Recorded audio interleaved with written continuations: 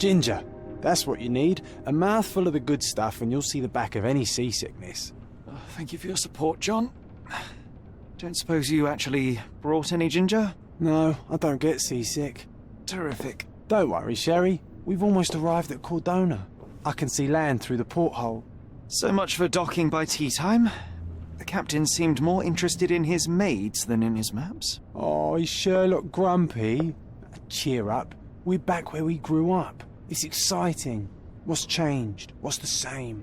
Ugh. I'm starting to question whether the weeks-long journey was worth it.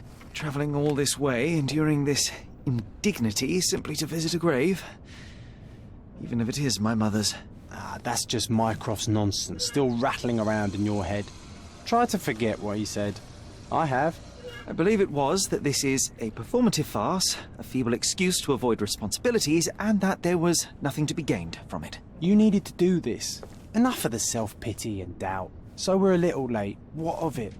We'll retire to the hotel and visit her in the morning. It'll be worth it. Thank you, John. And if you want to notify the captain's wife of his indiscretions, I will not stand in your way. Ah, at last. I'm quite ready to get off this cursed boat. Come on. We'll go together.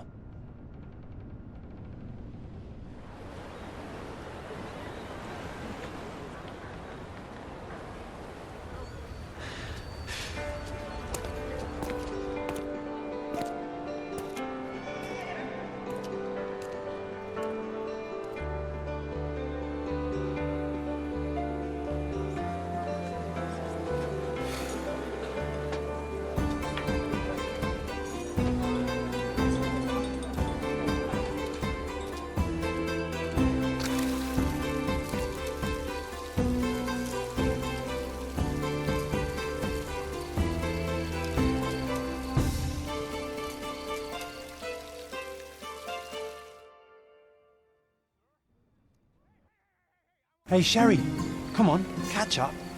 Yes, yes.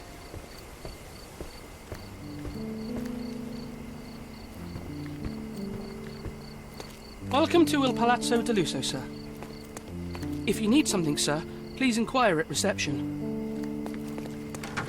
Welcome to Il Palazzo di Lusso, sir. We just need your signature. Would you kindly sign these papers, sir? There you are. Ah, Mr. Holmes. Yes, we have room 221 prepared for you. I see it was reserved for 2 people. Would you like a second key? Oh, no, I think we'll stick together. Very good. Rooms are upstairs, sir.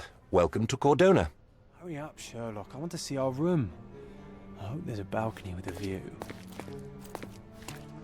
Hurry up, Sherlock. I want to see our room. I hope there's a balcony with a view.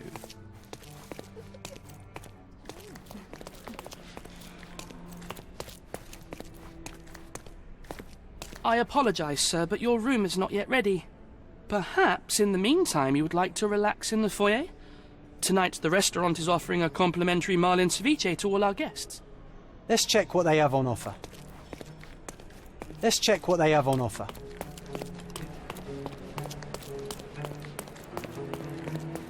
Hey, Sherry, just our luck. If seafood's not to your taste, everyone loves Benedict's batch. Our poached eggs with hollandaise sauce.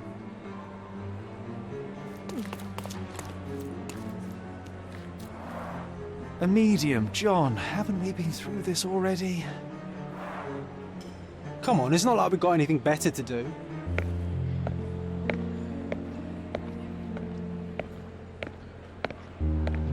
Excuse me, sir, but I believe Mr. Galich is conducting a séance at the moment. Perhaps you'd care to have your portrait drawn while you wait? Why? Pardon me? Why should I sit for a portrait? Sir, it's art. It doesn't need a why. It is its own justification. All things require justification, be they objects, systems, or beliefs. How about art as the lens through which we see the truth of the world?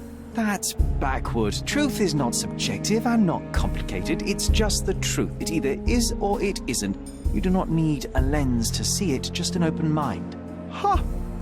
That seems rather close-minded. Truth, like beauty, is in the eye of the beholder. So tell me, what do you see? Mediocrity.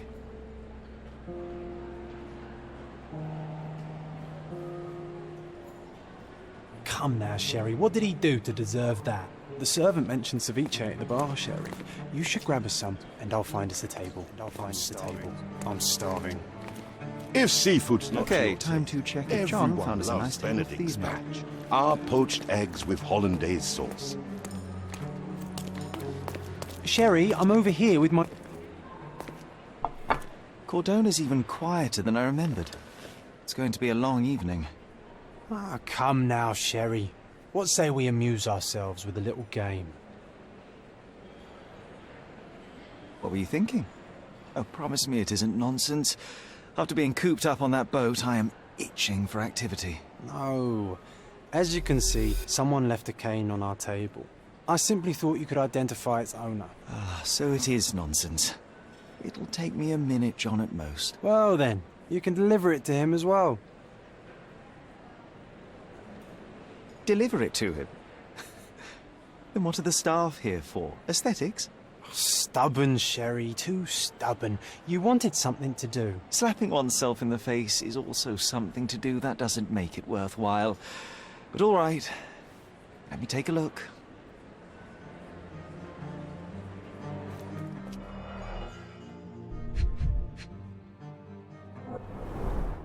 The hand grip is a head of a golden Javanese statue, probably stolen from a temple. The dents suggest it has been used as a bludgeon. A crest depicting a bulb of garlic in a meadow, perhaps the Fielding family or Meadows, or Craven, from the Old English name meaning garlic place.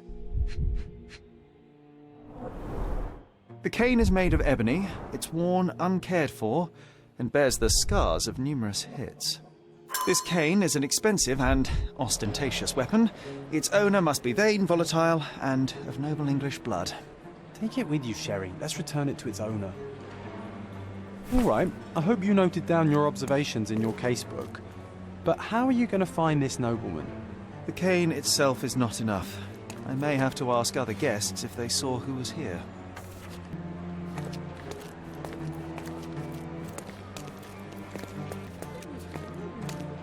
Do you know anything about this? That's a question I can answer.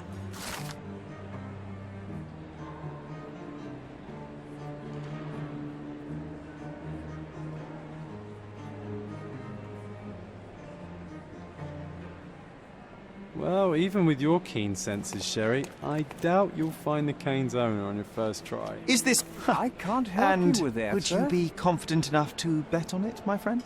Why not? Let's see how good you really are.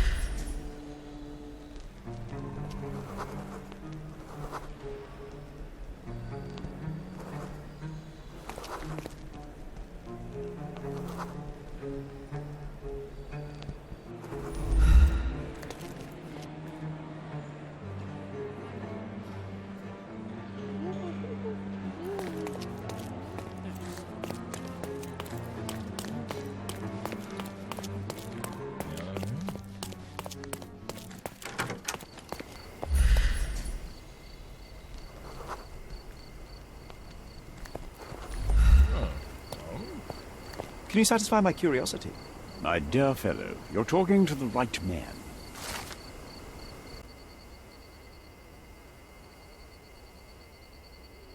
Hey, Sherry, don't we now have the perfect excuse to visit the séance? I'm just going to give the cane to its owner. You will not persuade me to take part in this show.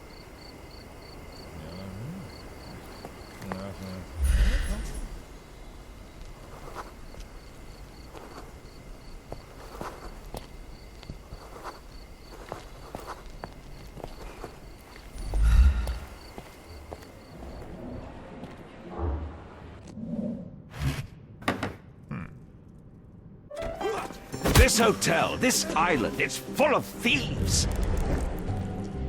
First my cane, now the diamond. Take your hands off me! Do you even know who I am?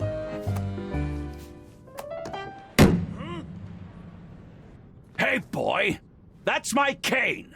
I get that a lot. It's a very common design. What? No, that's a custom-made. A joke. A joke. It was left at my table in the restaurant. I thought it deserved to be returned. Well, I'll be...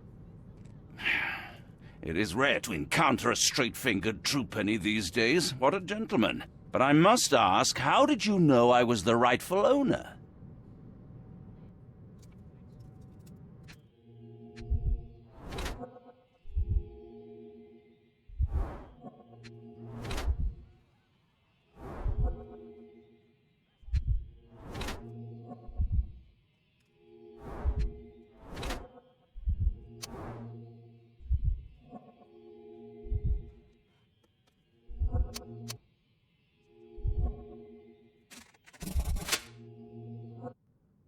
Simple deduction. Your cane told me everything I needed to know. I was after a strong, middle-aged man with a keen interest in adventure, noble blood, and affection for strong drink. And if one were to go further, one may even be able to extrapolate your name from your heraldic symbol, Lord Craven. Marvelous. Simply marvelous. That's me, Lord Andrew Craven. You are the real medium. You hear that, Emma? Well, you found my cane. Perhaps you can locate my diamond, too. Yes, you should do it. It will be child's play for you, Mr. Holmes. And if a child can do it, then I'm sure the local police can suffice. The police? Why bother? I know this harlequin stole it. The only question is, where is it hidden? Fine. Give me my stick and I'll resolve the matter myself. This thief almost confessed after a single punch. I suspect a beating may result in answers of questionable veracity. Fine. I shall spare you and he the trouble if you first answer me this.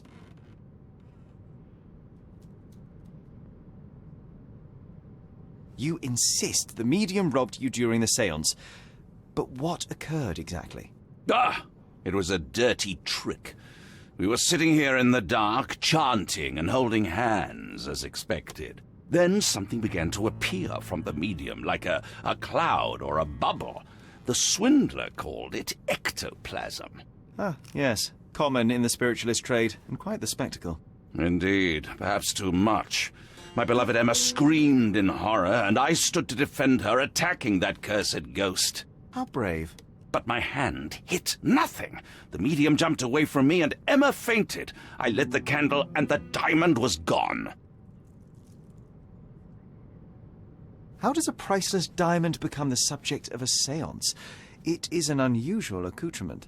Emma wished to speak with its former owners. My grandfather told us it belonged to a Rajah, an Indian king. So you were summoning long-dead Indian royalty, and, pray tell, you were expecting him to converse in English? To be frank, Mr. Holmes, I don't believe in ghosts. But Emma was fascinated by the idea of meeting a real king, even a dead one. Well, a crown is a crown. Can you describe the stone itself? A yellow diamond, not less than 100 carats, and perfectly egg-shaped. There is not another like it. Stay here, and don't touch anything. I'm going to investigate further. Don't fret, I'll be keeping a close eye on this thief.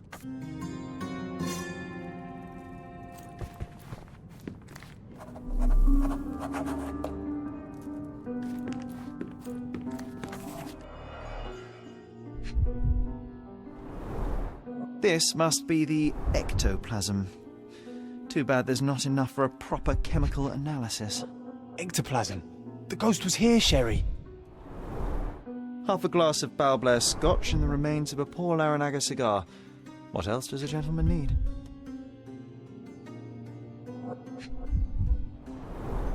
There are light traces of rouge on the edge of this wine glass.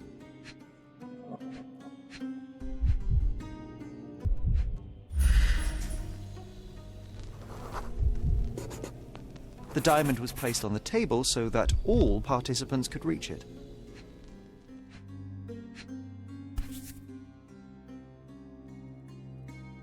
This brooch is old and cheap, but the moth design has its charms.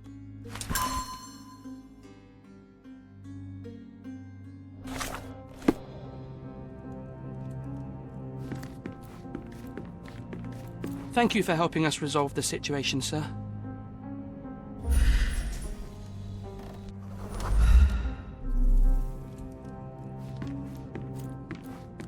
Was this covered on purpose? Of course. It is very dangerous to leave a mirror exposed during a séance. The spirits may become enraged. Or someone may notice the trick they should not see. I wonder what this mirror could have witnessed. Pale skin, quickened pulse, unsteady breathing. She's barely conscious. The feebleness of women. Really, Sherry? Poor thing.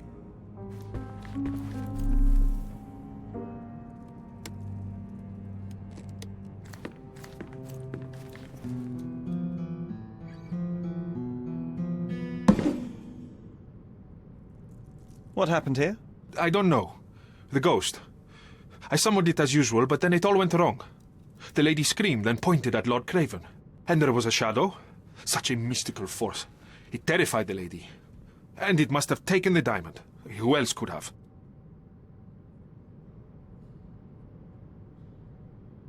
Do you feel the presence of any supernatural entities at the moment? Are you joking, sir? My nose is broken, this maniac wants to kill me, and you're asking about the spirits? I suppose this can wait. I will investigate, and the culprit will be identified. But the stubborn brute Lord Craven blames me right now. As if I could do something like that. Perhaps you can reason with him? Please? Seems like you're ready to delve into your mind palace, Sherry. I'm sure you'll make some good deductions.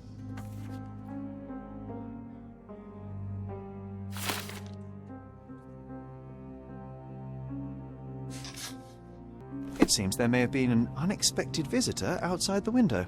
I hope it was the ghost of the Raja.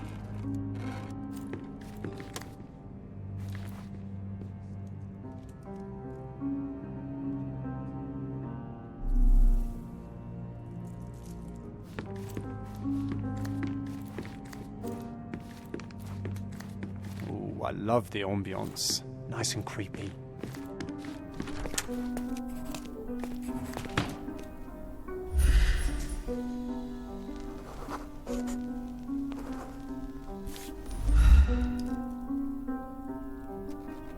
This looks recent. A shoe with a broken heel will surely leave scratches. All right, John. Do you think a ghost could leave this footprint? I'm reserving judgment. Use your keen eye to follow the trail.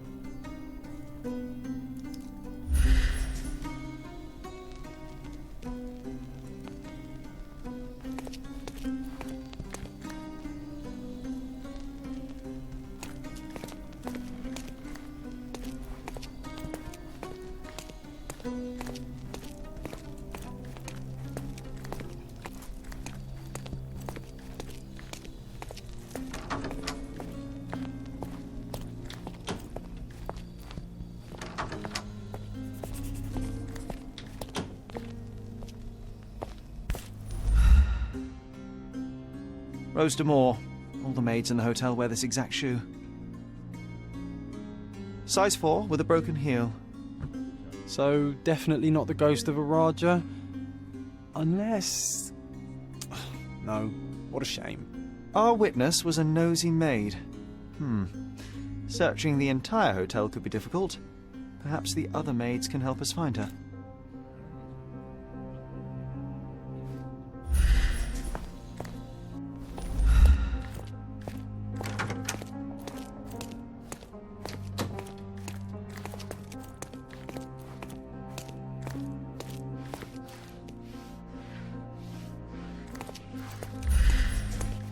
Are you able to help me? Oh, yes. I can tell you everything, sir.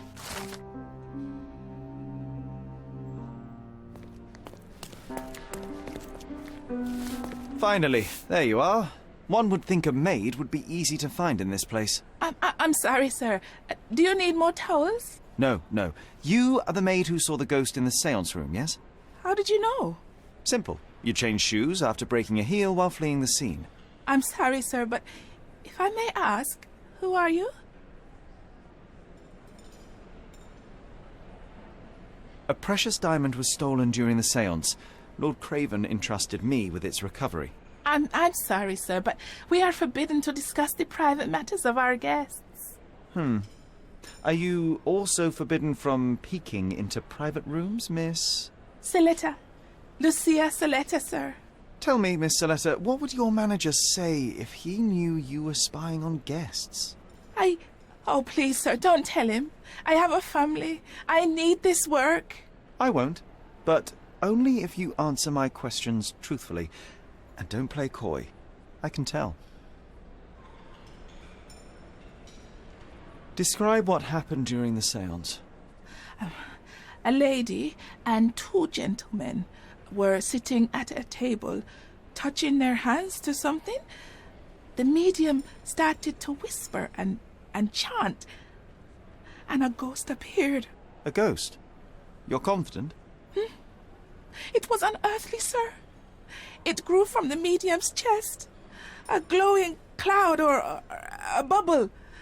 I pressed closer against the window to see better. And the lady saw you? How did you... Yes! She screamed and pointed, so I hurried to escape, and I broke my heel. But I did see the ghost. A sickly, evil thing. And that's all you can tell me? Did you see any of what happened next?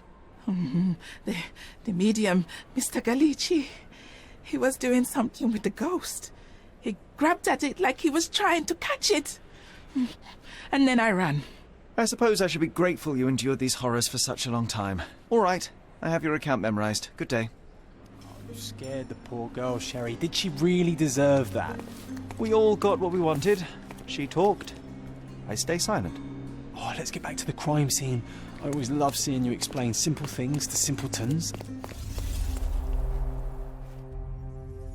Lord Craven jumped up, ready to face anything, ghost or human. The medium shrank back in dismay. He was not expecting such a reaction and had to quickly hide the ghost. The lady was the only one left touching the diamond, at least until she fainted. Amazing. It's like you saw it with your own eyes, sir. Oh, I forgot that you were here. I guess I should discuss all of this with Lady Craven. The Cravens are upstairs in room 226. It is one of our finest suites. If the lady was touching a diamond, then she would have felt the ghost take it. What do you think it felt like, Sherry? A jellyfish? Lady Craven is not...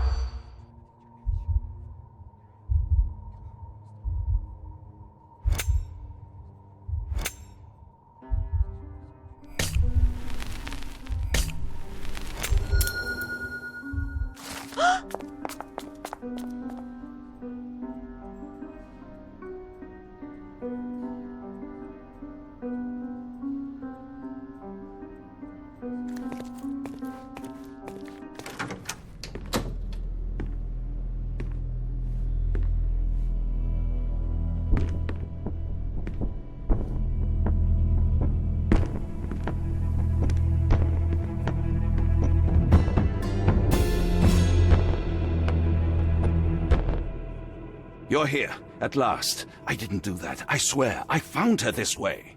Well, I did have some questions for her, but it seems I've arrived too late. Now it's a matter for the police. Mr. Holmes, you said it yourself. They're children. They'll only make things worse. You promised me you would investigate. Investigate a theft, not a murder. Fear not. I will tell them all I've uncovered.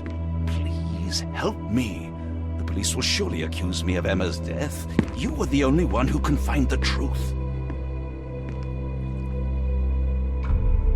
Fine, but only because it's slightly more interesting than the walls of my room. Tell me what happened. Look, after you left, I waited in the seance room until the servants locked up Mr. Galici, the medium.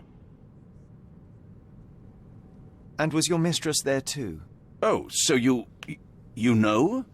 I suppose I shouldn't be surprised. Regardless, the staff took Emma to her room. She was still feeling dizzy. So you didn't follow her. Interesting.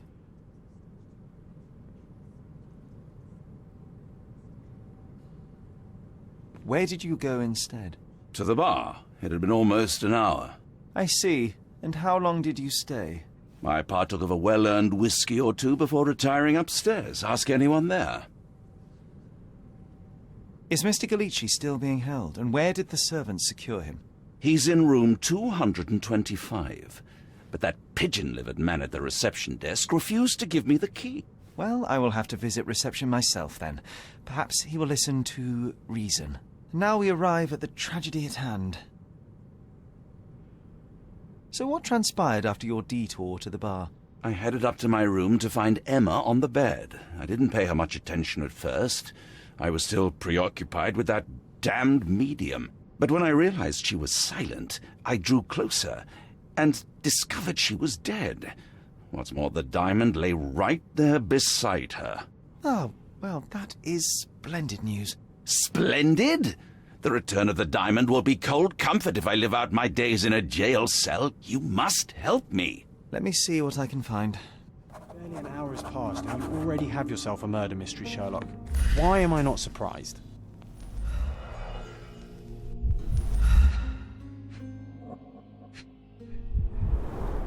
Strangled with bare hands, judging by the bruises.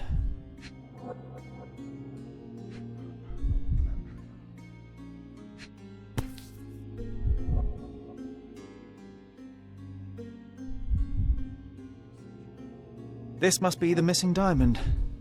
A tremendous specimen, now forever tainted.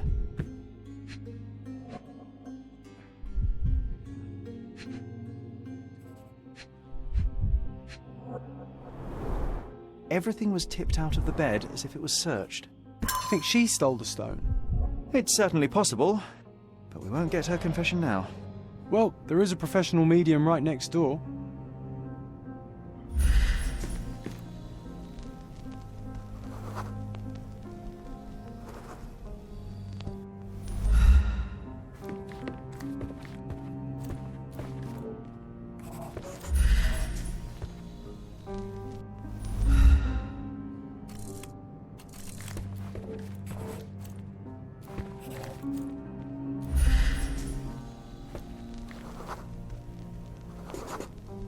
A remarkably simple lock.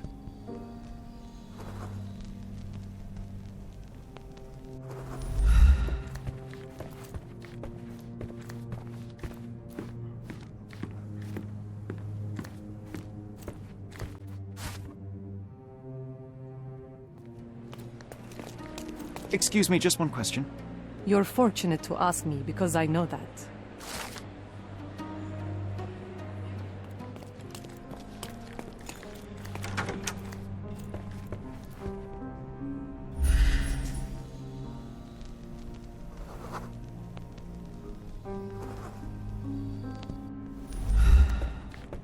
I'm afraid I can wait no longer to hear your account of the séance, Mr. Galici. So please, tell me what you saw. Lady Craven wanted to meet the spirit of the Raja. My conjuration was successful.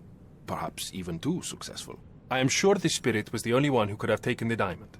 Lord Craven needs to leave me alone. Do you think the police will believe you? Of course.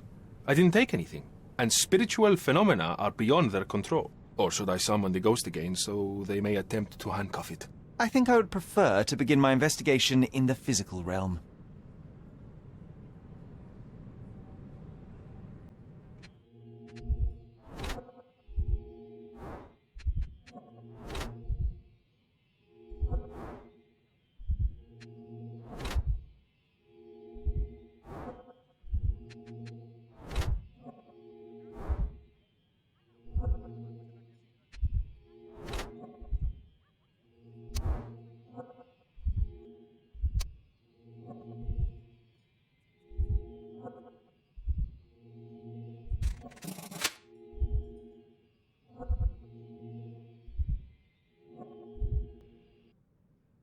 I have shocking news that changes your situation entirely. Oh, no, wait. What am I thinking? The spirits will have told you this already. I'm not in the necessary state for summoning. The spirits preferred clarity of mind and soul. Please, tell me. Lady Craven died in the very next room while you were in here. Did you not hear anything? What? How? In fact, I did hear noises. That Craven is a very loud man, but I never thought he would do that to his wife. Well, you claim to be a medium. Perhaps you could ask her spirit why. What? No, it's too dangerous. Oh well, at least I can make the dead talk. Those scratches on your hands look rather painful. What happened to you? It was those savage servants. They were so rough bringing me here as if I was trying to escape. When I'm free, I'll demand compensation.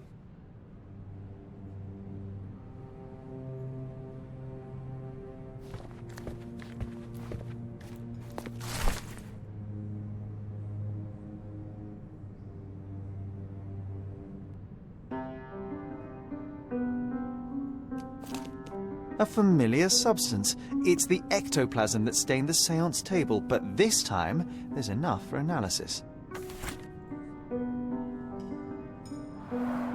Tools and accessories for masterful prestidigitation. Or weapons and defences against visitors from the great beyond.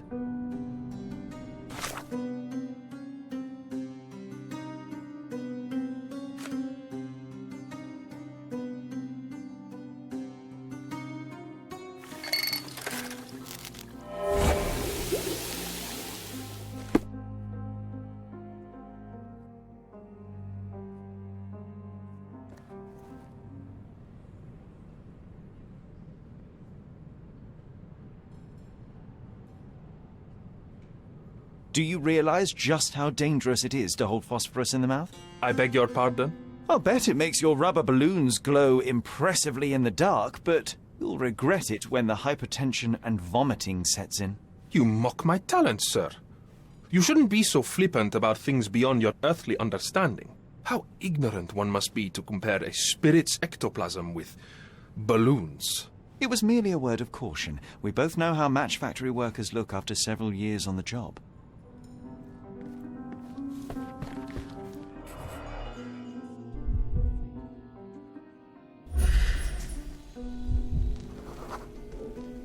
Aha, a neat hiding place. Why would she conceal all of this?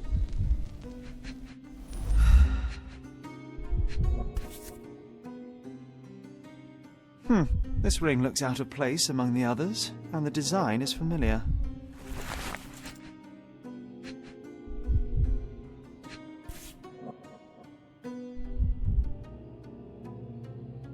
Virtus Audacta Sapit. Courage tastes bold. A unique family motto.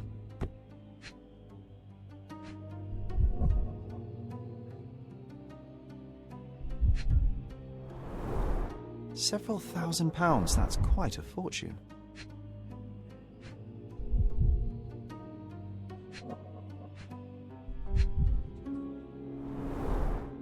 Fard Rouge Calomel Mascara, a real altar of beauty for the travelling temptress. The mystery deepens.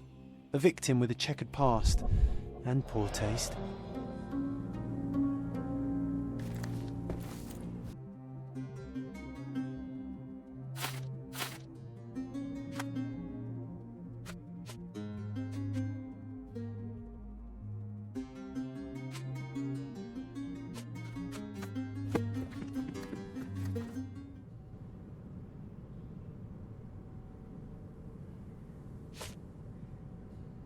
Do you recognize this ring? Should I? It's a third-rate piece if ever I've seen one. I'd never buy something like this. Did you ever see Miss Emma wearing it? No. And why should she? I gave her enough jewelry that she could wear a superior ring every day of the week.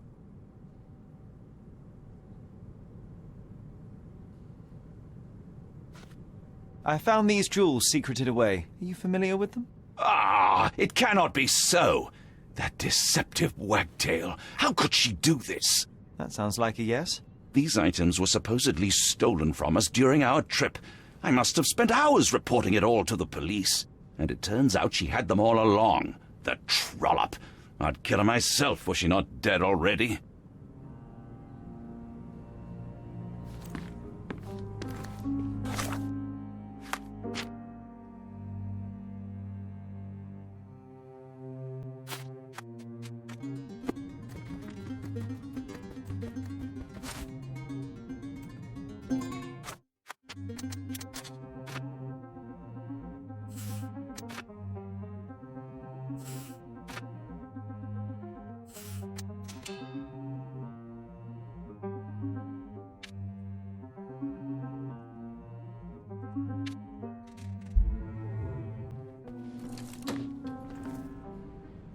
Luca Gallici, I know you murdered Lady Craven, and I can prove it.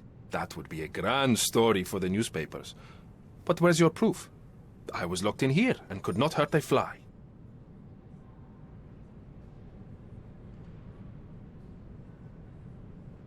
As for the motive, it's obvious that you deduced that Lady Craven was the real thief. Of course, it helped that this was not your first encounter with Miss Emma. I am... I don't know what you're talking about. How on earth can you believe this? I think the police will easily find the proof when they browse their archives. Your wrists are bloodied, and there's no way a servant's manhandling could cause such an injury. It was Lady Craven as you strangled her. You are fantasizing, Mr. Holmes. Yes, the locked room. Good of you to mention it. I inspected the door between the rooms, and the lock on it is piteous. You could open it with a penknife. So I am now a burglar, as well as a thief and a murderer? It is done, Luca. You will be arrested. Your best strategy now is to confess and hope your reasons were justified. I don't know how you figured it out. But yes, I killed her. I had to. This woman could not get away with ruining my life twice. Twice? I knew Emma before she was a lady. I mean, she pretended to be noble back then too.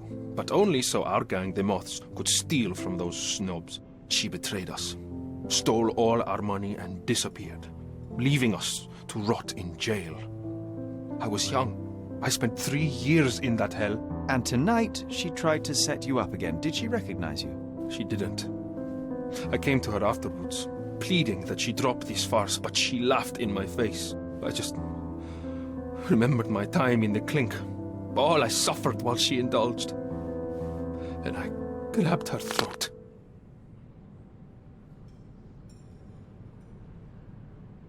Murder is murder, Luca.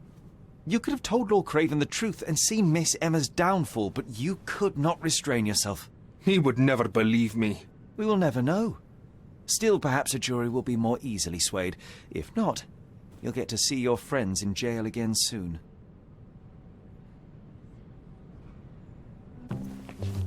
We'll meet again, Holmes. I will get you, in this life or the next. Get your hands off me. He murdered the woman who put him in jail. Should we be worried? Fear not, John. Unlike Miss Emma, I will see him coming.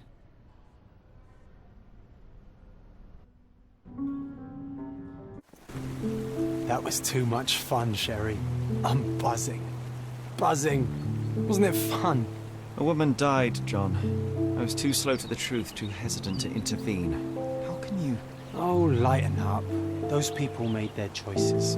If you swan about with a diamond in your pocket, that's what happens. Wealth is a weakness. So we must blame those who covet it. With enough money on the line, Sherlock, a man will do just about anything. Even murder. And then we get to solve it. I suspect you perhaps cannot grasp the true horrors of mortality, John. Oi, I am aware of my perilous existence, thank you very much.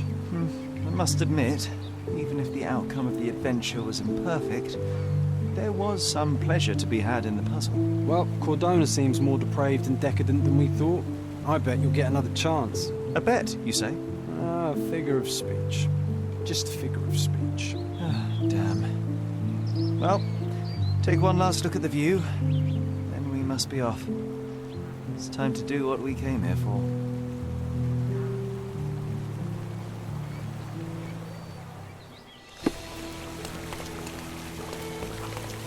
A free ride for every hotel visitor. Just tell me where to go.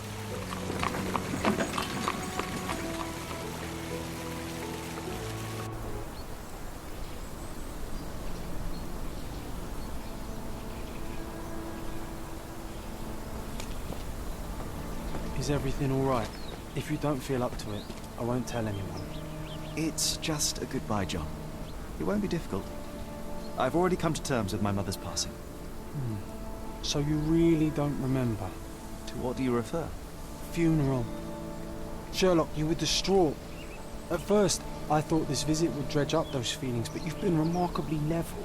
John, I think I was too young to understand. couldn't fathom why she would leave me. Perhaps that pain is best left forgotten. On the contrary, it's why I'm visiting her grave. To remember her. And I'm sure it will come back to you. Mycroft was adamant that we leave for London immediately after the funeral. He never told me why, but I saw how unsettled he was by the long requiem.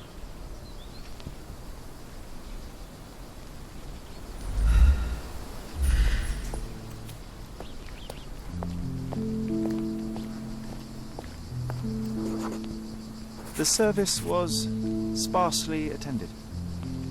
Though my parents were buried separately, the pastor said they're united in heaven. I didn't believe him even then.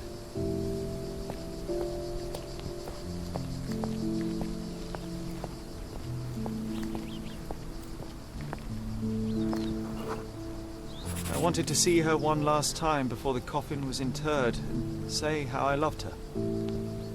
The chance never came. I feel rather faint. You're fine, you're fine. It's over now. You remembered everything. It will get easier soon.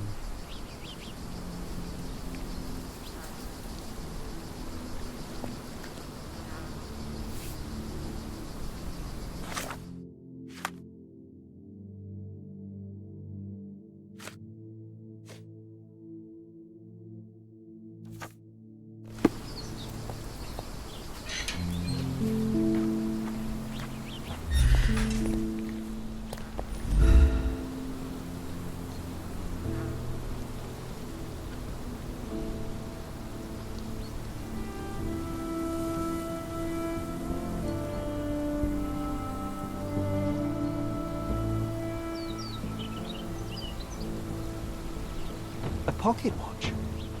It seems familiar, John. Why is it here?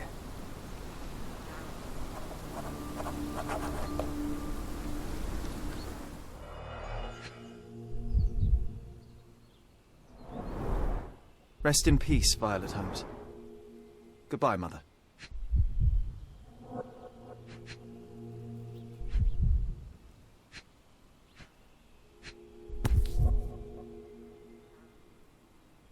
This watch was a gift. My mother's initials are engraved on it. The piece is in good condition. It must have been placed here only recently.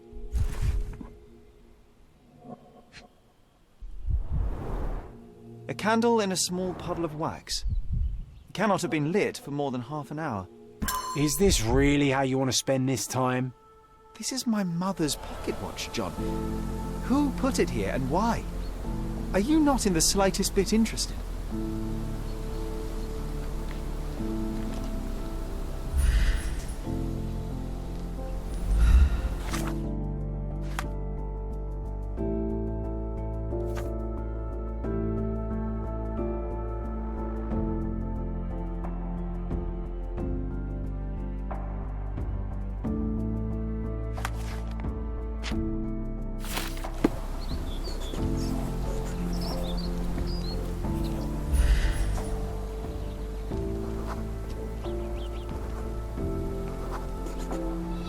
A man in fashionable shoes stood near the tomb.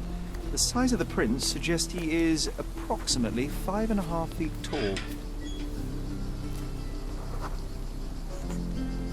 You were about to tell me the make and model of tyre, but let me assure you, I do not care. Well, it was going to be very impressive. Come on then, the trail continues ahead.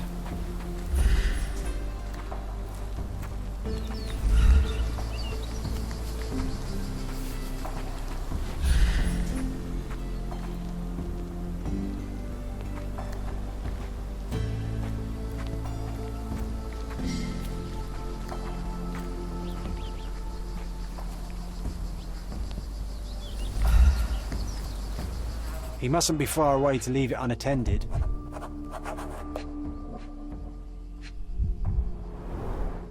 It's stained with oil paint.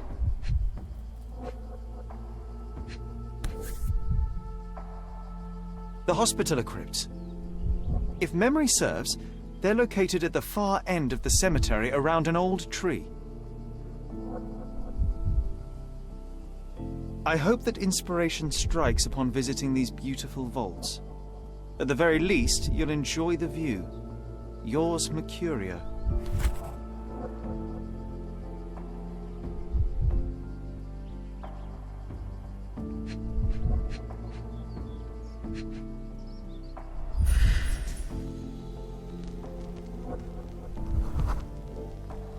A portable easel was kept there. An artist working in a cemetery? Do you think he'd paint my portrait?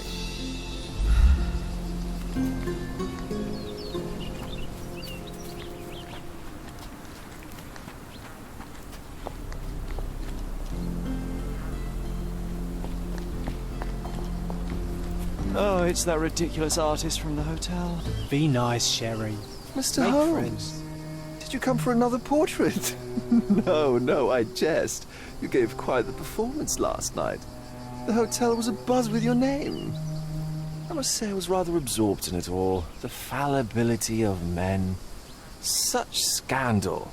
It was a welcome distraction. Oh, my manners. I am Werner Vogel, art enthusiast and gallery proprietor.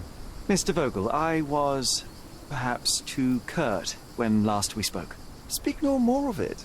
Travel takes it out of any man, never mind when this is your destination. Once I learned who you were, the pieces fell into place. Your mother was well liked on Cordona in her time here.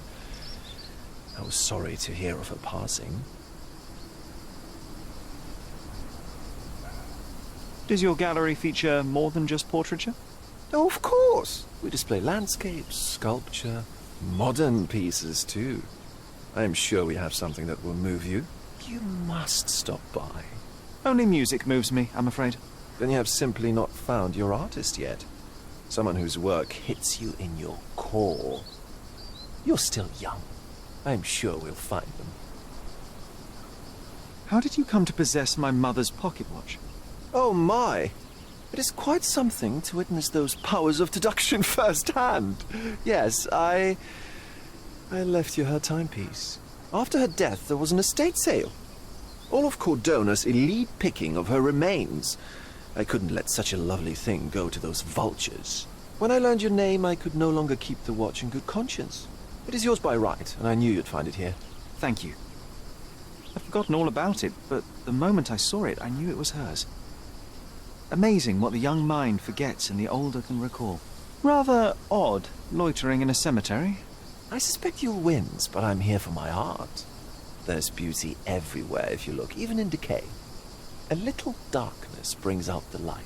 Now, a diligent observer might note that you too are loitering in a cemetery. What brings you here? Closure answers penance? Closure, I suppose. And what is closure? Mere proximity? Understanding. Acceptance. You didn't understand from afar. You had to come here to accept the truth of her death? Of course I understand. She died of consumption, drowning in her own blood. Your mother? Yes, my mother. I must have been misinformed. I'd heard otherwise. Otherwise than consumption? No, you'd know better than I. I'd heard talk of a police investigation, but Cordona is a notorious gossip. Now what does it matter? She's passed on either way. She has. Well, I shall intrude no longer. I'll leave you to your closure. Do stop by the gallery if your travels permit. Farewell.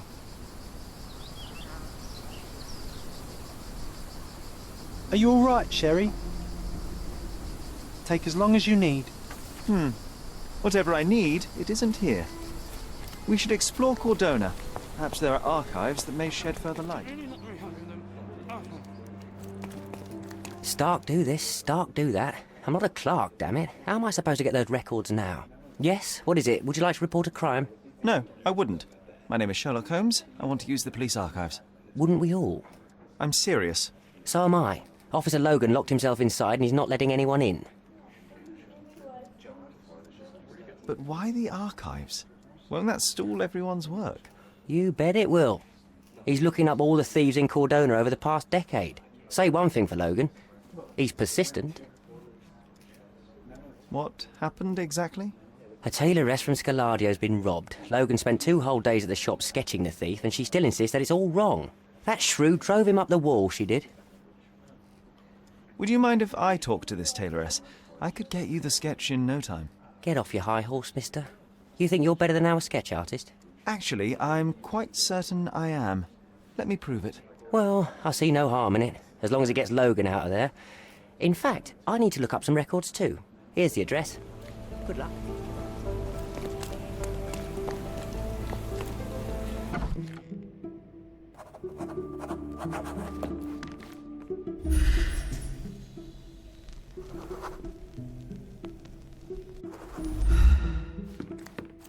I'm pleased to meet you, Ma'am. My name is Sherlock Holmes. I'm here to sketch the thief for the police investigation. Oh, another one. I hope you'll be more patient than the previous sketches, Signore.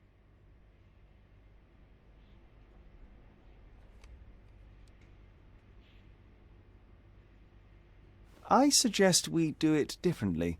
You have a great many clothes here, haven't you? Why, of course, but they're not for sale. I only do tailoring and mending. No matter. I'll attempt to disguise myself as the thief, and you'll tell me if I get it right. As you wish, Signor Holmes. Can you describe the thief for me? He was all ugly and beat-up looking. An utter rascal if ever I'd seen one. He gave me a nasty look from behind his glasses and then made himself scarce. And that's it? Could you be more specific? He was a total villain, I told you. How much more specific do you want me to be? All right, never mind. Where can I find the clothes? They're in my workshop at the back. Be careful, won't you?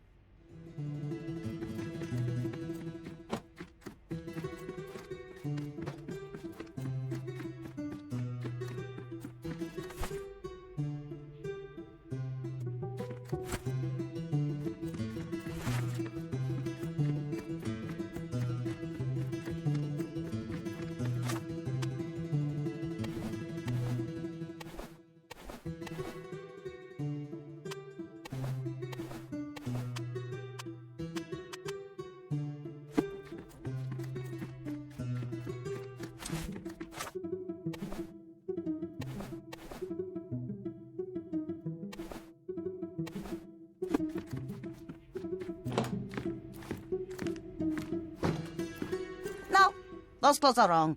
He was dressed in a very fancy beige suit. Must have stolen it from someone. No doubt about it. All right, I've got it. He did wear glasses, but not like those. His were angular and evil-looking. All right, I'll try another pair.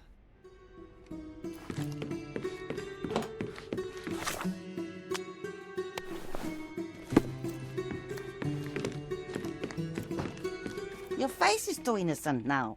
What do you mean, too innocent? There was something evil about his face. Like a moustache. Yes, the kind that all villains twirl as they plot their evil plans.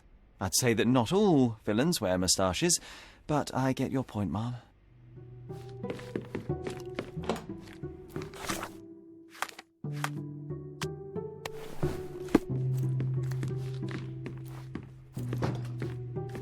Ah, it's you! I mean, it's him! It's him! Excellent. Now I can make a sketch and take it to the police. Yes, please do. That rascal is still on the loose.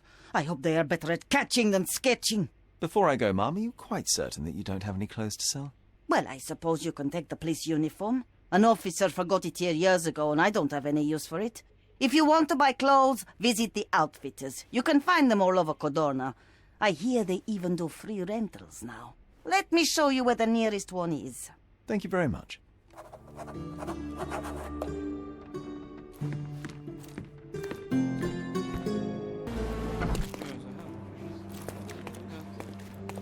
Hello again, officer. I've spoken to the tailoress and made a sketch of the thief. It was child's play. No, really? And she didn't give you any trouble? No, no trouble at all. She was quite tolerable. Huh. Who would have thought? Hey, Logan, we've got the sketch. Come on out. Can I use the archives now? Well, they're generally not accessible to the public. But you really helped us out, so I'll just turn a blind eye. I appreciate it, officer. What did you say your name was? Holmes? Come and see me after you're done. I may have a proposition for you, Mr. Holmes.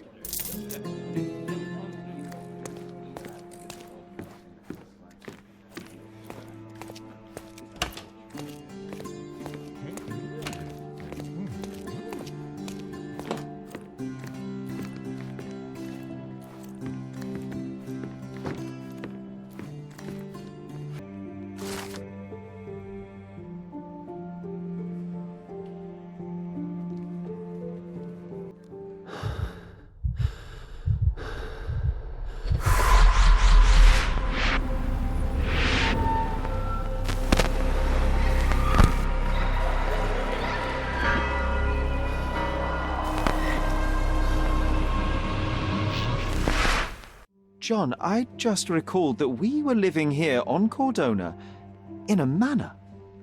And there was a policeman. Really? What else do you remember? What happened to our mother? The memory was vague, a mere flash. I have to find our house. Absolutely. Let's do it.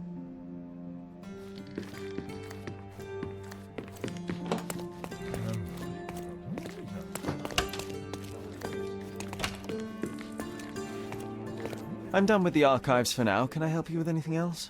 As a matter of fact, you can. The thing is, our chief inspector has vanished, as if we weren't undermanned enough as it is. Wait, what do you mean, vanished? Gone missing on a case. Shady business, but that's besides the point. See that board? Pending cases are posted there for any available officers to investigate. I would take them myself, except that I've been told to work the reception desk, like some clerk. Yes, we're that short-handed. I understand your predicament, but what does any of it have to do with me? I may be available, but I'm certainly not an officer. Oh, don't worry about it. Consider yourself a temporary one-man independent police force. That's a bit of a mouthful. There's just one small, minor basic formality. You'll need to complete our physical training course. Easy. Well, I'm not one to balk at a spot of exercise. What must I do? That's the spirit. Sergeant Ermy will show you the ropes. Follow me. So, you're a newcomer. We must be desperate to ask untrained civilians for help. You're lucky to have a well-trained civilian with a brand new auto pistol in his arsenal. An automatic? A bit of a braggart, aren't you? Are you trying to test me already? That is why you're here, boy. I need to verify your skills before I can allow you to catch criminals. The first targets are in the next room. You know what to do with them. I'll join you in a while to see the results. Concentrate, Sherry. You need to hit every target to show the sergeant how we do it.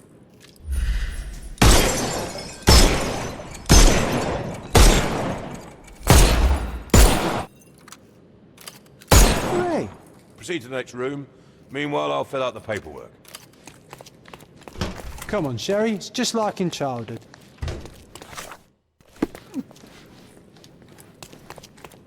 Steady, Sherry. Steady. And my favourite mannequins for attack. Let's strike them ninja style. Aim for where you might take advantage and don't forget the environment. I could do this all day. Please don't, Sherry. We don't... Our enemies might be stronger than us, but we rely on our wits. Shoot off their armour.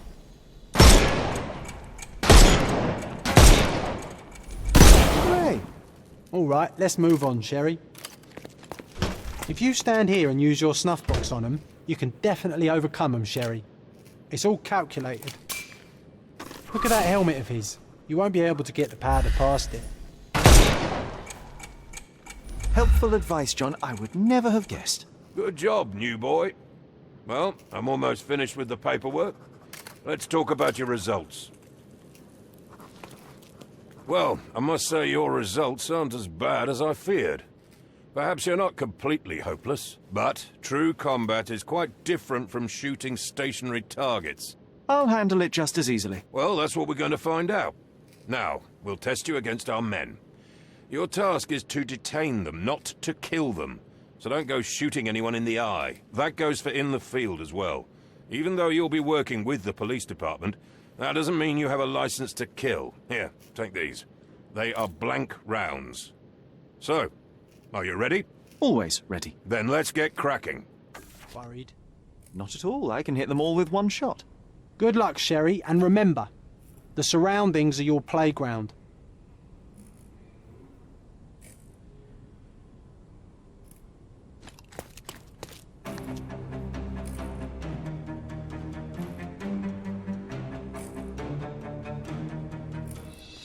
I'm coming for you.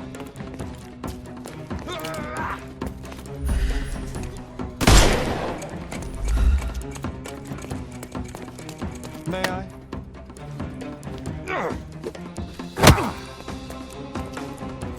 I couldn't miss the party.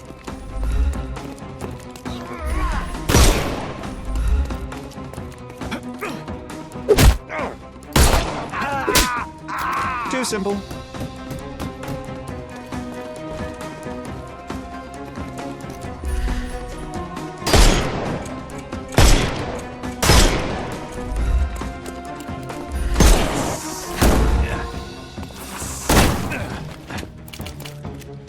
work this way. I'm coming for you.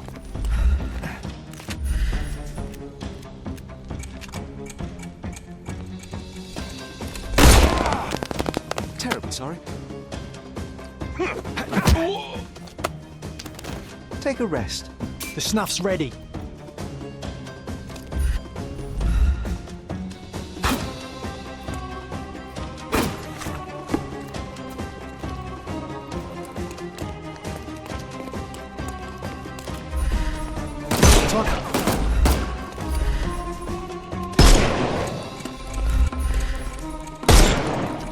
Hello there.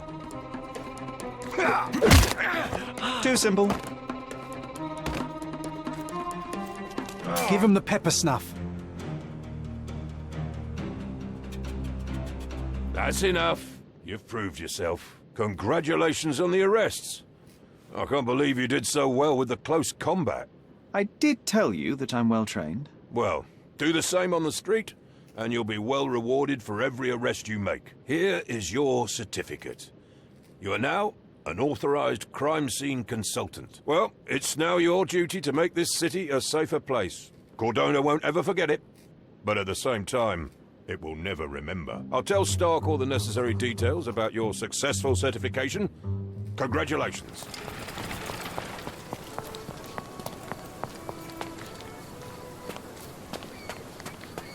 Hey, Sherry. There's post here. And it seems as if the letter was delivered recently.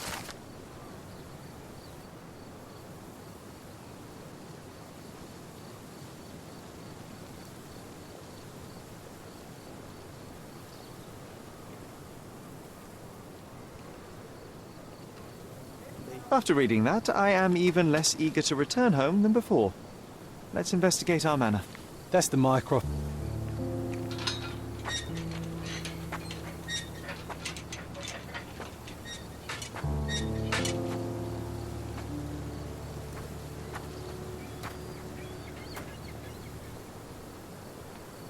There she is. Our old manor. It's smaller than I remember. You were a couple of feet shorter back then, Sherry. Or maybe it's bigger on the inside.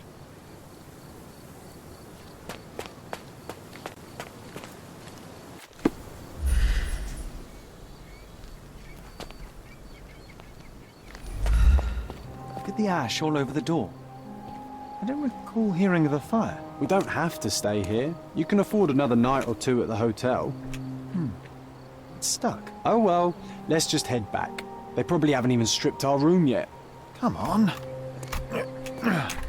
Must be locked. Move aside. Let me have a go. Seems fine to me, Sherry. This barrier, perhaps it's mental, not physical. Or perhaps the rest of us are simply constrained by reality, John. I wonder if there's a key secreted somewhere in the garden. Take a look around, Sherlock. I'm sure you'll discover something.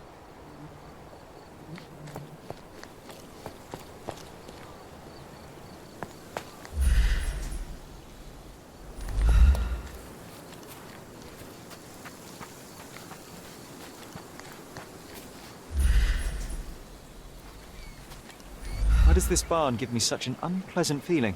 Oh, I know. It's because Mycroft used an axe to shoo you out of here. It scarred you for life, but I enjoyed it.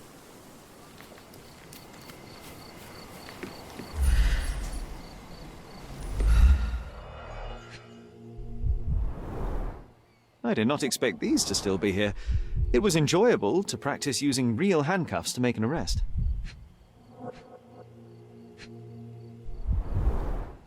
And this must be the reason our suspect was apprehended. Wood and glass, oh, very precious.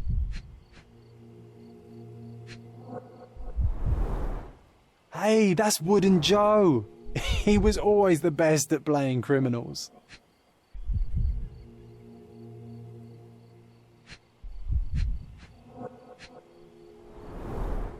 An irreplaceable tool for catching a thief. Funny. Wooden Joe reminds me of the trouble we once got in with the police. Do you remember, John? Somewhat. Maybe we can recall more details.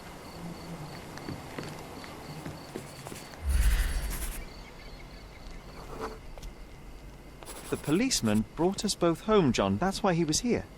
I'm pretty sure he brought something else with him too. Do you remember what it was?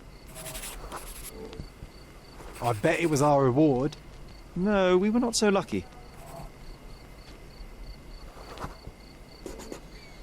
It was a set of lockpicks that we had used to sneak into someone's house. That's why we were arrested. Did someone come out to investigate all the commotion?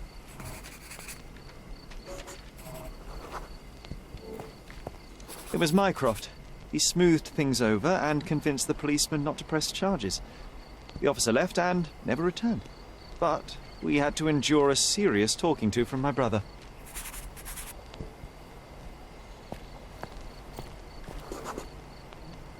Mycroft wasn't happy about the fact that we were arrested. It felt like he lectured us for hours. Did we give him something afterwards, Sherry? Oh, yes. Yes, now I remember. It was a letter. That's why we snuck into the house. Mycroft asked us to. He wasn't angry we stole, but that we got caught. Oh, that's right. It must have been only a couple of months after we moved to Cordona. Ugh, the good old days. Whoa. How very odd. It appears that memory stood between me and the manor. It's as if my mind palace had seeped into the real world. This deserves further investigation. Perhaps there's more to discover inside.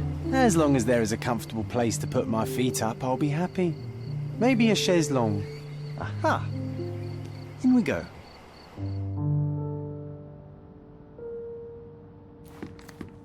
Home sweet home, Sherry.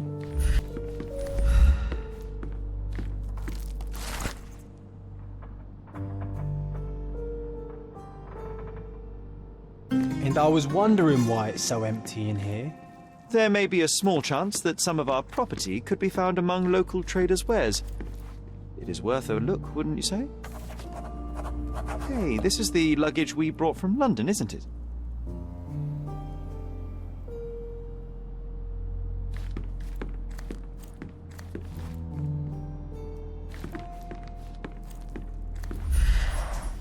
I remember how angry Mycroft was about these marks. He called it a frivolous, childish endeavour.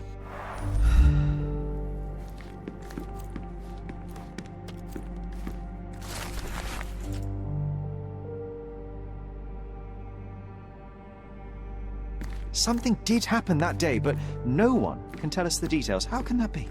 Agreed. It's rather suspicious.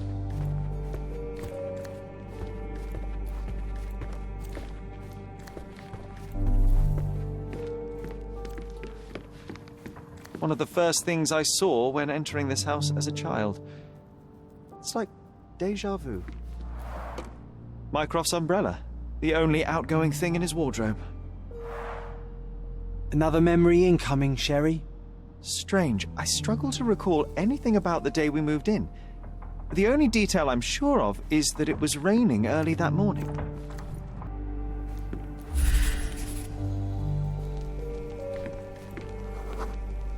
This trip was a challenge for our mother. I tried to help her.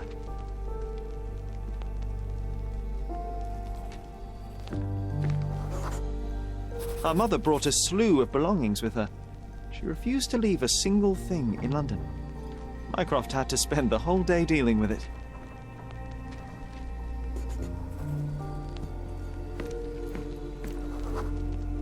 There was always a hat on our stand, but I'm sure it did not belong to Mycroft. Do you feel it?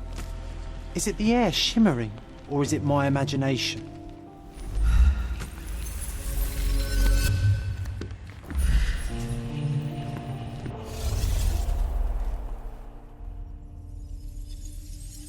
Your neighbors will be told that Mrs. Holmes is suffering from tuberculosis. It is common to move closer to the sea in such cases. Thank you, Dr. Richter. No, Sherlock, step away from her. Upstairs, go to your room. Lean on me, Mother. Take your time. Actually, I never heard her coughing. I remember now.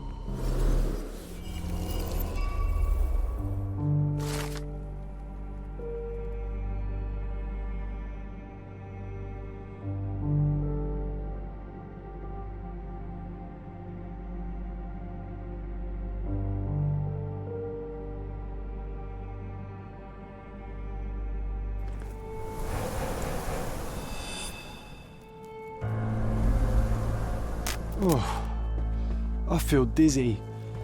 It's stuffy in here, isn't it? John, are you all right? I'll be okay in a minute. How about we find our room in the meantime?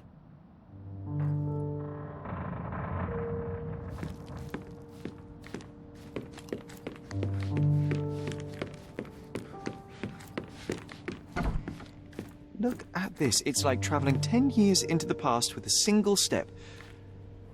Oddly satisfying.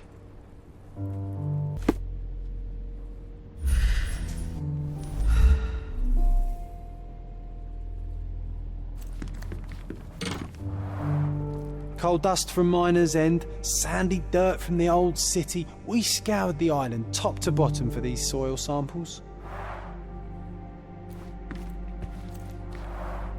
The first chemical laboratory I ever made. I almost miss its elegant simplicity. Look at this, John. Remember how desperately I wanted to learn the violin? I never had a proper opportunity. Such a shame. I always hated the rule about being silent in this place.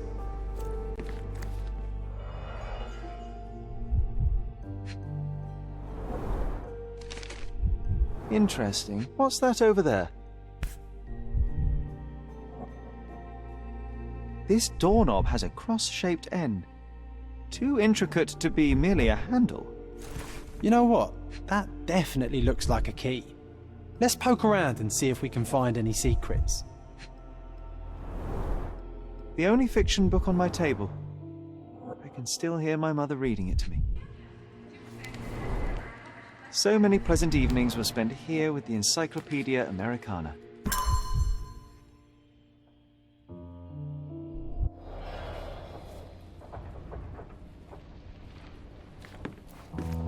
A magnificent tool made for a spurious purpose, staring into the sky. I've definitely found a better use for it. You...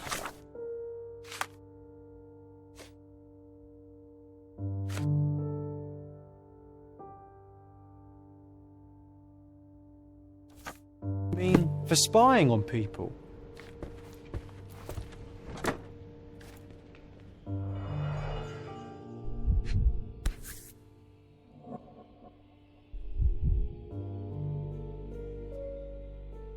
An artifact from Palau carved out of bone and claimed to be 300 years old.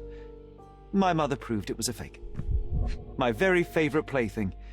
It was the perfect pirate treasure.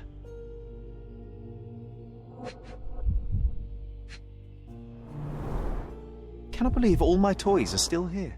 Hey, they were not just yours, they were half mine too.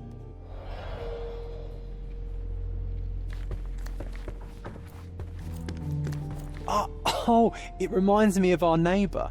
He had the same balloon in his yard, only bigger. Do you remember? Yes. We visited him several times while living here.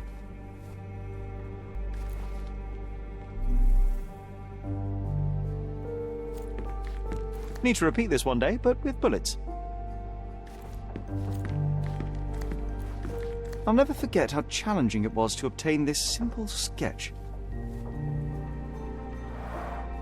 Oh, these must be the notes of my earliest observations. We wanted to locate a particular dog we'd spotted, and we met it, didn't we?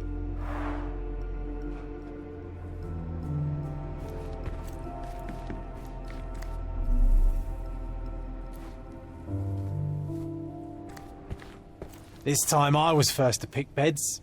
This one's mine now.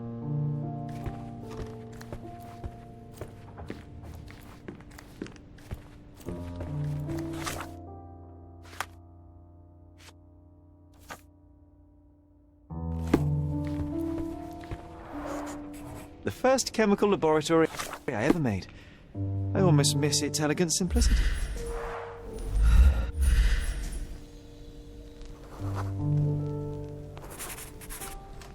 Nah, doesn't fit here.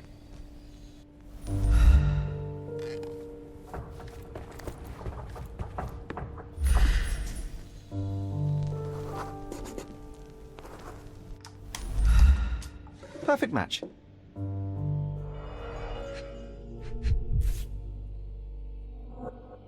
Still has a faint odour of tobacco, one of the few things on this island that smell like home.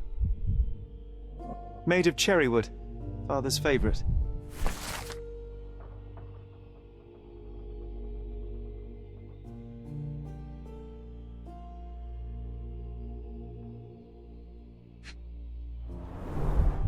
My small archive of crime clippings. Maybe I should pick up this habit again. I knew you'd find it in no time.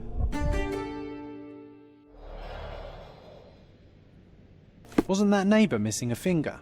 That does sound vaguely familiar. Wasn't his name, Theodore? Theodore Gilden, perhaps? It's the perfect time to investigate.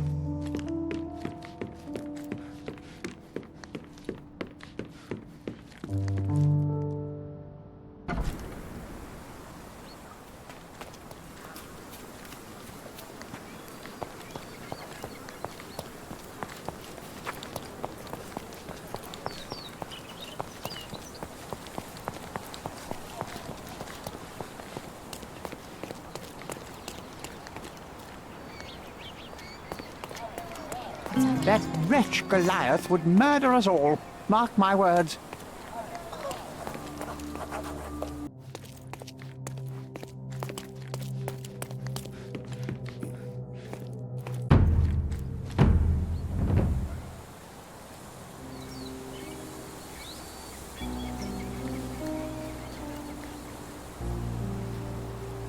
Oof, a contortionist you were not.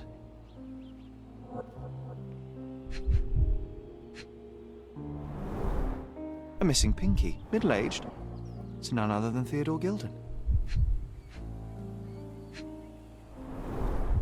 A belt from a dressing gown, curious.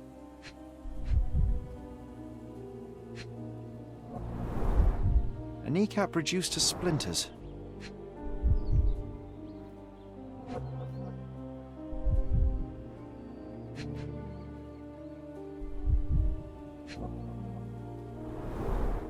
Disjointed vertebrae. Difficult to say if it was a way to start or finish him off. Oh boy, Sherlock. Another death means another question. And we shall answer the question. It's far too interesting to give it up to the police.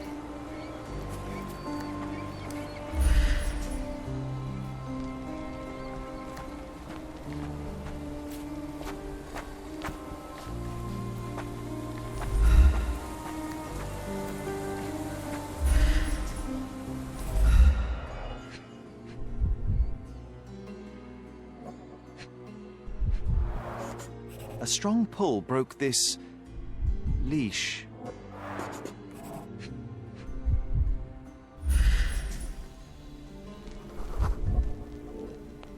Poke the elephant with this?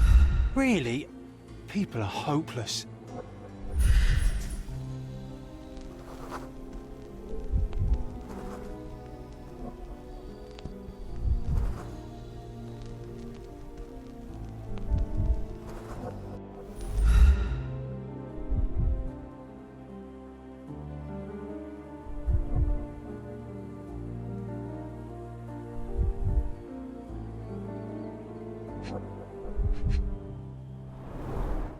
A pool of blood and saliva, possibly as a result of impact.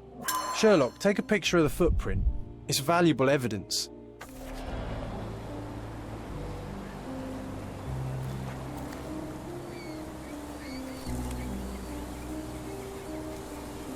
This photograph can help us find the old article about the elephants. The front page was fascinating. It was hard to believe as a child. True. We may need it in our investigation.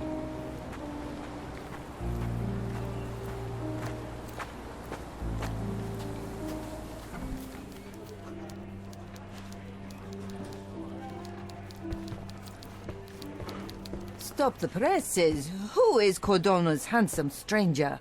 Or Nosebagger spurns local life? Wait, no. Foppish foreigner hides dark past. Oh, you've made quite the impression already, Mr. Holmes. You care to tell your side of the story? I'm quite certain I have no idea as to what you refer, and I am further certain I have no interest in indulging your gossip. Gossip? The truth will come out, but will only be heard if told well. Scandal, daring-do, romance. These are the tools of every good journalist. Nothing travels faster or lasts longer than a great story. Young man, your tale will be told with or without you. My readers demand it. You already knew my name and seem aware of my doings here in Cordona. I presume this newspaper is your little endeavor? Yasmin Sertel, editor-in-chief of the Cordona Chronicle. Advocate of the free press, voice of the people, scourge of the silk stocking. Charmed, I'm sure. As an advocate of the free press, I trust you'll permit me to consult your archives? There are gaps in my knowledge of Cordona. Oh, so my work does have merit. Well, I think we can strike a bargain. I shall provide you access, and you let me keep writing about your exploits. So be it. Brooding bachelor builds bridges. Now that's character development. I guess I owe you my gratitude. What can I say? I've always enjoyed working with the Holmes. They whisper such interesting things.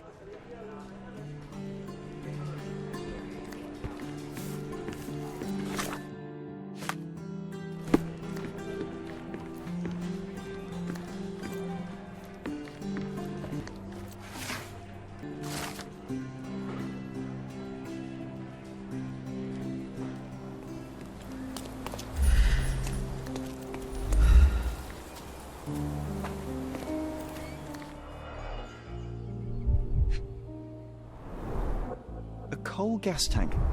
Enough to pump up an airship.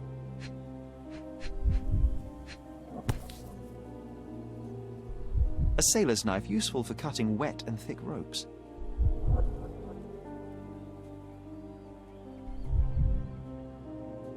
It's seen a lot of use. The blade is worn from grinding.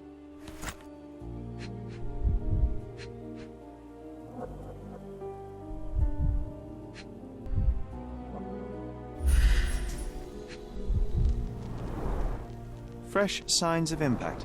A rough landing led to an altercation with this shed.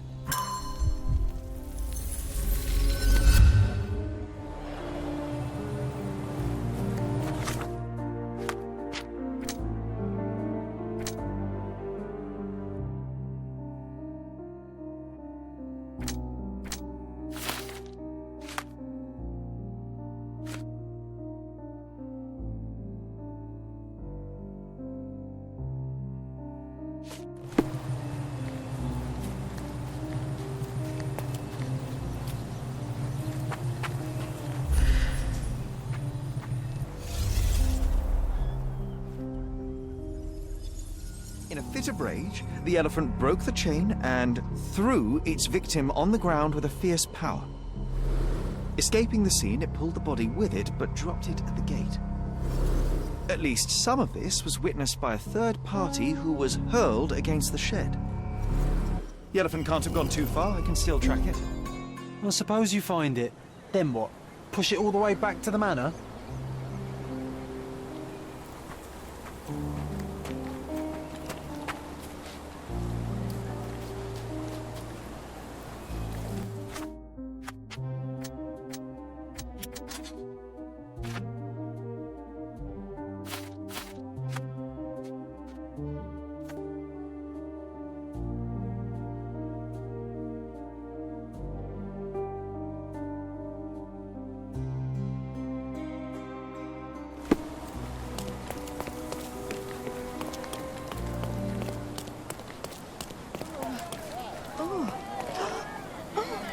May I ask for your assistance?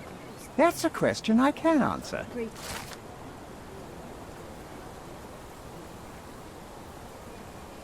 We did a good job.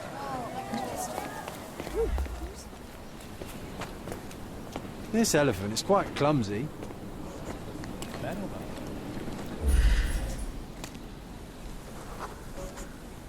The elephant barged into this cart of olive oil.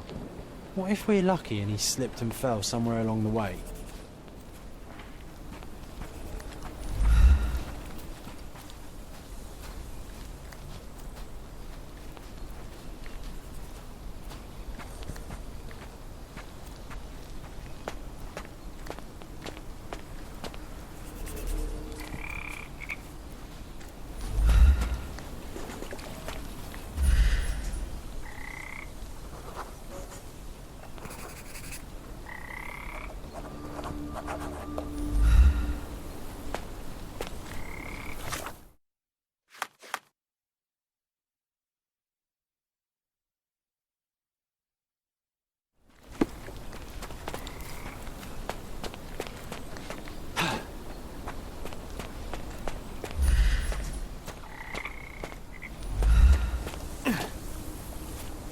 strange.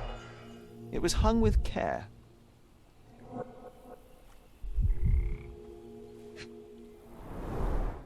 The game has escaped us, for now. We'll find a solution to the elephant problem later.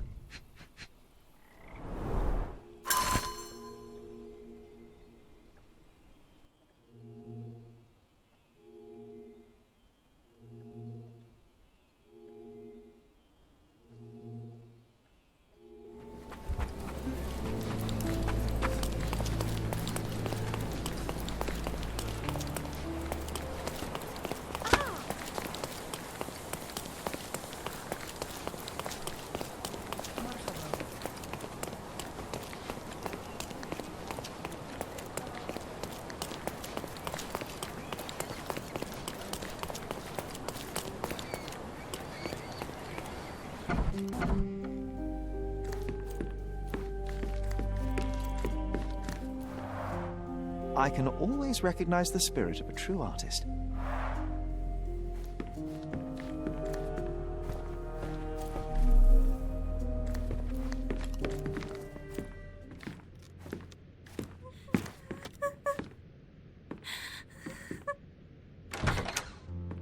You. Who are you? My name is Sherlock Holmes. Theodore Gilden was... Did you kill him? Did you kill the elephant? It's not in the yard anymore. It escaped into the forest. You can't let it go. What if it returns? I highly doubt that, Miss... Imogen Gilden.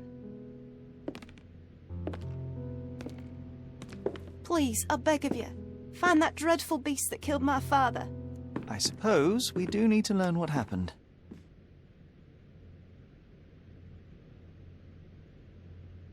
Can you tell me what happened? From the very start. I was here, so I didn't see how it began. My father visits the enclosure every morning to wake up Goliath. Today, I heard the elephant scream. I've never heard such a horrifying sound. My heart stopped. I knew something was wrong. I looked through my window and saw how it lifted my father up by his neck. I rushed downstairs. I saw it dragging my father as if he were a doll. I threw stones at it. It dropped my father's body and charged outside, screaming. Its roar was almost human. I was frightened, so I ran inside and hid here.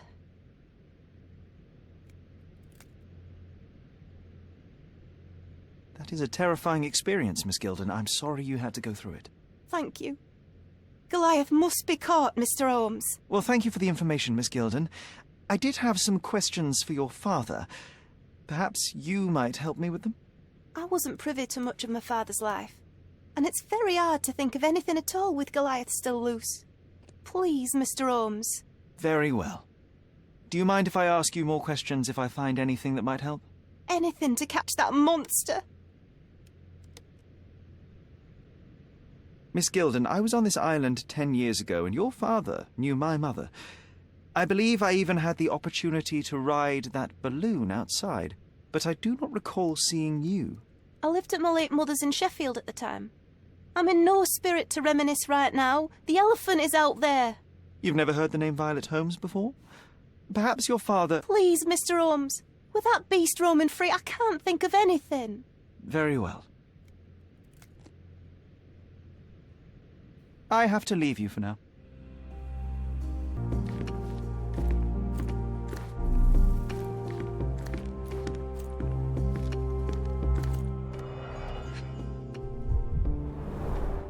She packed as much as she could carry. False idols? Oh, sounds utterly dreary.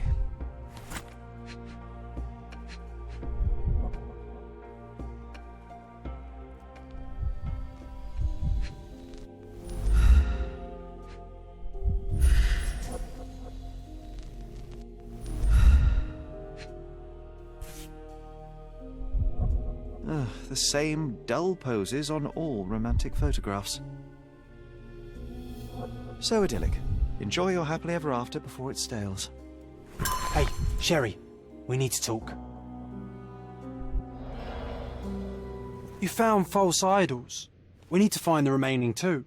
What does bazooka even mean? Would this paper be good for anything but blowing one's nose on? They're not rubbish, Sherry. There's something more. I'm serious. Very well. I doubt it'll be worth it, but I will find them for you, John. You'll thank me later.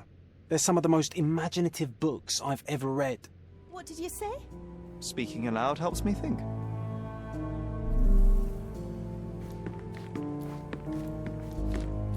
A commendable effort to barricade the windows.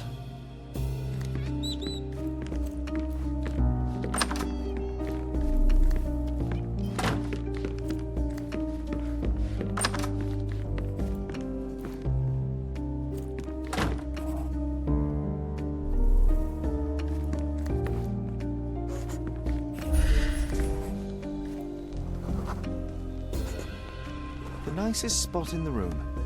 Mr. Gilden spent hours of his life right here. Staring at an elephant's backside. What a wonderful life.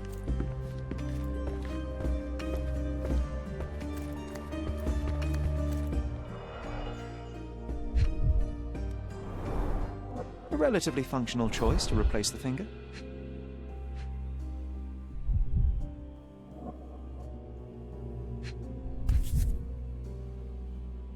Oh, the pungent stench of an animal.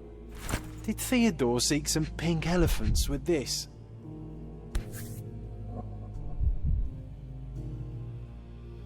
I think Miss Gilden has barely matured.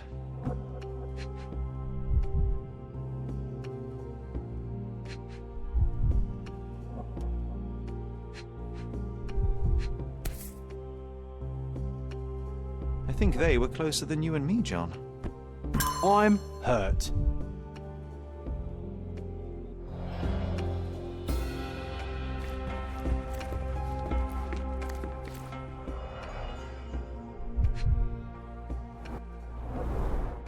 What's so special about this place? Another elephant? A partnership annulled with a single stroke of a pen.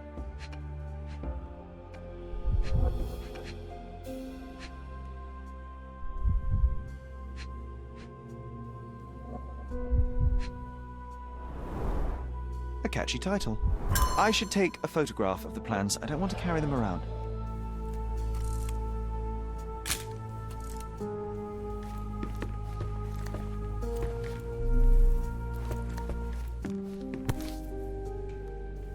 Mother.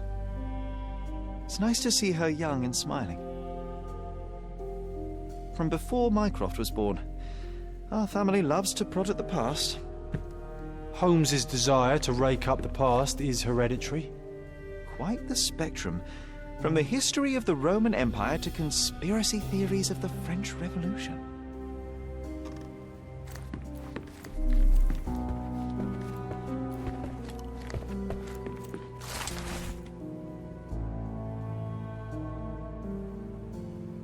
His second child? An apparent son and heir, I'd say.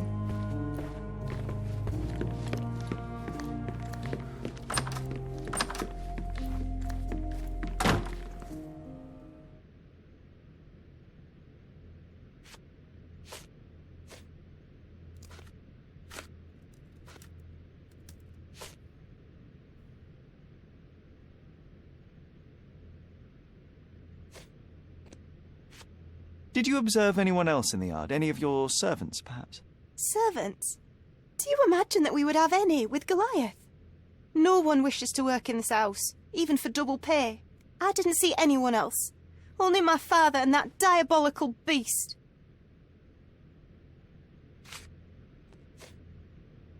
I'm afraid I can't add anything useful. Had Goliath been aggressive before? It's dangerous, but it was never aggressive near my father. My father would do anything for Goliath. All the elephant had to do was clap its ears. You envied him, the elephant, I mean? Our house is called the House of Ivory. I've heard some people refer to me as the Ivory Girl. And my room stinks of the animal, as if it's me who lives in a pen and not Goliath. It's not envy, Mr. Holmes. It's just incredibly difficult to live like this. I don't have any thoughts on this. These bags of yours, it looks as if you've packed your entire room. Were you planning on going somewhere? My partner and I, we wanted a change, a fresh start abroad. But now I have to stay here. Here.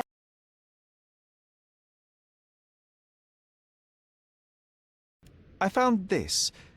Who's this young lad next to you, your faithful knight? Paul. He's my pirate. He's not really a pirate. I just call him that.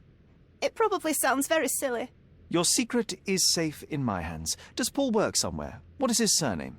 His name is Paul Perks. He and his yacht Whirlpool are the champions of the Salacia Yacht Club. He sails there. I'll show you where it is on the map if you need to meet him.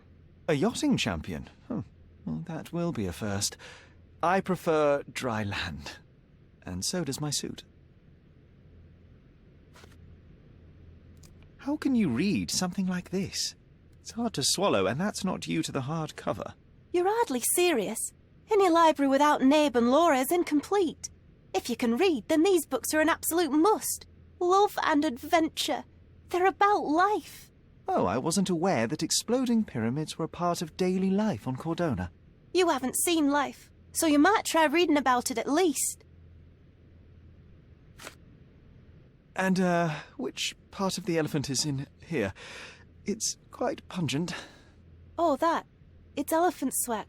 Father believed that it might replace traditional ambergris. Well, that's true entrepreneur spirit.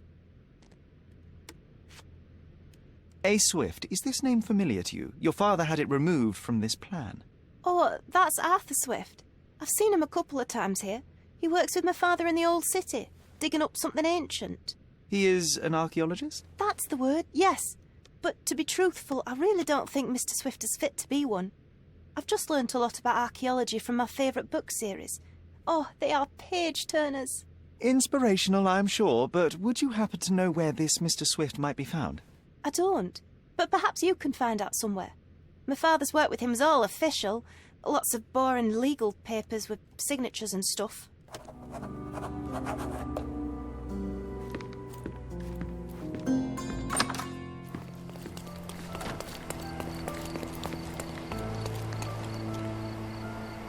May I ask you something? That's a question I can answer.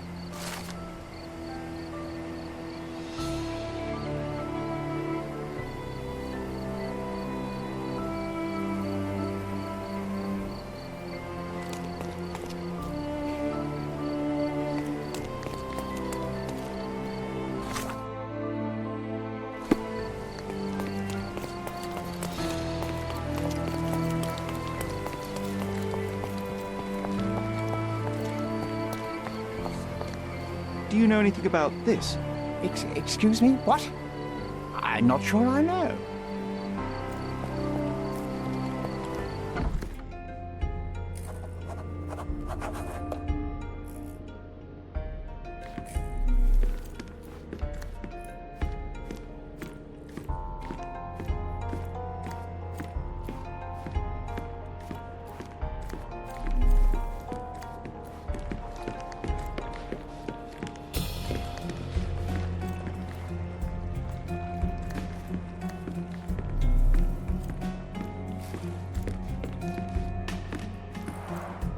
Bloodied bandages. Has someone been hurt? Where would a champion hide a key?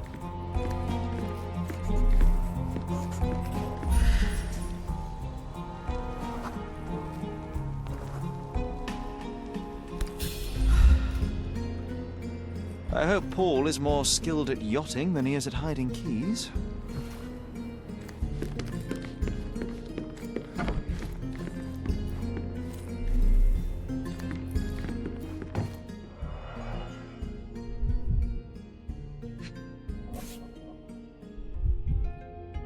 A box full of darts. Each has a needle and can be loaded with drugs. An expensive set of tools for woodwork. An amateur wouldn't know how to use these.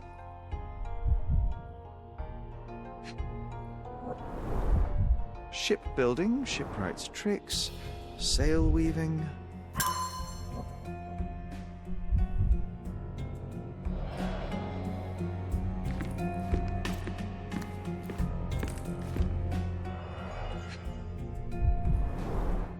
To earn big, you have to spend big.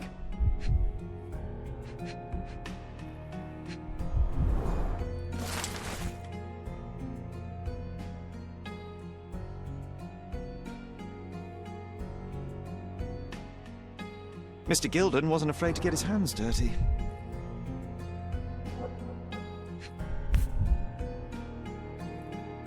Additional earnings to sweeten the victory.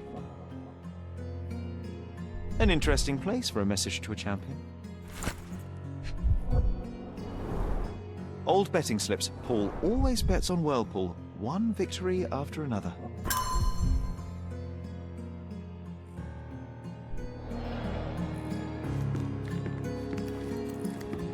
Bloodied bandages.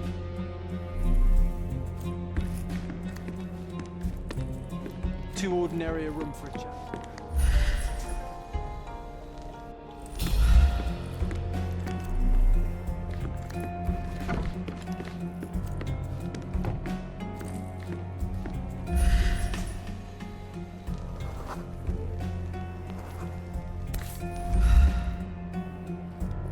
Undeniably psychotropes. Not for toothache, I think. A typical tea tin. I wonder what he has for biscuits. We can become pirates and show them what... Oi! Hands off my possessions before you lose your fingers. Are you illiterate? The rules are written everywhere. Ah, Mr. Perks, the cabin boy himself. Champion, you mean? I was right. You are illiterate. I think a couple of shiners might teach you. One last chance. Who are you?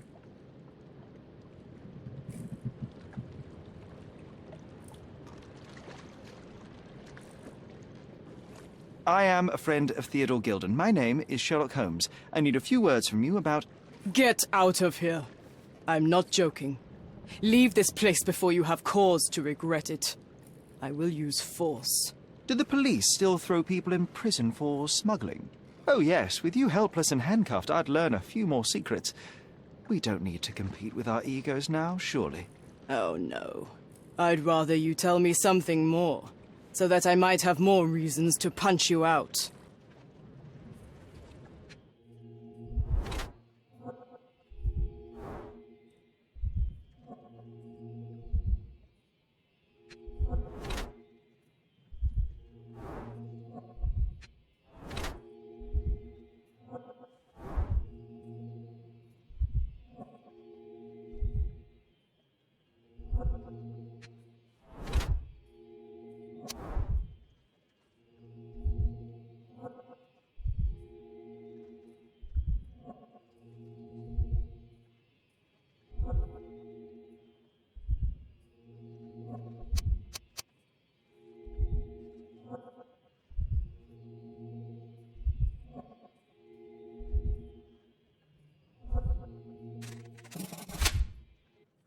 So, a woman wishes to become a real criminal, and smuggling is a stepping stone towards that? Is there not enough prestige in yachting? Or is it easier to compete with other fools like yourself? Everyone has a starting pistol, just shoot and run. Don't say a word. I don't know where you're getting half of this nonsense, but you're on some thin ice here that I'm willing to crack. Damn you, Paul. I'm sick of... Who's this peacock? Does he know who I am? I definitely know who you are not. You're not a dictionary reader, at least. I wanted to see how you... pals interact with each other in your natural habitat.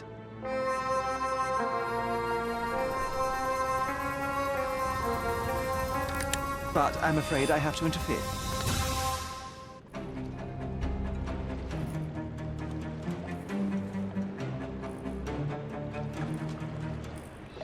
I'm coming for you.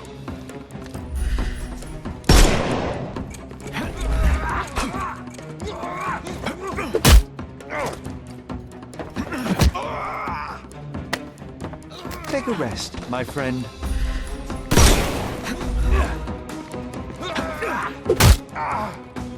I could miss the party. No more crime for you until next month.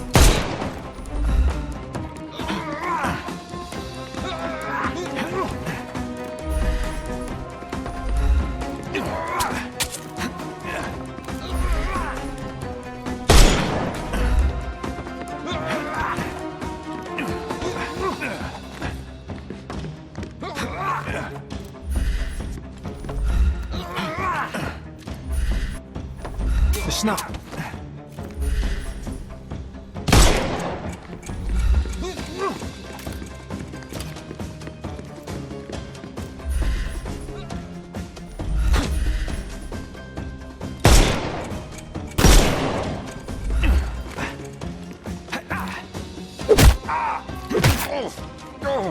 Don't cry, you'll live. Give him the pepper snuff.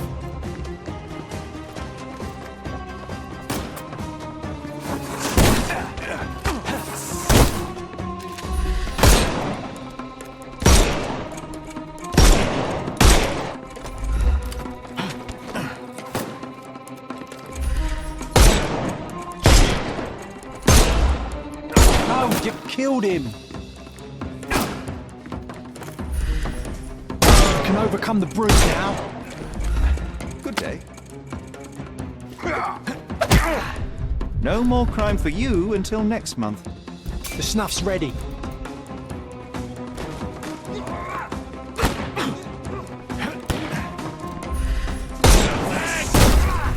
I couldn't miss the party. Don't cry, you'll live. Give him the pepper snuff.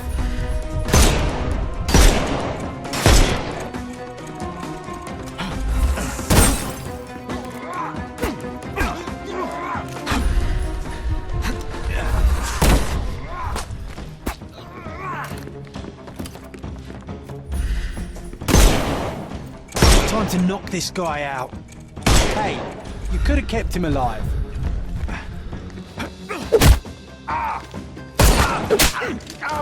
Take a rest, my friend. The snuff's ready. And there's no reward for risking our lives. Paul's explanation will suffice.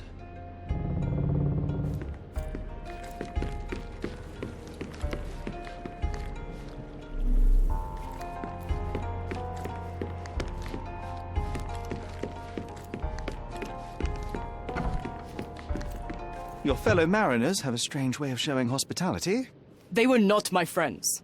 Are you sure? I would rather risk my neck for someone who's at least honest and thankful. Perhaps then don't enter someone's life and be so judgmental, pretending you're better than they are. Then give me your perspective and allow me to see through your eyes. What were you doing this morning, Miss Perks? Don't call me that. I'm a champion. I was sailing.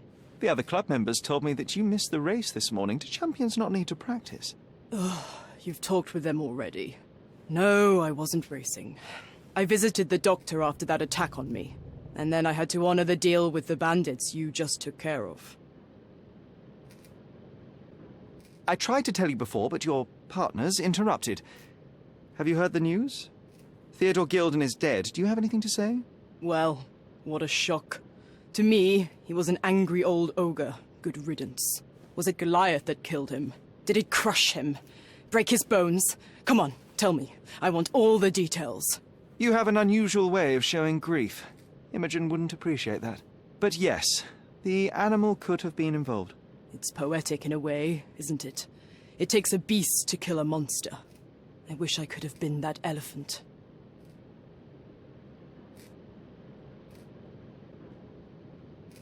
This business of yours, you should be more careful. Ruining your life at such a young age is ridiculous. I am careful. Except for you, no one has noticed where I store the smuggled goods.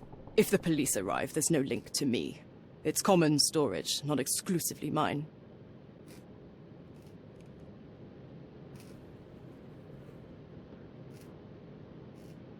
I don't know what you're suggesting.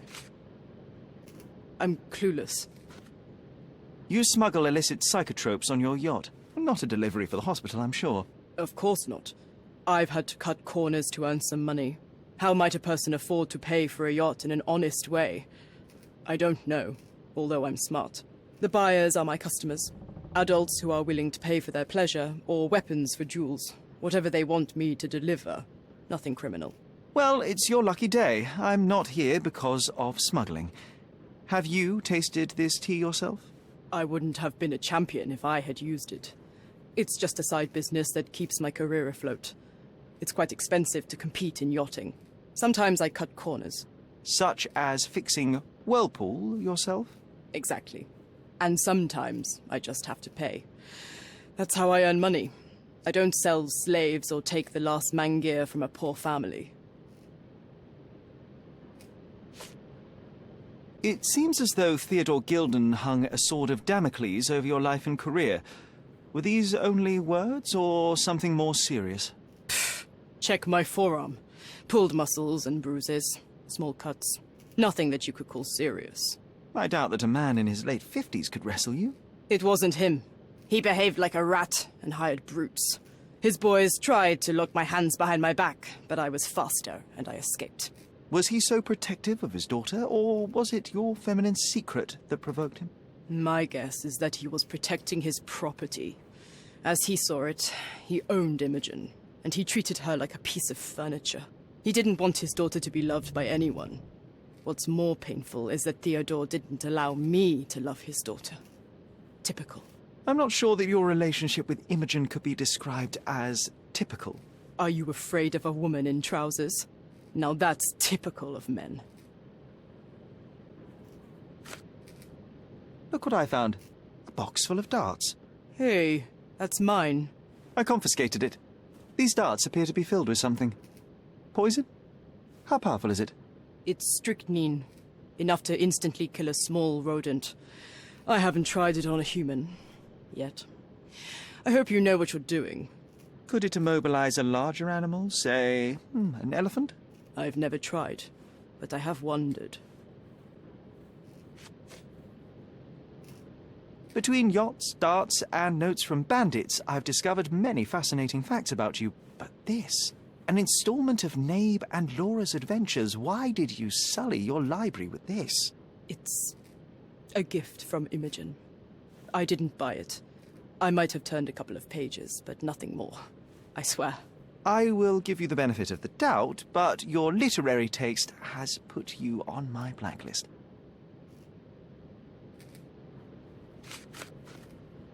A charming picture. I've heard that champions do often pose with their trophies. Cheeky. It is a lovely trophy, though. I'm sure you will agree. What is it that you like most about her? Her naivety? Her father's money? A somewhat difficult choice. Especially now that her father is out of the equation. A. Swift. Are you familiar with this name?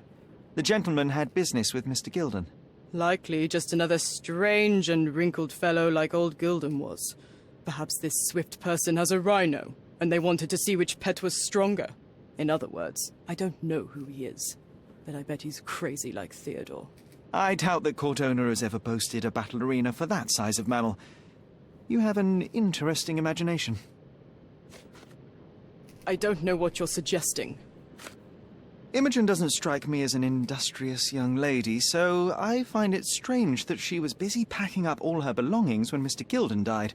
That's some favourable wind in your sails, isn't it? Is it so suspicious that a couple might embark on a trip? I wanted to thank her, so we planned to go travelling. A Theodore-free place, without elephants. The timing of it is suspicious, however. Your lady friend becomes an orphan and heir, and there's a planned trip directly afterwards. An improvised romantic dinner will never please a spoilt girl. A planned voyage might. It's not spur of the moment. What can you tell me about the elephant? He's smarter than some people here, including his owner. Although I feel he could be dangerous, no matter how much he's fed. Why is that? Have you ever seen Goliath attack anyone? Well, not exactly. But I saw it, abusing some poor tree during one of its walks with Theodore. The expression on that old ninny's face was priceless. But it wasn't funny to look at. Believe me, it was frightening. Does this knife seem familiar? I didn't find it in your competitor's back, to be clear. This knife is as blunt as your humor. It's a bosun's knife, but it's not mine. I wouldn't be so careless as to mislay my tools. Just be quick.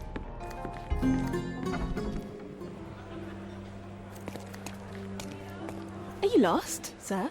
Not at all. I'm right where I need to be. I'm Sherlock Holmes, by the way. Ursula Only, the chief archivist. How can I help you exactly?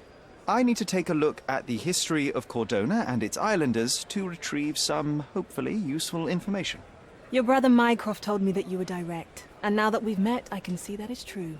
Someone in our family has to balance the evasive nature of my brother. Well, may I use the city archives? You may, of course, but in return, perhaps dinner? That's a high price to pay for looking at your archives. I was teasing you. Pay no attention to me.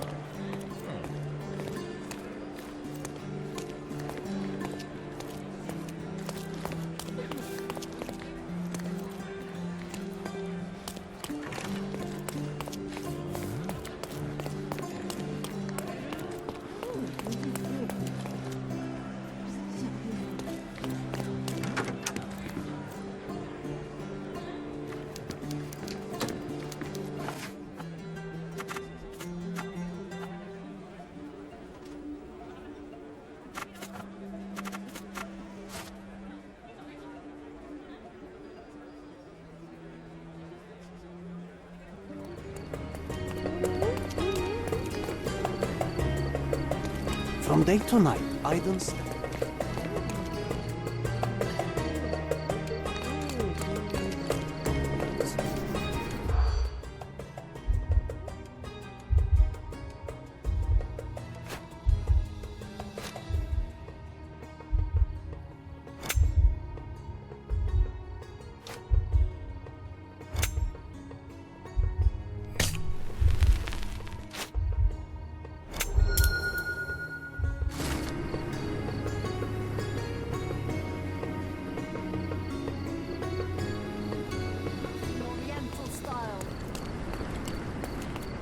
Sir, kind sir, might I steal your attention?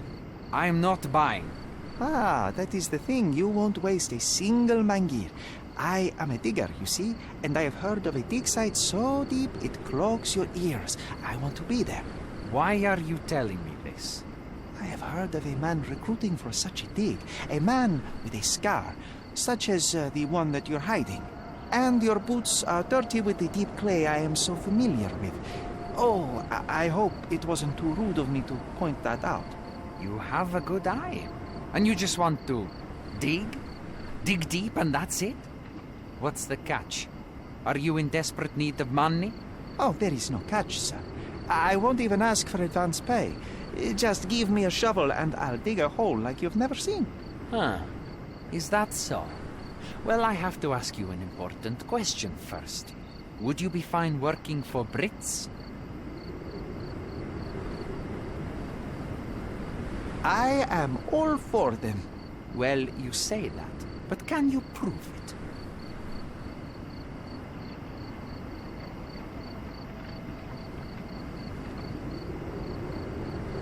I'll sing you a very special song. God save our gracious queen. Cut it! Or people here will make you their queen. I can also speak in limericks. Please don't. You might be a little bit weak in the head, but a natural born digger with a keen eye is what we need. Take this permission slip and go to this address. The guard will let you in and check with the professor once you're there.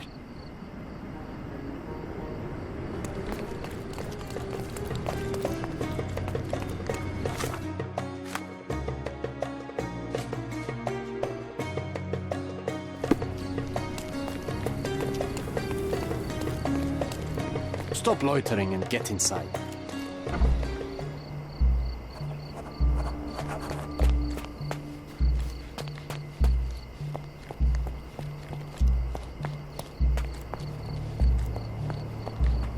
Newcomer, talk to the professor first. He's the old fellow with the glasses and the plans.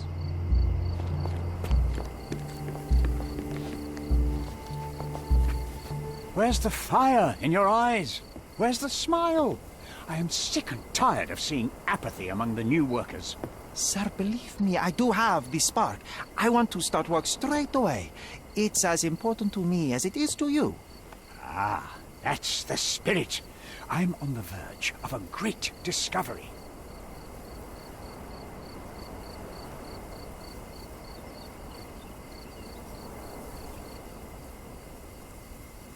When was the last time you saw... Young man, you're disappointing me. I'd like to see a bright career for you as the best digger on the island. Don't ruin it. We'll talk when you find something useful. I am ready to work. Splendid. Do you know what I am working on?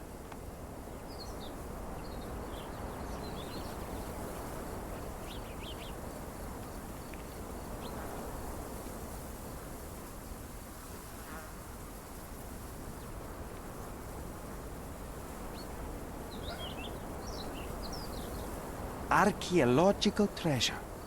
You're hoping to find something priceless, something that will change our history. Bravo, young man. I couldn't have said it better myself. It's true. We're looking for Vitus Lemonius's tomb. I'll help you. That is my goal as a worker. Good. Listen to me carefully, then. I hate repeating myself. I am Professor Swift. We have 3 rules here. Don't touch anything. Always return the tools, and don't distract me unless you find something. Sounds simple enough. Are you the only one in charge here, Mr. Swift? Yes, I am the only one, and no one else. You hear anything other than that, it's a lie. People of your kind can have difficulty understanding who's in charge. Take a minute, memorize my face, and then get to work. Oh, I will definitely take a closer look to memorize my superior.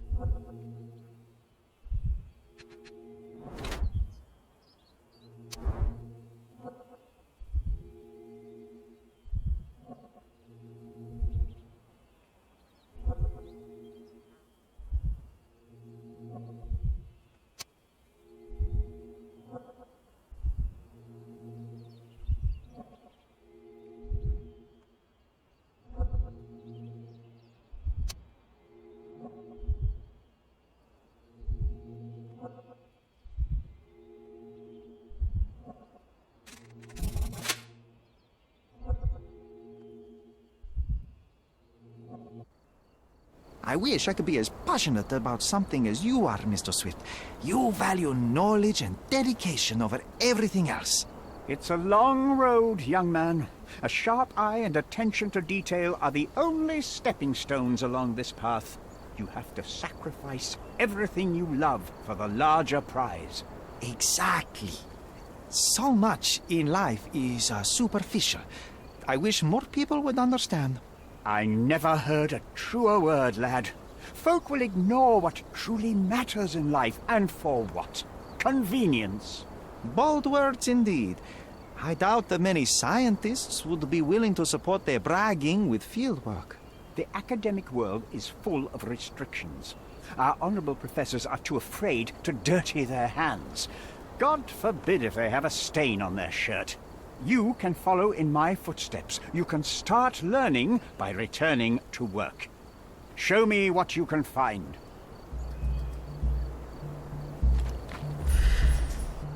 Don't touch anything here. Get back to work.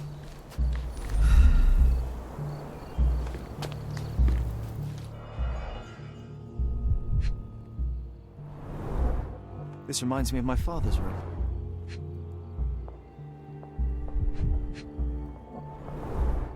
A plan for this whole operation.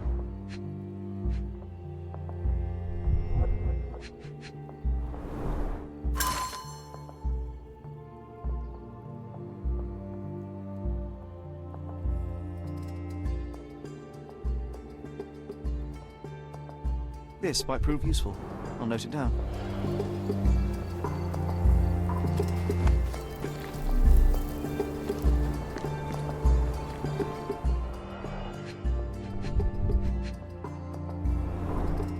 Straw dolls.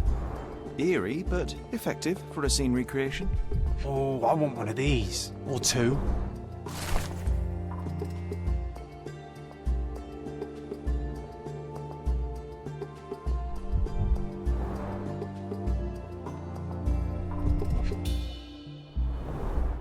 Oilcloth. Won't fade and waterproof.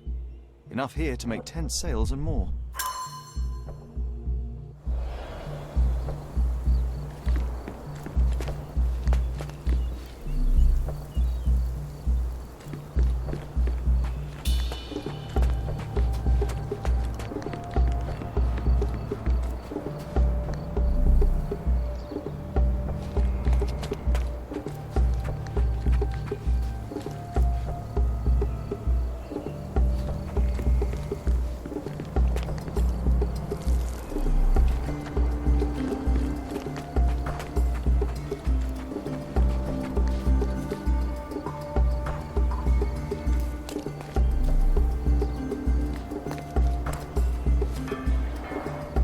Somehow the text remains legible. Let's see if I remember my Latin.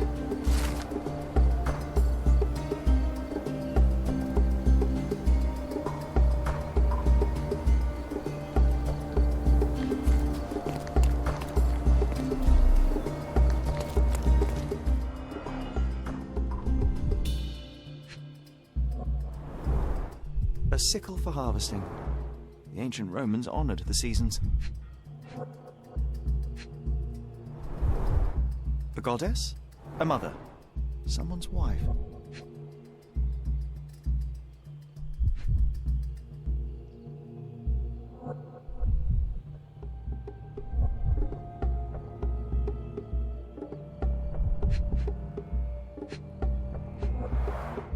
There were 4 statues here originally. I wonder what the 3 other statues look like.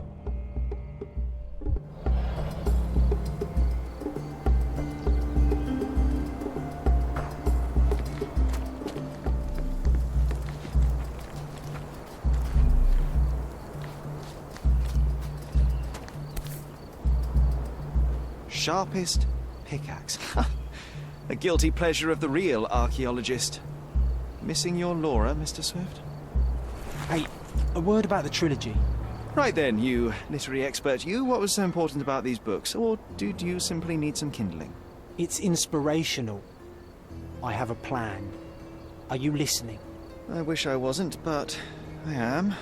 So, we catch a monkey, a langur, for example, then we extract some blood from it. What? Why? It will make us forever young, Sherry. Page 127, the second book. Oh, I am so done with this. No, wait. Then how about we make a wax statue? I've stopped listening, John. Swift lost his temper.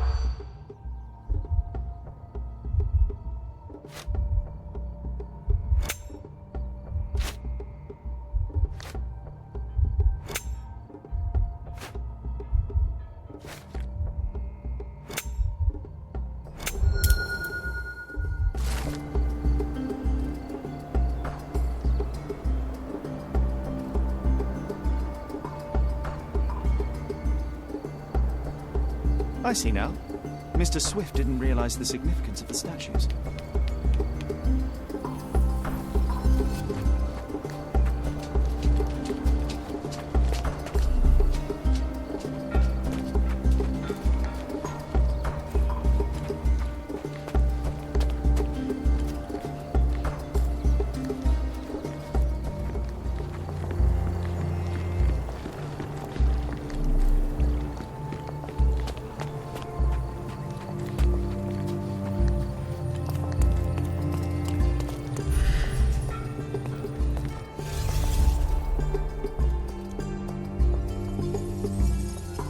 Seems everything's in place. Now, let's see what this has to tell us.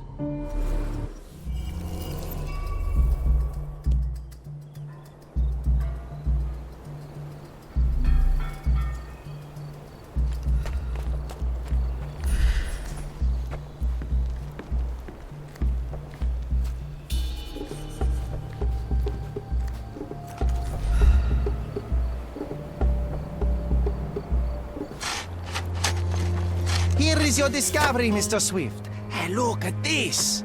What have you found? Don't let anyone touch anything there. Eureka! I found you, my friend.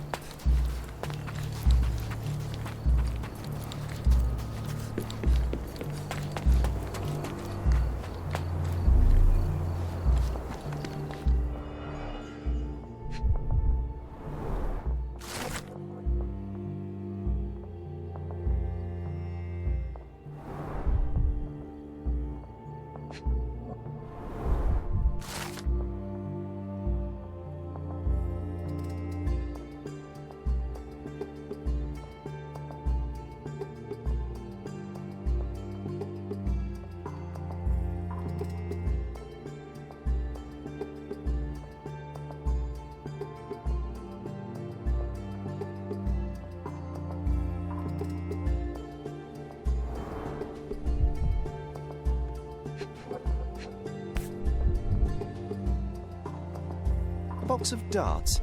Handy against rodents of all kinds.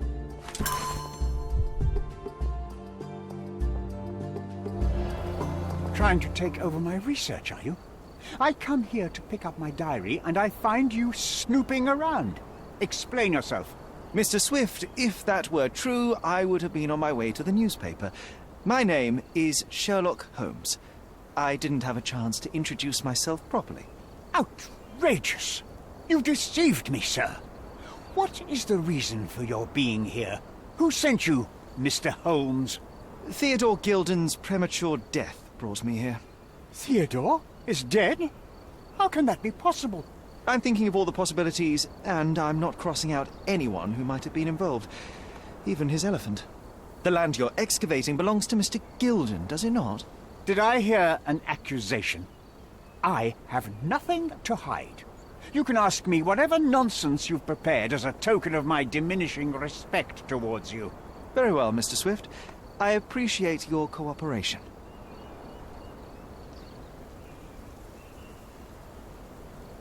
Were you at the site this morning? Affirmative.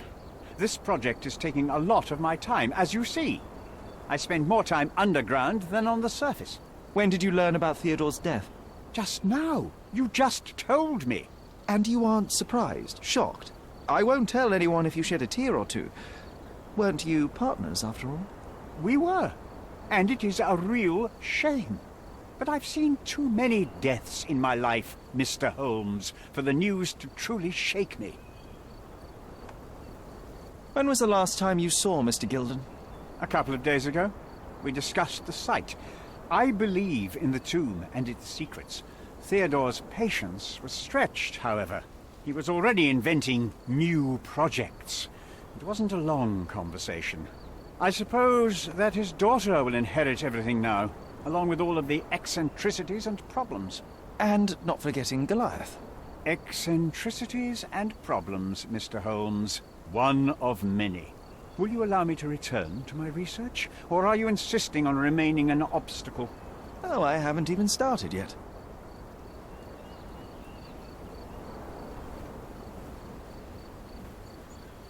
What's with this box of darts? Is it for a scientific argument? A little darker than that. Rather for killing the kind of rodents that might nibble a nose or a toe in your sleep. Let's just say I have to protect myself against a larger animal, such as an elephant. Might it be enough to stop it, make it faint? If I were you, I wouldn't bank on it. You have a weakness for nostalgia? Or, rather, do you use it to record a list of enemies? Young man, you need to check your moral compass. Reading another person's diary is a sin in every culture that I can think of. But you aren't answering the question. You've already read it. Why bother?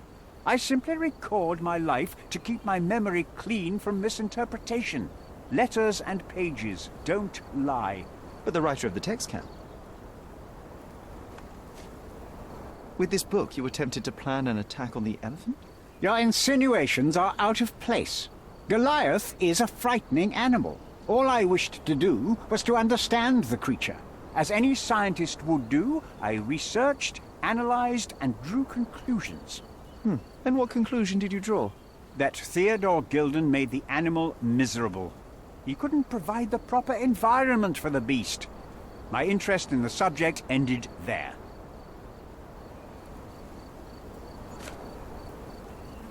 Moving on. I've nothing to add. As far as I can tell, you're a man of the academic world, so this book about Nabe and Laura is just an empirical study? What?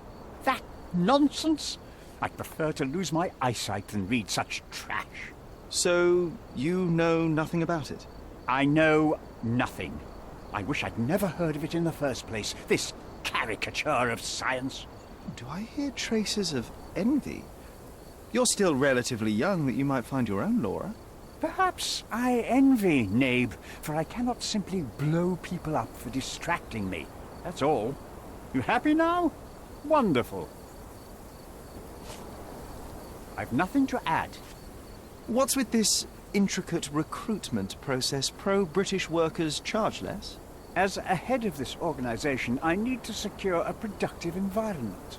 It's impossible to do so if there are political differences, especially here, where the native population doesn't support our efforts to find the ancient artifacts. Decent pay can also stimulate productivity and shut down any political discord. Hadn't you thought of that? You're young. You have time to fritter and fight with everyone you meet. I don't have such a luxury. Our workers receive enough pay for what they do. So don't start a discussion you know nothing about. I'm a busy man. Remember one of the rules? It seems that you didn't return a tool. Is this knife yours? Do I look like a fellow who carries a knife? I don't need it.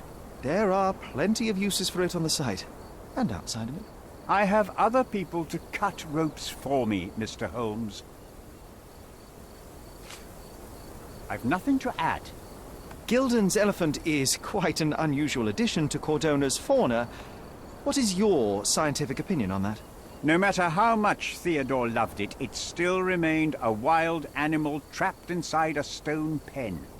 Goliath needs savannas, fields, lakes. I'm sure that Goliath did not have a plan to kill his owner to head to the savannas. What do you think? No, animals don't kill in a typical sense. I can only presume that it tried to protect itself from captivity, from Theodore. It was a gilded cage that was predestined to break.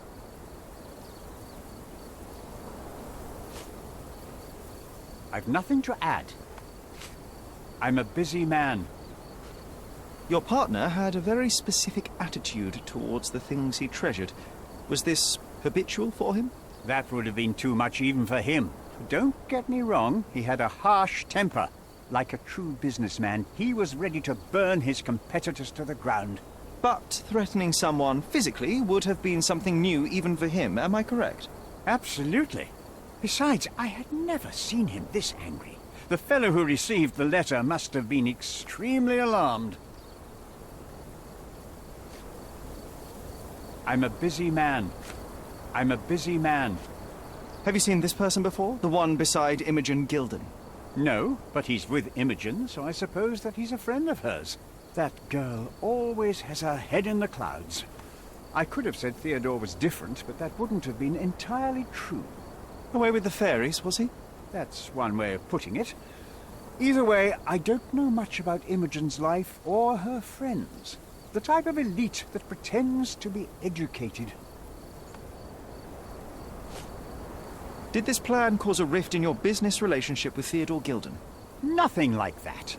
Admittedly, we didn't share a common vision of what is more important, the past or the future. In my opinion, we can't build a future without knowing the past.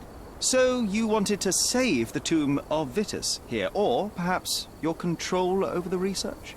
Only the knowledge that rightly belongs to humankind, nothing less and nothing more.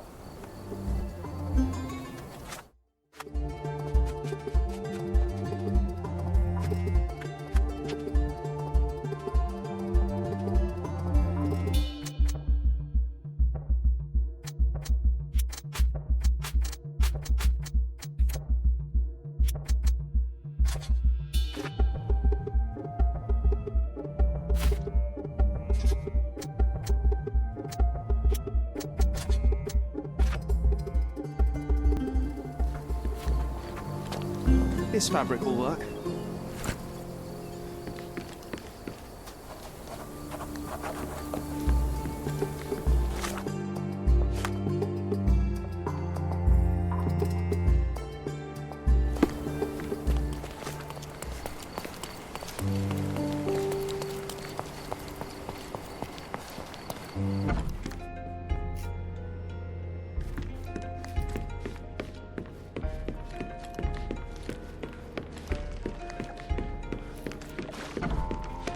It might fall an elephant. Mrs. Nini seemed to know her sewing inside out. I bet she missed us. I hope Miss Nini won't misunderstand me. Good day, madam. I've come to you with a special requirement. The tailors on the street can't help me, I'm afraid. Could you make a doll for me? Oh, Signor Holmes. You taught the police how to do their job, and they found the thief. Of course I will help you. But what sort of doll? A child's doll, such as my great niece might play with? A little larger than your typical doll. Signore, I don't understand. Boy, girl, animal, and what color?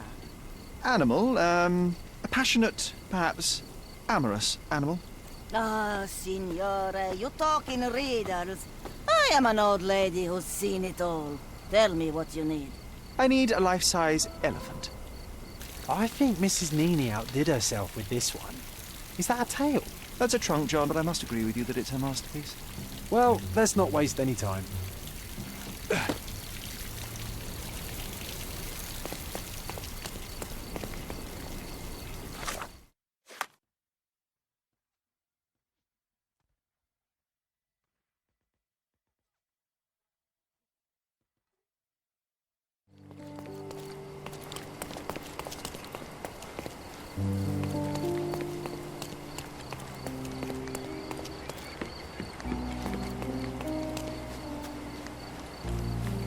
The game is on. So, what's the plan? I hope it all doesn't go horribly wrong. We know that the elephant is seeking a female. We can arrange that. A doll with the appropriate scent might do miracles. So you're a marriage broker? Well, I suppose that makes me a groomsman. Oh, she is a bit breezy, I must say. Well, Goliath is eager for a single female elephant in his area. It should be just enough for his taste. You'll need to trust me. Are we ready? I can't stand the tension. We're ready. Let's call the elephant.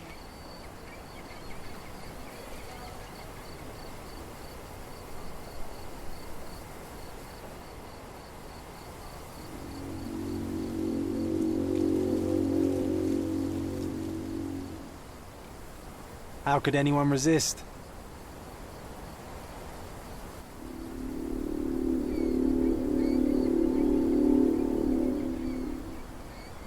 I knew a lady once who said just that.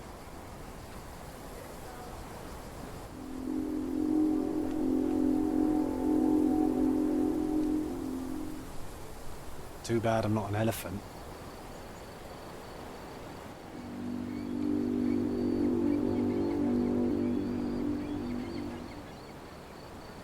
Take your time, Sherry.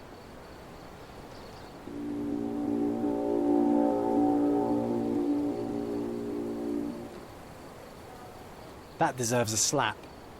And then a kiss. And here's our lovesick friend.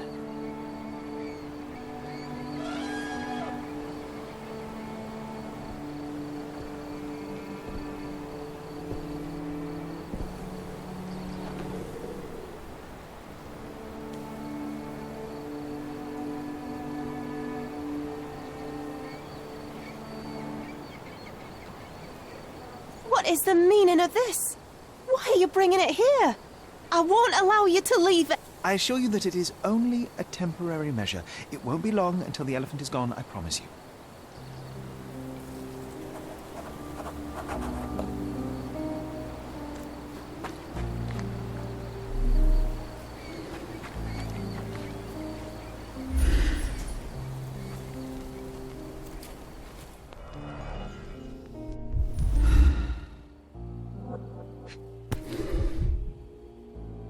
There's something in the needle. There's something in the needle. A feathered fletching. This might be promising. It injured itself while running through the forest.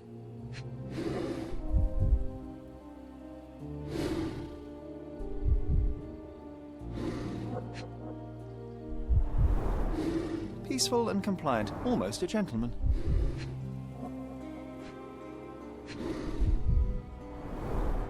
The left tusk is larger and more worn. You're a left-tusked elephant.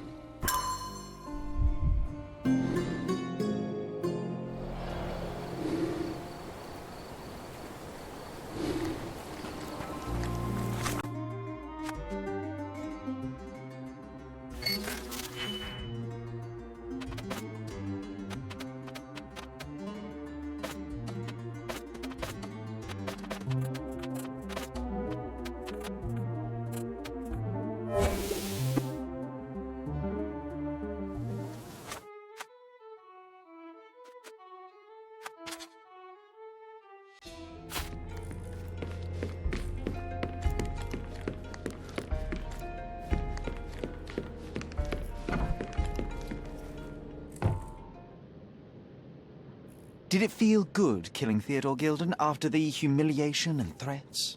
What? I thought you were blaming Goliath for that. No, I think you killed Theodore Gilden. Goliath is, unfortunately, a victim of circumstance. I'm far better than to kill Gilden. Believe me. I can understand why you killed Mr. Gilden. He saw you with his daughter. He checked up on you, yachtsman, smuggler, and a woman. He went so far as to hire some thugs to attack you. Theodore knew your weakness, your career. He forced you into a corner. You're a survivor. You were prepared for the worst, but Theodore surpassed even your worst-case scenario. So you responded accordingly. I've earned everything myself. Every victory, every trophy, every mangir. I achieved all of it without murder. I don't need to kill in order to win. And you weren't afraid that he would reveal your secret to the owner of the yacht club or your competitors? I can control my fear. Trust me, I wouldn't have become a professional athlete otherwise. You see, I managed to capture the elephant. Goliath had a dart stuck in his hide, similar to the ones that you used to kill rodents. My guess is that you used Goliath. A dart can kill a mouse or human, but for an elephant, it's not enough. Strychnine is a powerful stimulant and convulsant. Once the drug was in the bloodstream, Goliath became extremely agitated and so blinded by the flow of energy that he killed his owner. And my dart is responsible for that. I'd rather use my hands. Yes, there would have been fewer variables, but after the attack on you, your condition didn't allow for a direct confrontation. So, you used what you had. That's not what happened. Anyone might have the same set of darts as I do. They're not expensive. But not everyone knew Theodore and had access to his property. You were at the crime scene at the precise moment when Gilden died. I was not. I was visiting the doctor after the attack on me. Ah, of course, where no one saw you. That's an inconvenience. But in any case, the person who was there met the rage of the elephant. One was struck by the gate with such impact that they were thrown into the shed. The knife fell out. The bruises on your elbow match the contour of the hole in the shed. But I told you where my bruises came from. And I heard you, but you didn't catch my words. A bosun's knife was found there, a very specific tool commonly used in your field. That's only your assumption. I was never there. I mean, I was, but not when this happened. I revealed many truths and lies concerning Gilden. One banal fact is that he was a bitter and angry man who acted according to his own desires and impulses. Such people are dangerous, they are unpredictable, and value their own comfort more than anything and anyone. The same as you, Paul. Are you out of your mind? You're a gambler, smuggler, and actor. You indulge your self-importance. Such egocentricity and impulsivity is frightening. I won't allow you to play with someone else's life. You are under arrest. Wait. At least tell Imogen. Tell her where I am. I think she deserves a space without you. I've heard you can gamble on racing in prison, only it's rat racing. No yachts. Goodbye, Paul. Paul? Why did you pick my Paul? Out of all the people on this island. Just when I needed someone I could rely on. Believe me, I saved you. I found the true murderer. Would you really choose to live with the person who took your father's life? You took away the pillar I was relying on. Paul was my only hope. You've destroyed it. It was Paul who destroyed it, not me. I was merely the fact-checker who discovered the real culprit. And now about that elephant. Oh yes, Goliath. You did nothing about it. I had to deal with it. Fortunately, there was a real man wanting to help me. He agreed to buy Goliath and relocate him to his property. I suppose I must congratulate you. I'd rather you leave. But first, here are my father's belongings. Some of them have information about your mother. Take them and leave me be. I appreciate it, Miss Gilden. I assure you, I only wanted to find the true perpetrator. Perhaps. Or perhaps you found a convenient scapegoat. Goodbye. I truly hope you meet more honest people in the future.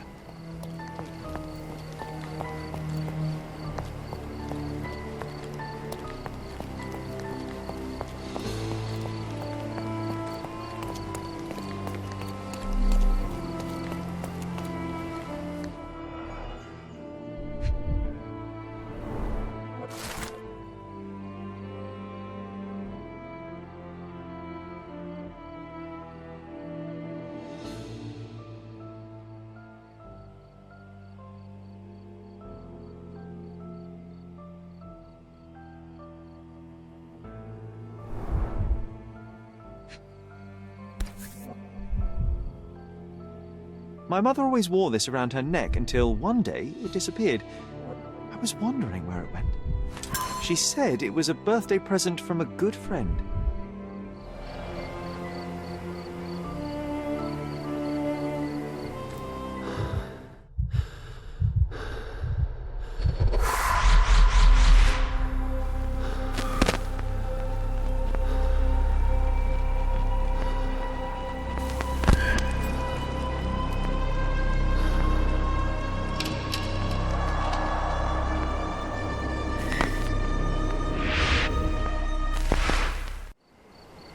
I just had another glimpse of a memory, John. It's fuzzy, but I'm sure it happened somewhere in the manor. Finally moving forward. Shall we go?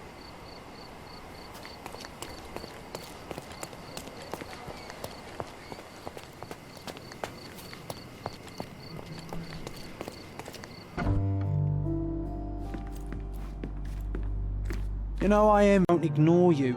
And I envy you. You can ignore any person you're bored with. You don't miss out on much. Most men are dull, unlike yourself. Well, I'm flattered.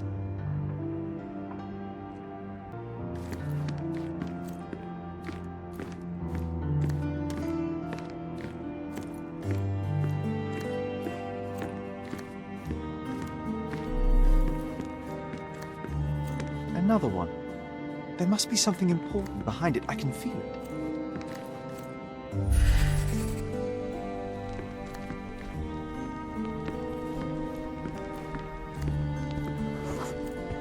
I had a surprise for my mother.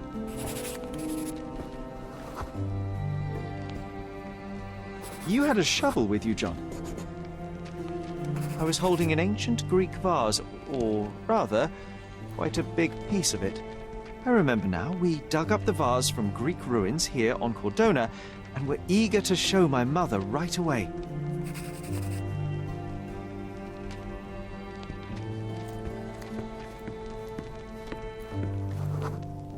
For some reason, the door was closed. We knocked. But nobody answered. We thought that she was busy. So we left the vase and ran downstairs.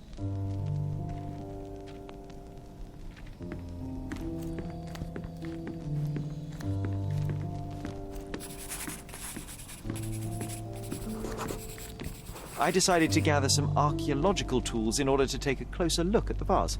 But then we heard something, didn't we? Yes. It came from upstairs.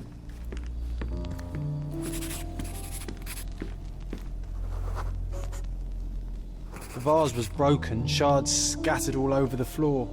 And your mother was standing at the door. Indeed, John. I doubt it was her.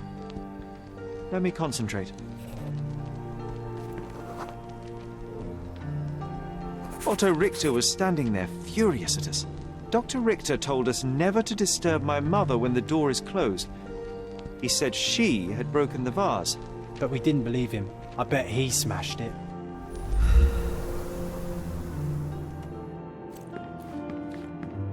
Her things are still here. Presumably Mycroft never felt the need to sort through it all. Or couldn't bring himself to. No. He would have put it behind him and moved on. My brother is not one for sentimentality.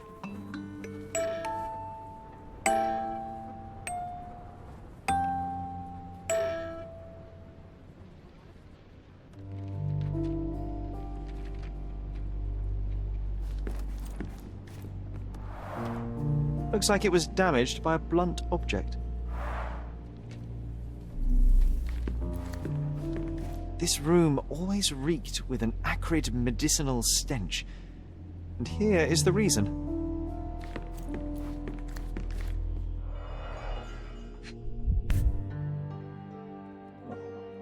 This picture was drawn by my mother. I recognize her hand. There's a date on it, 8th of December, 1868.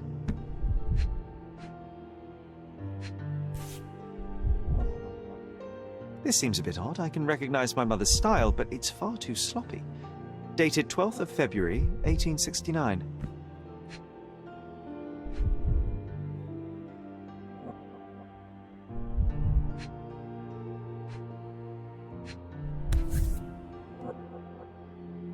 It's difficult to tell what this is meant to represent. There's no date at all.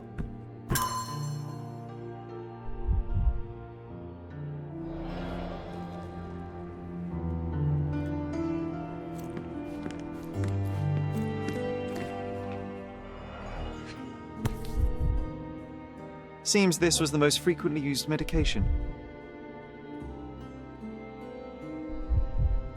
1 dram dissolved in a glass of water, administered daily. Not to exceed 1 dose in 24 hours, not to be given to children.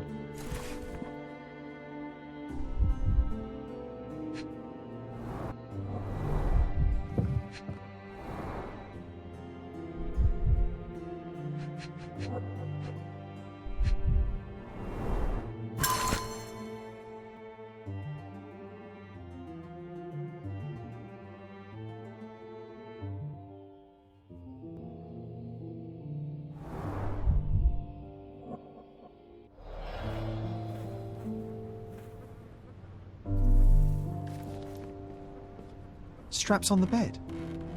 Just doesn't look right.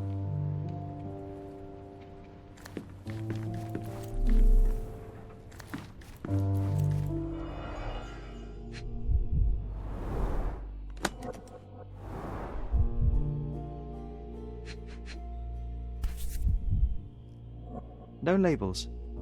I doubt it ever had one. There appear to be residues of the bottle's contents at the bottom.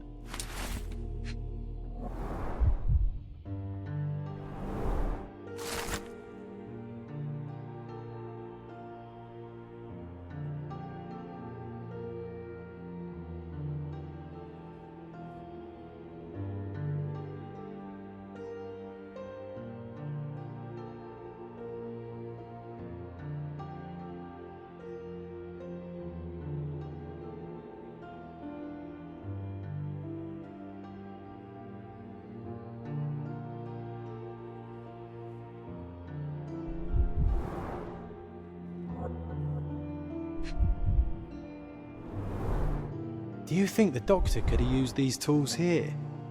I hope not.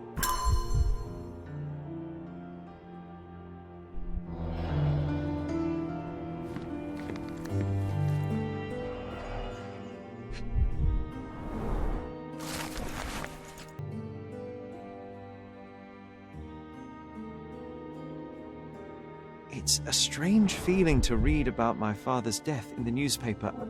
I can't recall anything except the deep feeling of loss. You were too young. It happened before we even met. It's so sad. I'm sorry.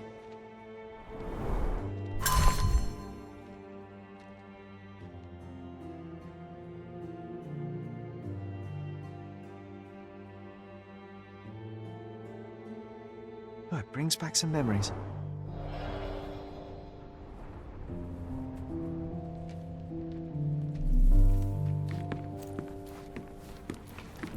Oh, I would love to take a bath right now. Not this one. Surface corrosion suggests it was prone to extreme temperature fluctuations. For medical purposes, I suppose. My mother loved flowers. They made her smile. I remember we would bring a new bouquet every week to make her a bit happier. That's why we collected all the violet flowers we could find on the island. Look what I found! The White King is under attack. Sherry, can you save him and checkmate the opponent in one move? You're not obliged to be here, Sherry. We can leave any time you want.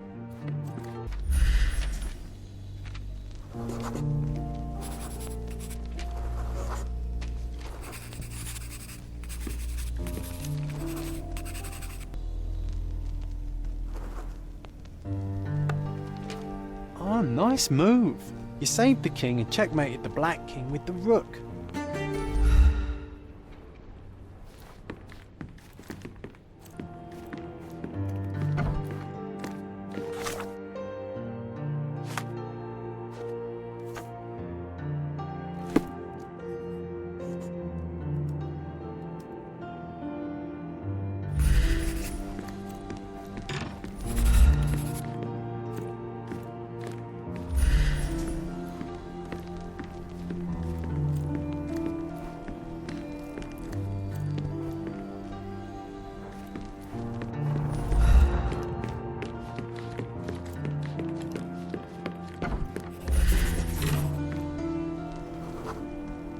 Broken plate shards were all over the floor. Mycroft had to change his suit as the one he was wearing was completely stained.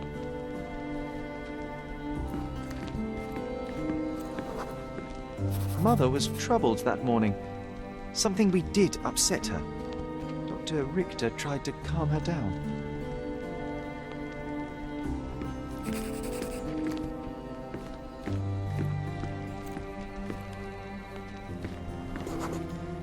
We had to put the tray with Mother's morning tea down, but why? It's starting to ring a bell. I think it happened in the morning.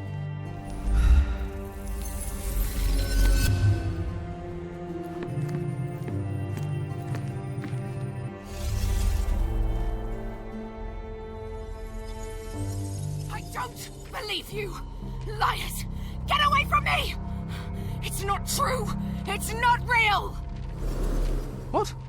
Oh.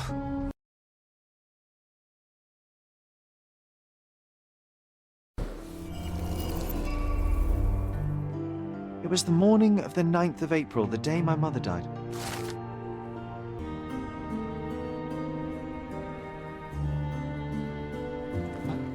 My mother, she was not just ill, but had. God have mercy. I'm sorry. That explains why you locked the memory away. There must be more, John. That was the morning of her death. I need to know what happened. John! Every time you... I just don't... Please, Sherry, leave it be. Just breathe, John. You know that I cannot leave the last stone unturned. We are so close.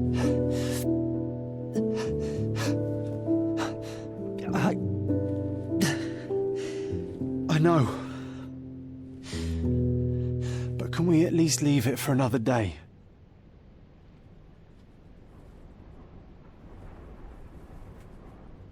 It cannot wait. Let us find another door and finally learn the truth. That's pointless, Sherry. To date, you have had no control over the return of these memories. It is all triggered by your work elsewhere on Cordona. You must accept that this will have to wait. Are you all right? In the end, little has changed. My mother was still unwell, just not with tuberculosis. What I do not yet understand is why Mycroft lied about it. There are precious few pieces of this puzzle remaining, John. Let us dawdle here no longer. Indeed. Wait, did you hear that? Yes. Metallic salts. What is this sailor doing here?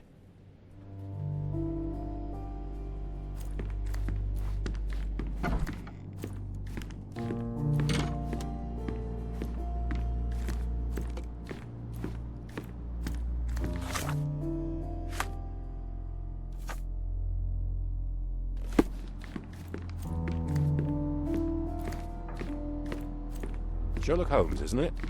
I was looking for you. With whom do I have the pleasure of speaking? You can call me your new game. The rules are simple. I have something for you, but you alone must work out what that is. And that something is my prize, I suppose? You're a fast learner, sir.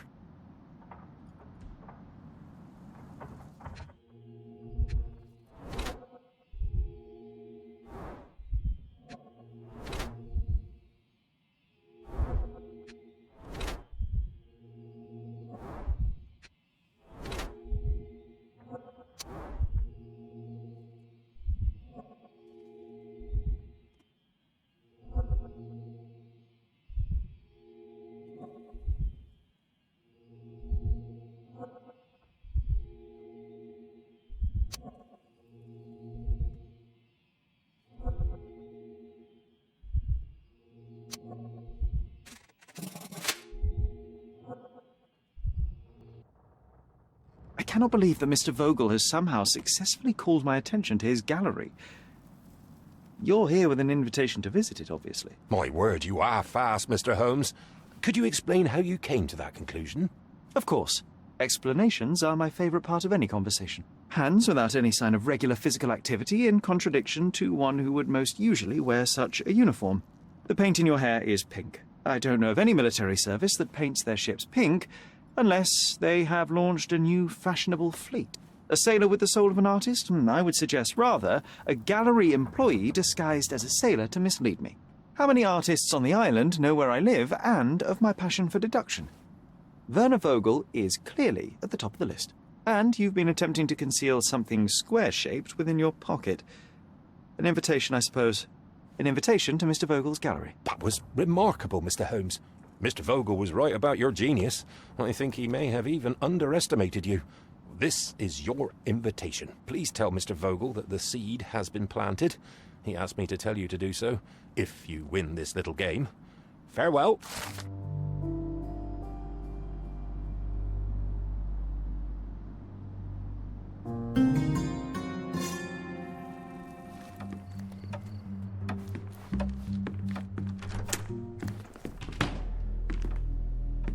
Mr. Holmes, you came!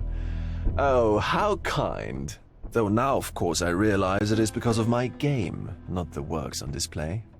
It needn't be one or the other. Your man's disguise was easily debunked, Mr. Vogel, but I shall admit that you planted in me the seed of curiosity. Ah, terrific! I had no doubt you'd put the pieces together. Let us call it an opening gambit before the real game begins. So, this little game of yours, what's it about? An enigma to solve. A locked area in the basement with no windows found brutally vandalized. I have no clue how it was possible. What about this intrusion? What happened? Last night, I was about to leave the gallery when I heard a noise downstairs. I went to the basement, but I didn't see anything out of the ordinary. It was admittedly a rudimentary inspection. It is not uncommon to get rats down there, so seeing nothing of note, I left and locked up the building. When I returned this morning, alas, I discovered that part of the exhibition had been torched, and there was no sign of the intruder. The mystery being, of course, that all the doors to the gallery were locked exactly as I left them. And the door to the basement is the only entrance? Correct. Tell me you're not intrigued. And this locked area downstairs, what exactly was it? The under gallery. It's always shut, and I'm the only one with the key. Ah, so this is your private collection, not part of the gallery. Oh, no. It's an exclusive exhibition of eccentric pieces. Only a select cadre of artists, investors, and collectors are admitted. Not everyone deserves to have their eyes opened. Well, this matter is certainly within my wheelhouse. This intrusion troubles me. Please take a look around if you're willing. The under gallery is through the door at the end. I will see what I see.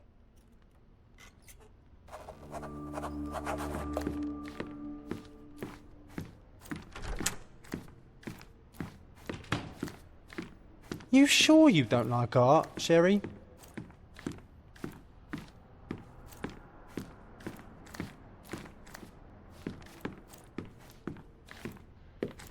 Back home, we've got a taxidermist. He's gonna have a heart attack when he sees what I bring him.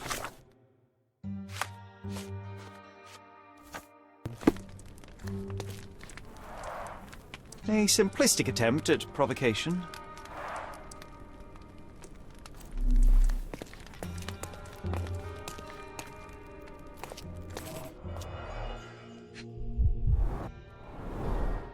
Sherry, how about some company in that dreary chamber of yours? Leave my loneliness unbroken, John. A handprint of the thing from another world. But it looks fresh, and its coal origin ruins the effect of the extra mundane.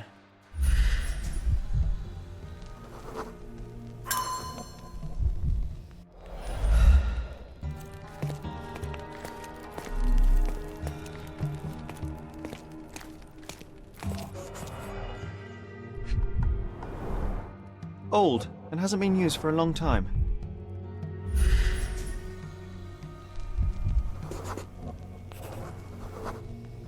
The left step's length is shorter than the right. It indicates that the walker was lame. Closed with a metal bolt.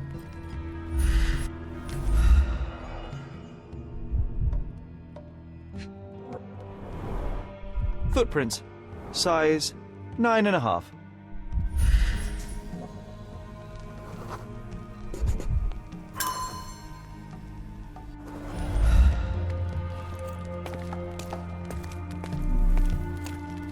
A true artist never shows an unfinished piece. Sodden and mould-ridden, one presumes deliberately.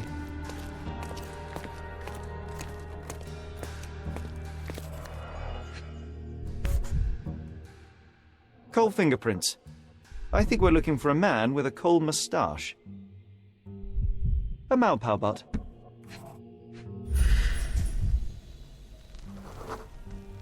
Ugh, sheer vandalism. Only an ignorant person could do such a thing.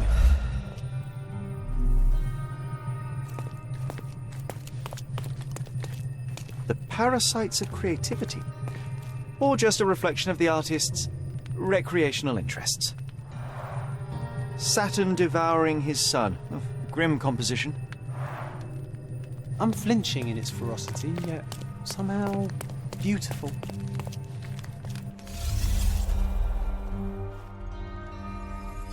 The intruder entered the basement through the coal chute. He used a magnet to open the hatch bolt. He accidentally pushed a shovel to the floor. Vogel heard the noise. At the sound of his approaching footsteps, the intruder hid inside the coffin. When Vogel entered the basement, he failed to notice anything strange and left without properly checking. The intruder waited until Vogel had left the caravanserai before burning the paintings in Wilde's room. But the vandalism was a cover for the theft.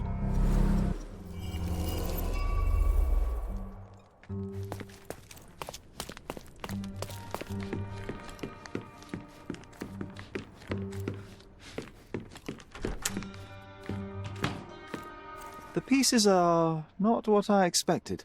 What do you think my collection is about? Dozens of priceless works amassed simply for the sake of it and presented without care. It's not about the art, it's about excess, yes? I don't know. Well, that's absurd. Of course you know. It's your gallery. There is no one answer, no singular truth, but many filtered through the subjective mind. That forgetting, embellishing, lying machine. Besides, what's wrong with a lie if it makes life more interesting? What's wrong with a lie? It corrupts the ability of others to behave freely and rationally.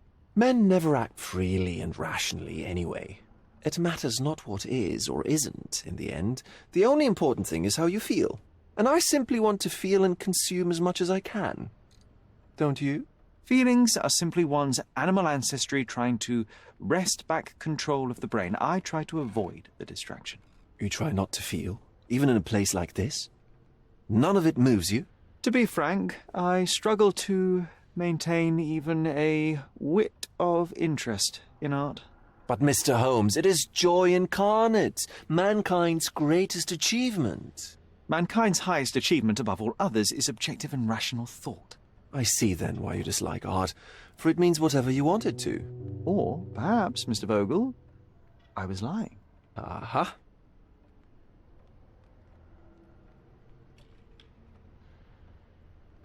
Mr. Vogel, my investigation has revealed that the intrusion was not merely vandalism, but theft.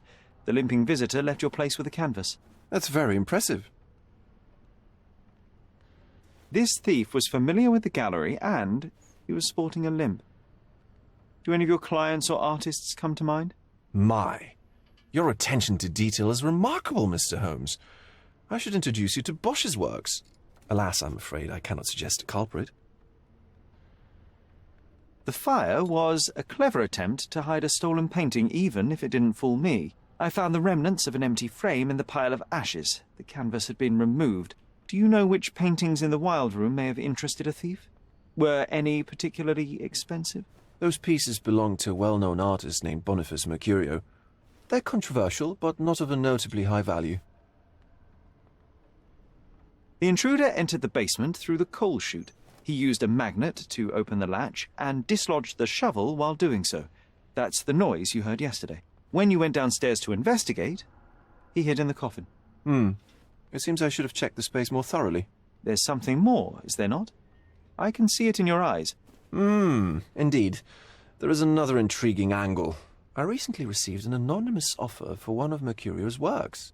The sum was more than fair, and indeed could have saved Mercurio from his artistic poverty.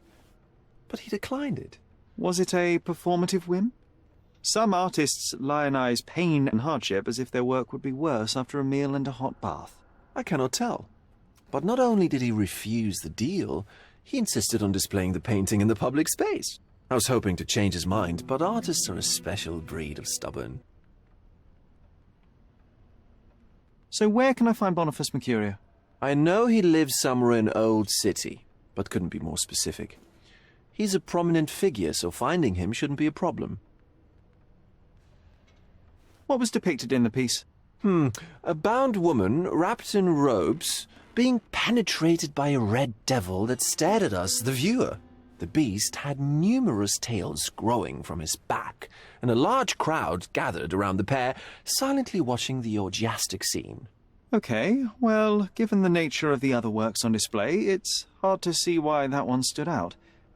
What could possibly be its value? The evaluation of art is very subjective, Mr. Holmes. After all, art is everything. A poem, a bruise, the beads of sweat on your beloved skin. Even a masterfully solved crime. I'm not sure I see the connection. Regardless, the painting was one of a series called The Sabbath Night in Cordona. The works depict sex, violence, and other controversial acts that life, for better or worse, contains. Ah, I see. I'm not sure that you do, but that can wait for another time. Well, I believe I have enough to begin. Thank you, Mr. Vogel. Your gallery certainly has unexpected depths. I'm delighted to have been able to please a friend. In return, I expect you to come back with good news. Or at least with a good story. Mr. Holmes, I have something for you. Mr. Holmes, I see what you're up to. Mysterious stranger pursues betrothed woman. But please, let us keep things professional. I have in my possession an envelope containing details of a special assignment for you. Tell me, are you interested? I believe I am, but to be very clear, Miss Sertle, my interest extends to the message and not the messenger. So he claims he's not a gal sneaker, seducing women everywhere he goes. Perhaps the truth is even more scandalous? Please spare me the speculation and return to the matter at hand. A gang of smugglers, the Eels, have Cordona in their clammy grip. The British Empire can abide it no longer. Mycroft insists they be disbanded. But this organization only falls with the capture of their odious leader, Friedrich Panzer. And note well, I did say capture, not kill. Inside your envelope is a map marked with the Eels' warehouses. But alas, we do not know in which Friedrich Panzer resides. So even Mycroft has his limits. Indeed. You must be sure to identify the correct warehouse before entering, because once one is compromised, the other's occupants will scatter. Here are all the files, and feel free to use the archive too. Again, do not enter the wrong location, nor see any harm done to Friedrich Panzer. Miss Sertle, if you're quite done with the redundant instructions, I shall get to work. Well, that's perfect. Tortured hero lashes out after rejected romance. Tomorrow's edition will be a sensation.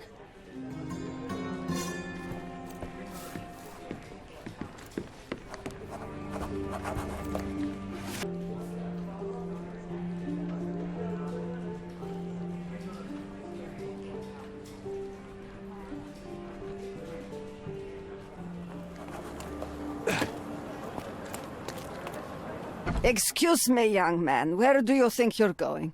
Greetings, Mum. I'm looking for the... I don't care who you're looking for. You shall not pass. No visitors allowed. I wish to buy a painting from Mr. Boniface Mercurio. Is he at home?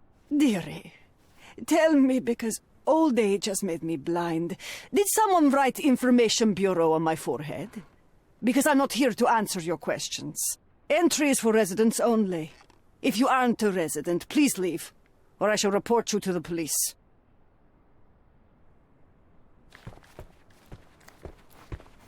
Boniface, sweetie. Is that you? Ah, old age does terrible things to one's sight. I didn't recognize you at first. How are you, Mum? I'm ashamed to admit that I've lost my key. Do you have a spare? For heaven's sake! How many times will you lose that key of yours? Of course I have a spare. You artists all live in your own little world. Please, accept my thanks. I would rather accept your rent. You promised to pay me several weeks ago, and I'm still waiting. I will pay you, I promise, very soon. You'd better do, my dear. Or else I'll just change the lock. And I won't fall for those cow eyes.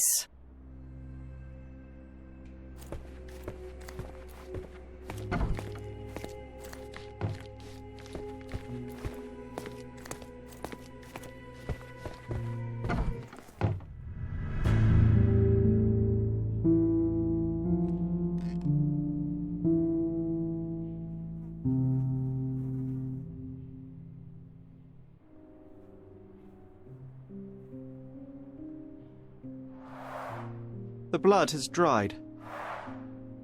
I've heard of this style of painting. It is called Expressionism.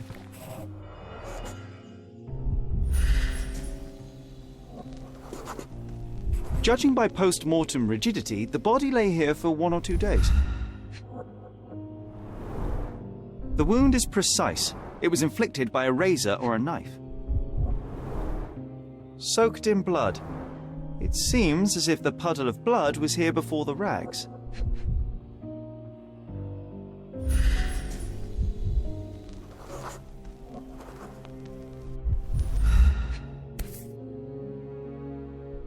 A normal kitchen knife. Could be the murder weapon.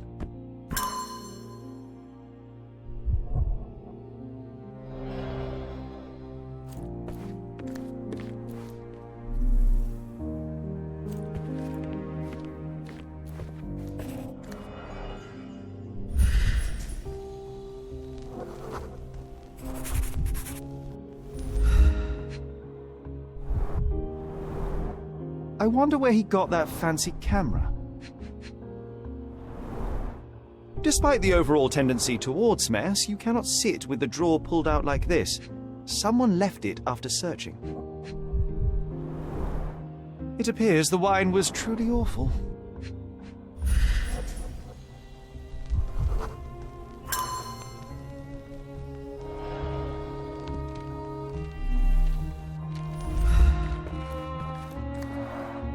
Aunt May whiskey, brandy bucks. Quite a collection he had here. The chest has been searched. Red skin, tails on the back. Reminds me of Werder's description of the stolen painting.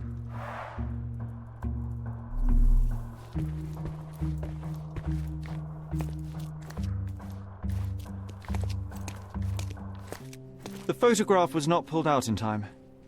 Such a waste of material. Look at this, John. Isn't it our stolen demon?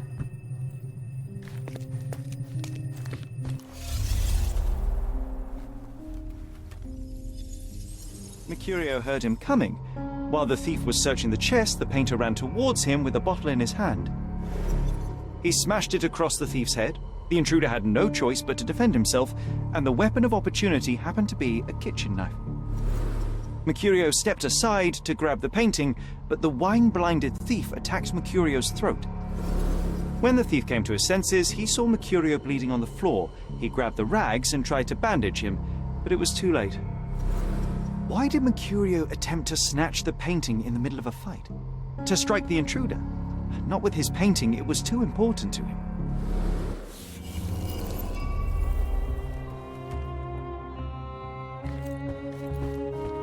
It's time for some chemical magic, John.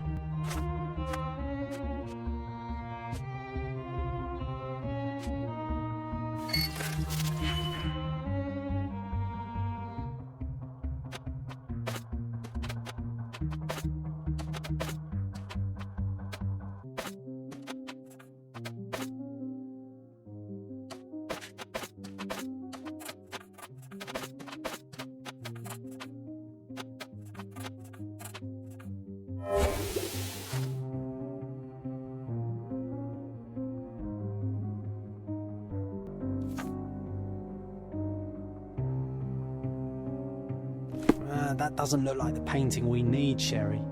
As expected, but that doesn't mean it won't tell us anything. Let's put it on the easel where it belongs. I guess this is his most ordinary painting. Spot the two differences, John?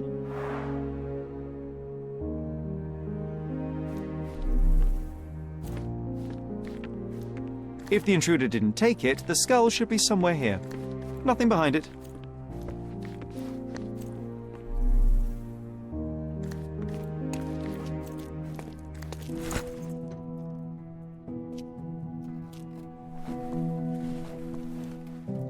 Monster was actually a man.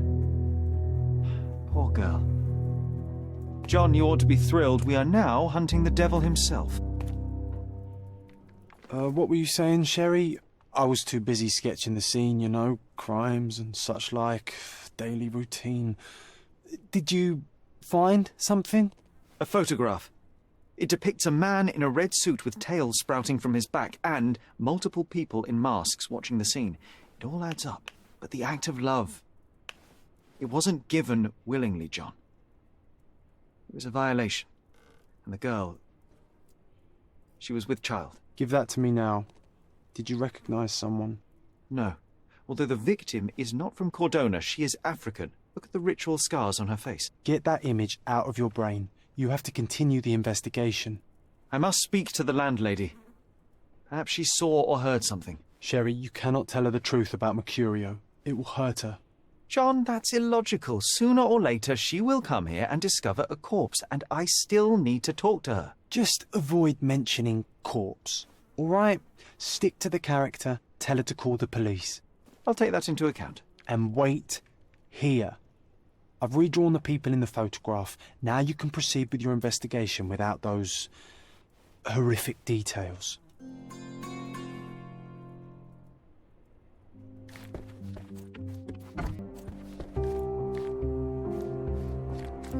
What's wrong, dear?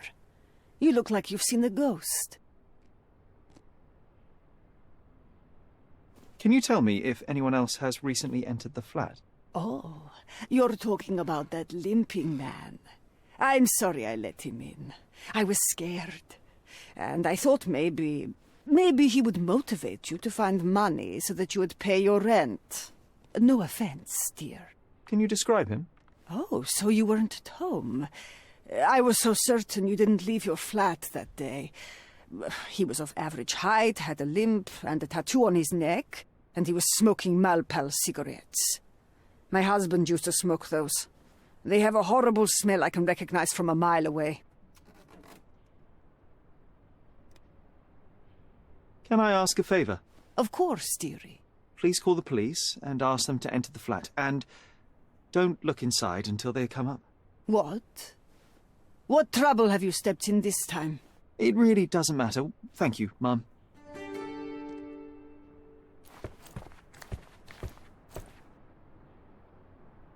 Phew, Sherry, that was close. But you did everything correctly. Now, take off your outfit. I can't let you walk around in a dead man's clothes.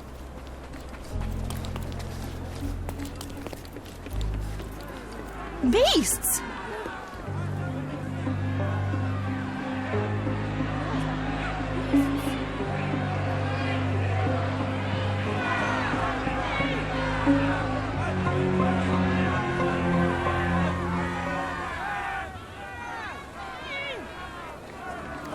Murderers!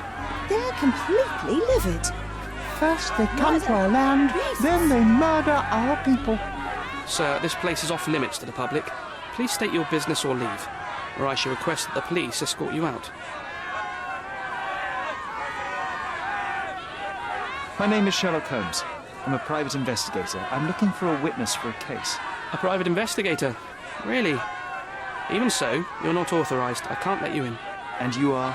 I'm Ronald Harlow, here to handle the refugee situation on behalf of City Hall. I'm the acting supervisor here, so I have full authority here to ask you to leave, or I shall order the police to detain you for trying to pass the blockade. Please, step back.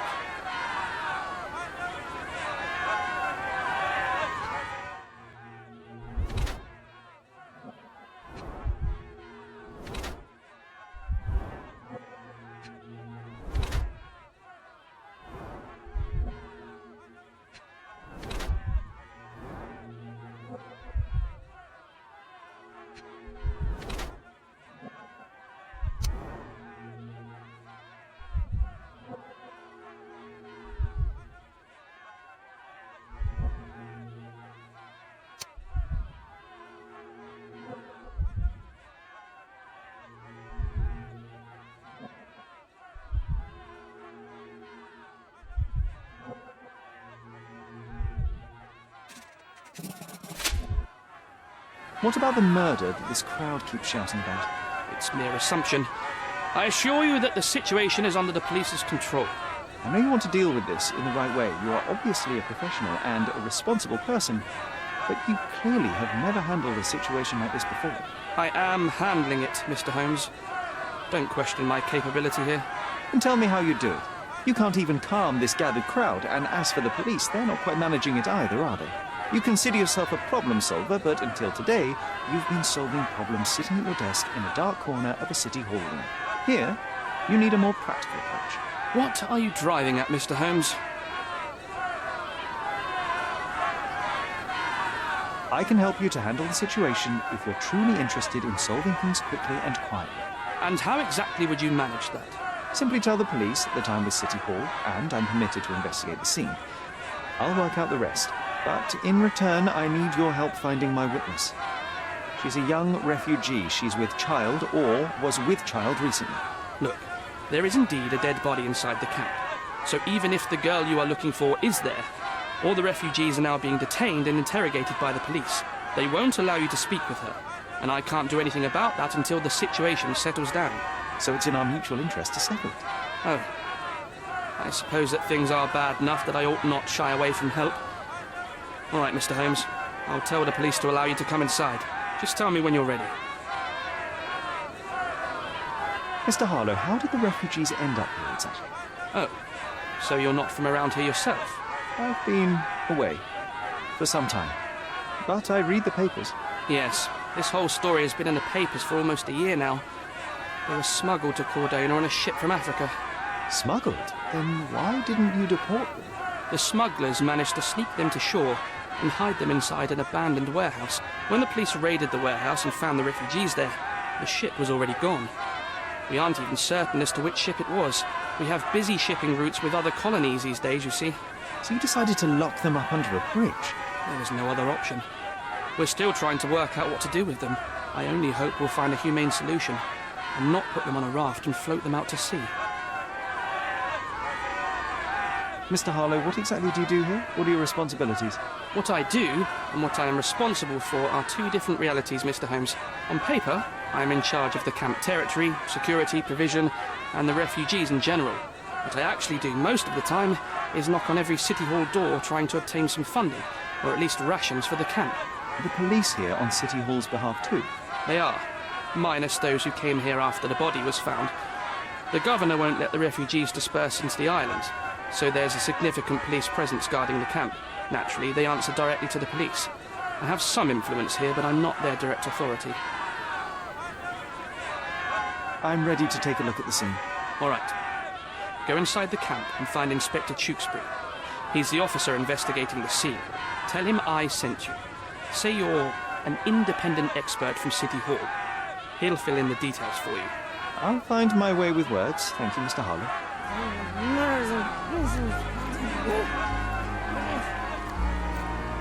So they keep these refugees under a bridge like proverbial trolls. No wonder the people outside are so disturbed.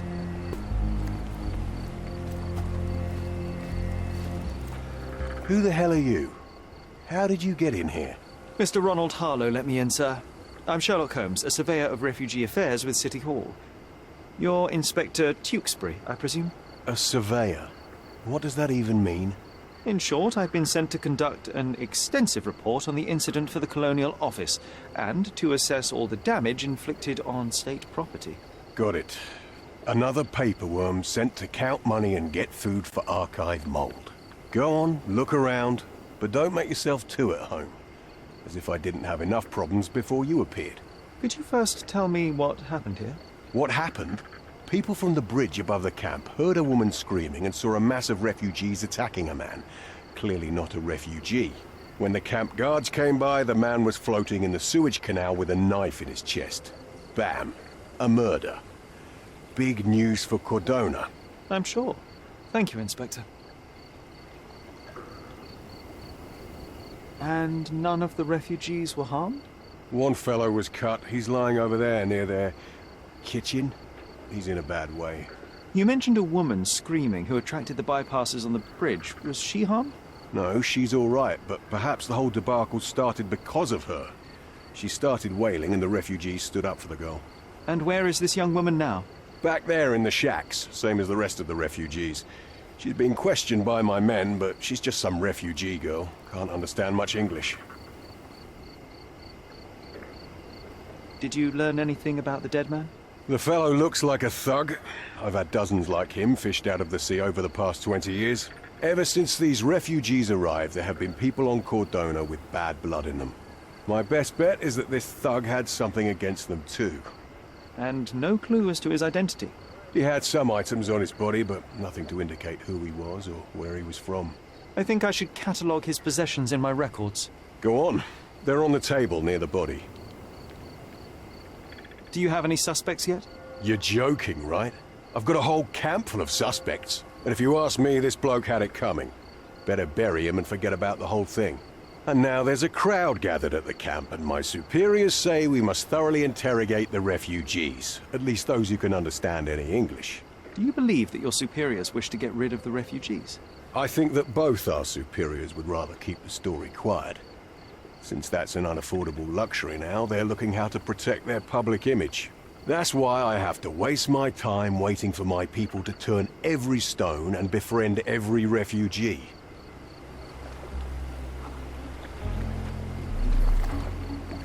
Here we go again. Number of hours on Cordona before stumbling upon another dead body. Clearly a left handprint here.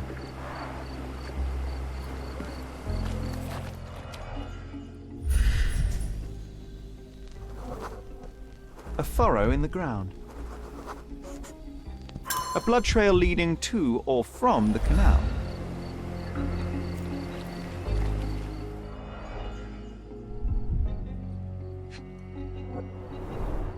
Someone bled profusely here.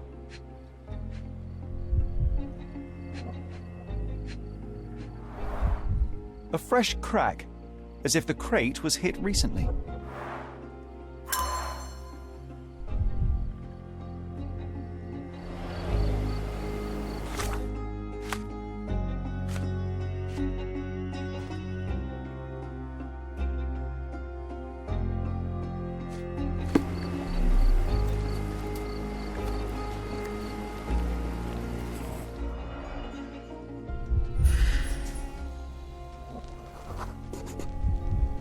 Police boots.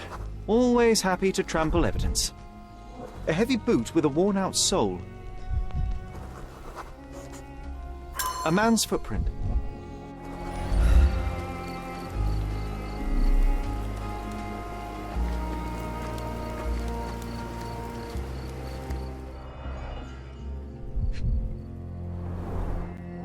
£1,000. A fair sum, especially considering British currency isn't very common in Cordona. Malpal, soaked with salt water. A simple leather sheath. Perfect for a dirk.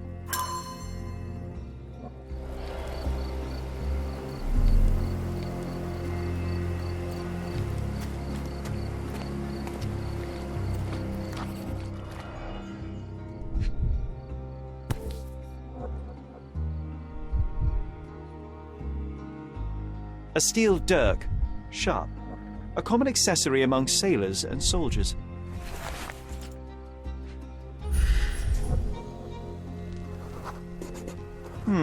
Coal dust under the nails. I don't see much coal around here.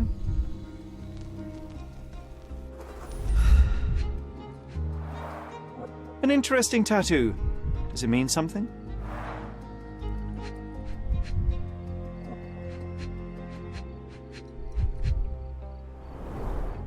I'd say the blade penetrated upward, however the wound is too messy to be certain.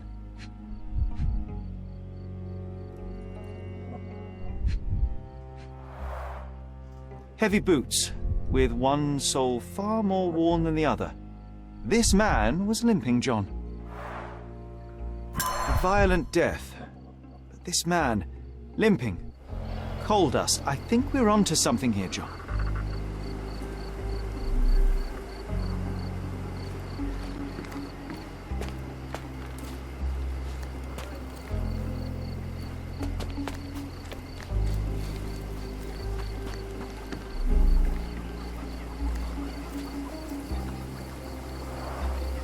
Carnelian agate beads, a traditional African adornment.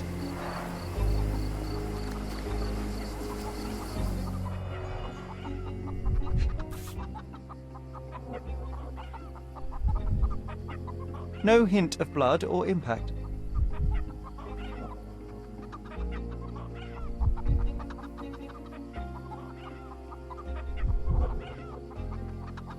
It might have been used as an improvised weapon. The blood sprayed off the blade after the strike.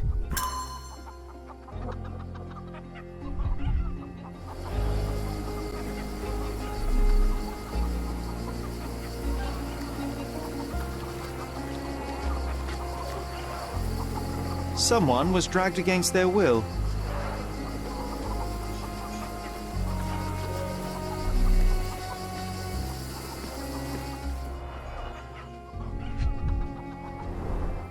The cut is deep, potentially serious if not treated immediately.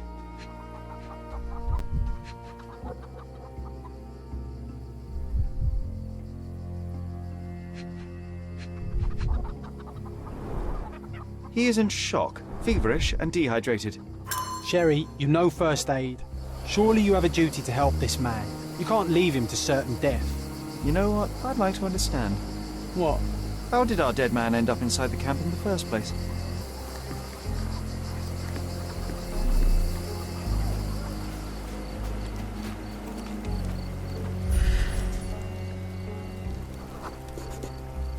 I'll use it to create a solution.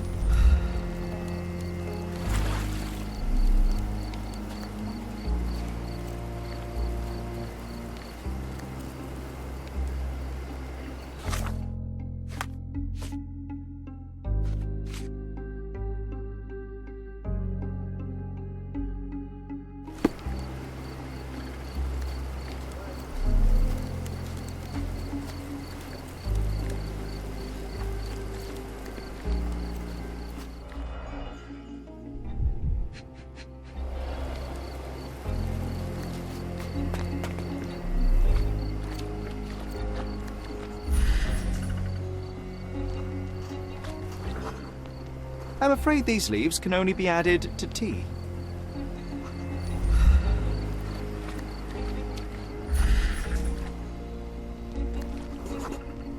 I can use this to stop the infection from spreading.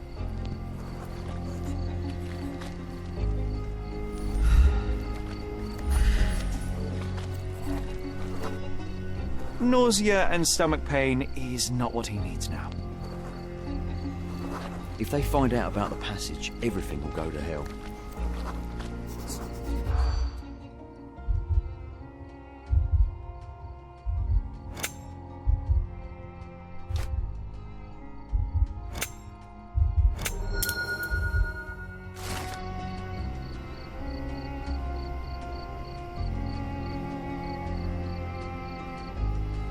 Nobody will know anything if you keep your bloody mouth shut.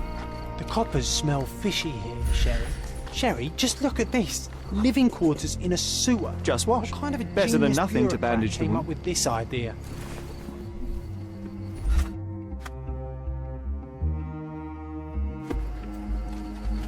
I've placed all the ingredients now to prepare the first aid solution.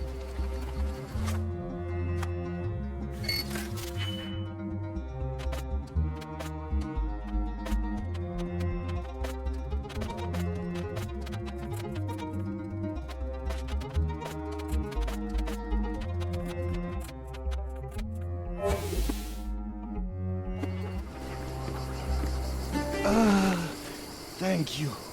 This should make you feel better, my friend. Now remain lying down and drink as much water as you can. Well done, Sherry. At least he won't die from the infection.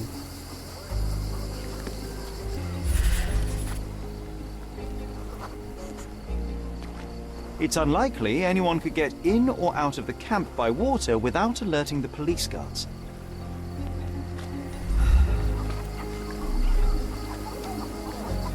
The refugees have been detained and will not leave until all the circumstances are clarified.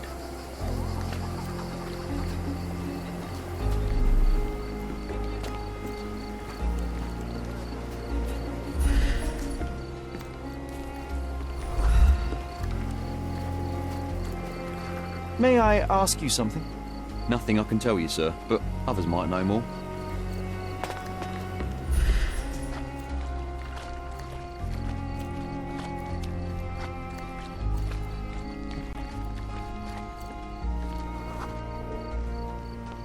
Sealed shut. I doubt our man could get through these grates.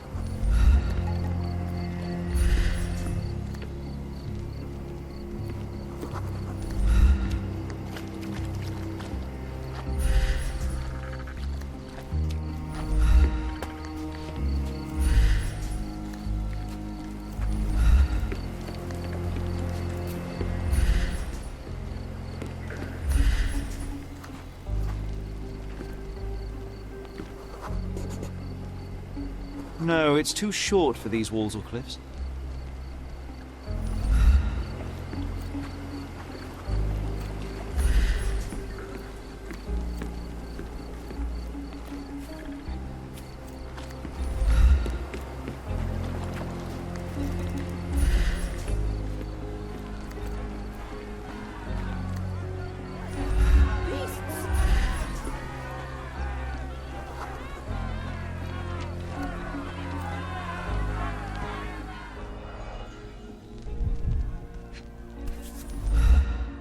A single Malpal butt.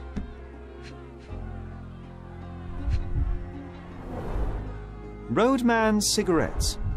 A brand highly regarded by law enforcement officers. So there wasn't any sophisticated infiltration plan. The good old police just let the man into the camp. Now we have everything we need to get the full picture of what happened at the camp.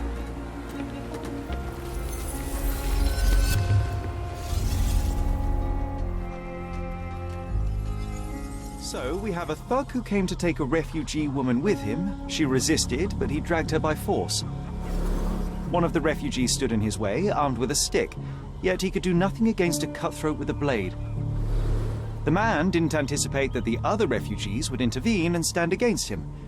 In the confusion, the woman managed to break free. The thug took fright and fled.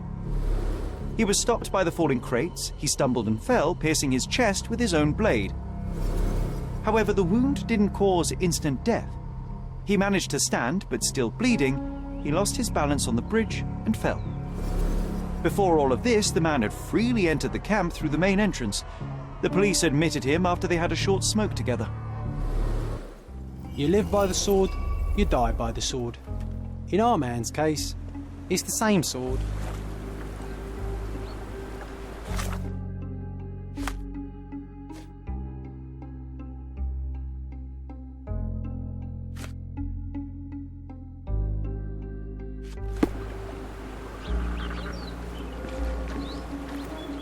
You still here?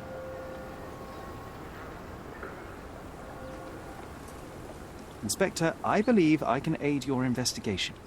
I know who the dead man is and what really happened here. You do? Well, good for you. But I'm afraid I'm not the one you need to share your findings with. Speak to Mr. Harlow here. He's the one responsible for settling things in the camp.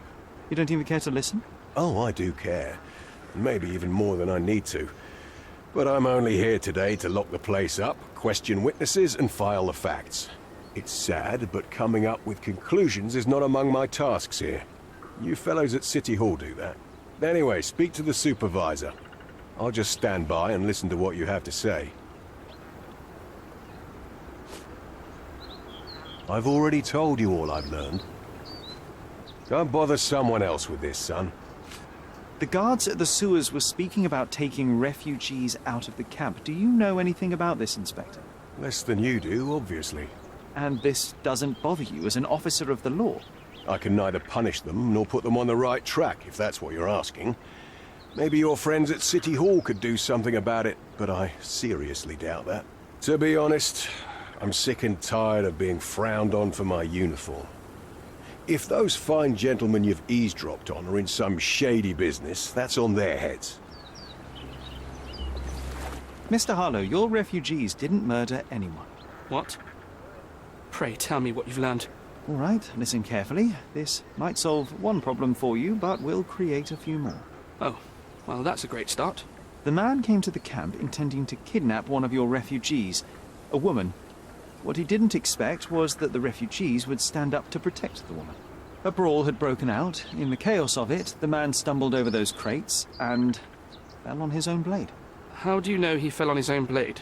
The wound in his chest was inflicted from an unusual angle. It was not an offensive stab, shall we say. The refugees didn't touch him.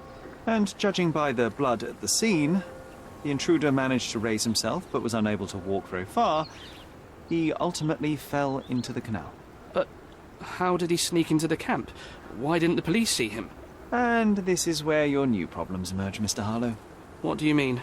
You're not a dull-witted man. You know what I mean. There is no feasible way to get into the camp without the police guards knowing of it. The pile of mess I had to sort out has just become bigger, but somehow that doesn't surprise me. Anyway, I thank you for your help, Mr. Holmes. I'll take it from here. Meanwhile, I'll make sure the police aren't detaining the refugees any longer. You can go back in and look for your witness.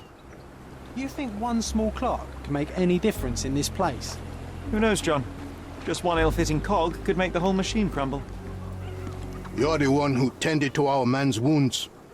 I thank you greatly. The police didn't allow us to help him. The police will leave you alone now. I've proven to them that the man who came into the camp died due to his own foolishness. Thank you for standing up for us. But nobody would help us without a reason. You're here because you want something. Yes, I do. I need to speak with the girl drawn here. The dead man came for her too. He wanted to take the girl away, but we won't allow her to be hurt again. What do you want from Nayla? Nayla. She was hurt some time ago. I'm here to find the people who did this and bring them to justice. And to find them, I need Nayla's help. Will you let me speak to her? Justice. There's no justice on this land. But you helped us, so maybe your words are not empty. You can speak to Nayla, if she wants it. But I will be watching you. Hello, Nayla?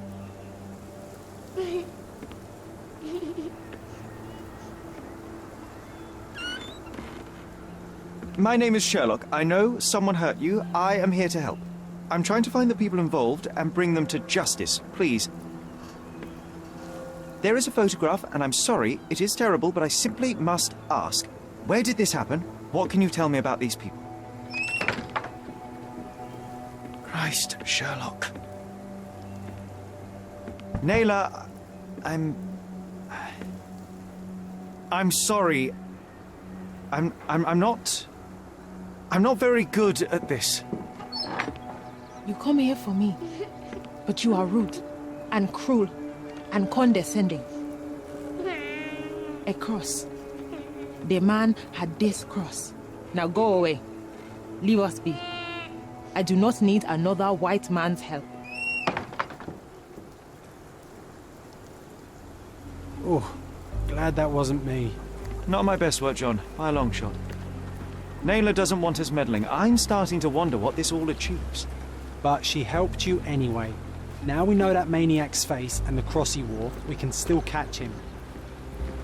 You still here?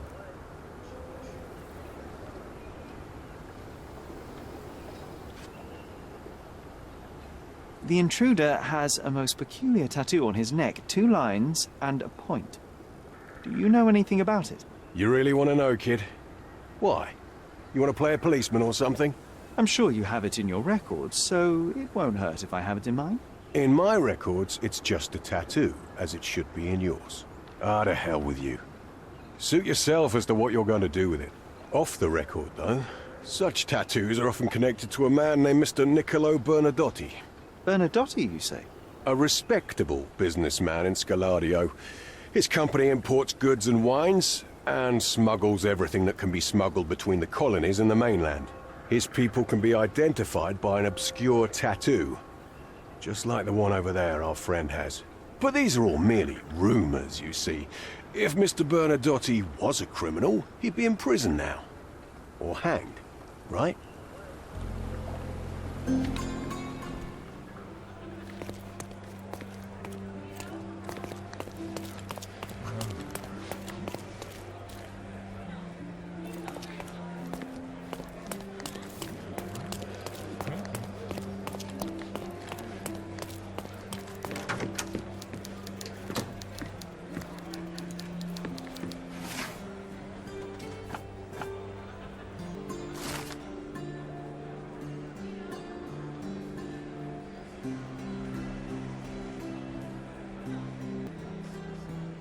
What a lovely man this Bernadotti is, eh, Sherry?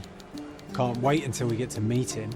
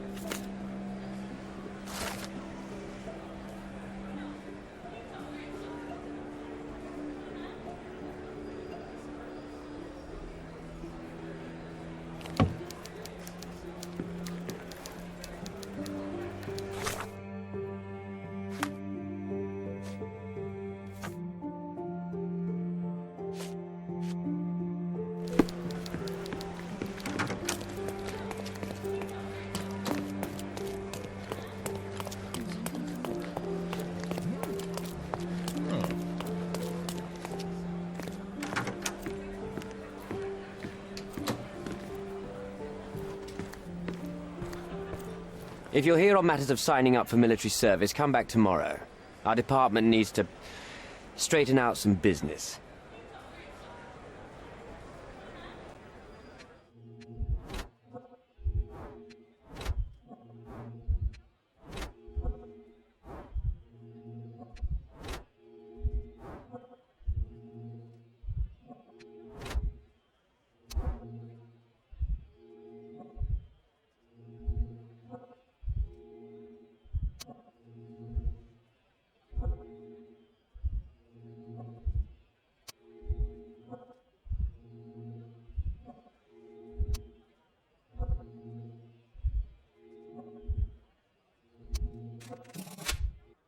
Why are you staring at me like I'm a Madame Tussauds figure?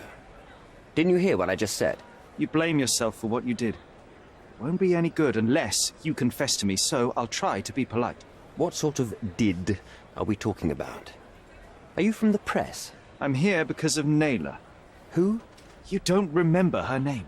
Lad, if you won't tell me where you came, I'll call for someone here to sort you out, if you get my meaning.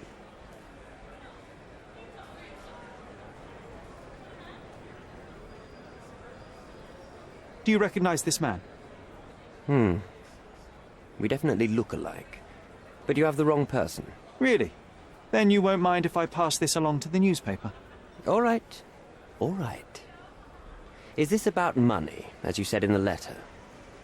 What kind of sum are we talking about? I've never written a single word to you. Bribery, not my style. So, that letter, it wasn't from you? Well, it appears that more and more people in the city are finding out about your despicable hobby, doesn't it? You're in the clutches of justice, and very soon they will squeeze you. It's in your best interest to cooperate.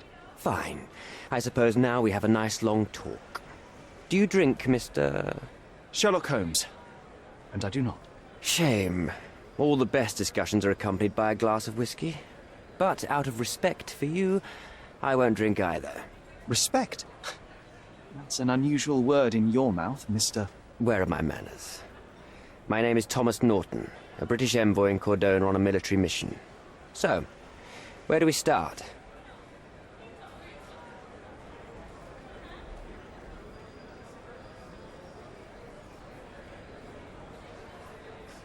You mentioned blackmail. Tell me about it. All right. A couple of days ago, I received an anonymous letter. It said that in the art gallery at Caravansary there exists a painting that incriminates me. The blackmailer made it clear that if there is a painting, then a photograph exists too. And I should be wary of what it might do to my reputation. What does the blackmailer want from you? Money, of course. What else do such people want? Needless to say, I don't remember anyone taking photographs at the party. Up until the last moment, I hoped he was bluffing. But he wasn't, as you've just proven to me. Show me the letter. I burnt it as soon as I read it. I've left enough evidence. There's no need for any more. So, let's return to the beginning. What happened at the party? I vaguely remember that night. As usual at such parties, you meet people, you talk with them, they invite you to spend some time alone with them. What can I say? I got myself mixed up with the wrong company, and somebody must have mixed some psychoactive substance in my drink. After that, it's all blurry. I completely lost my sanity. I made a terrible mistake which I regret deeply. You don't say. Do refugee girls often appear on the menu at those types of parties? It's rather rare. So you didn't attend the party to engage in an exotic experience involving a vulnerable woman unable to accuse you of assault? I would never have planned such a terrible thing. What happened was just bad circumstance.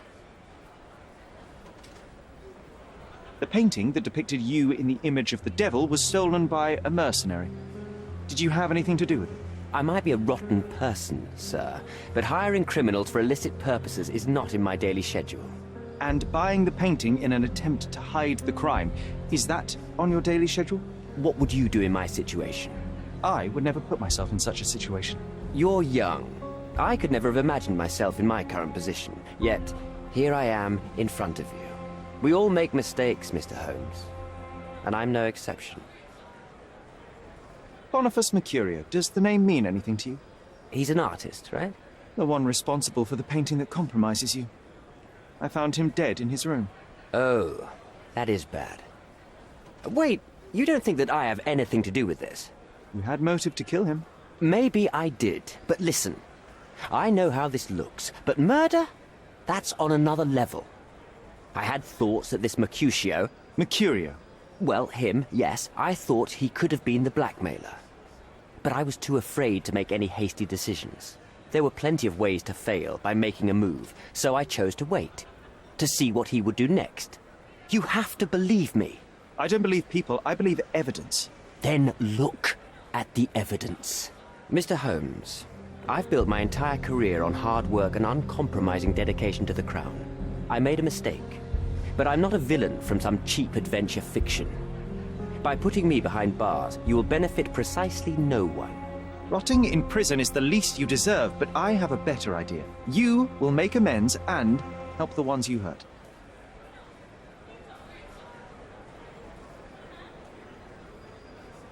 Use your connections to help patriate the refugees, find them decent homes, give them jobs. There must be a meaning to your position and my decision. Yes, all right, I can do that. So, will you give me the photograph now? That's not all.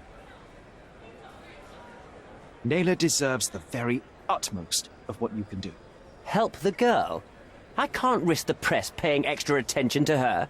I will do anything except that. I need to think this all through. Don't do anything foolish in the meantime. What makes you think you can decide what's best for these people? Such is the arrogance of British imperialism. I take your point.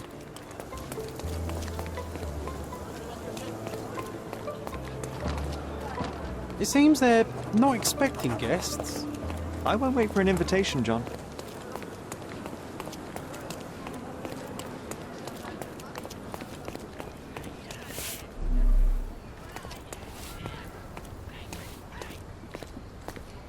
This earthenware came a long way from the Staffordshire potteries.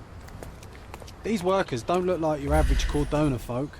They're refugees from the camp.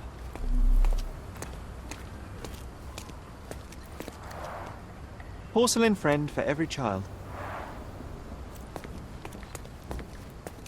Can I ask you a question?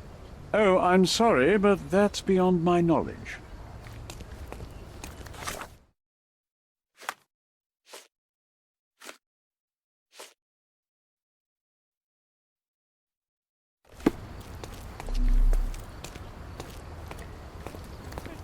Shipped from Cape Town. The wine route from colony to colonies.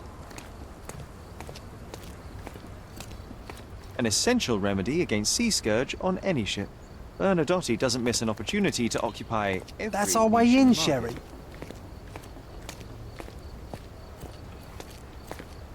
Hey, yo. This is private property. You lost something.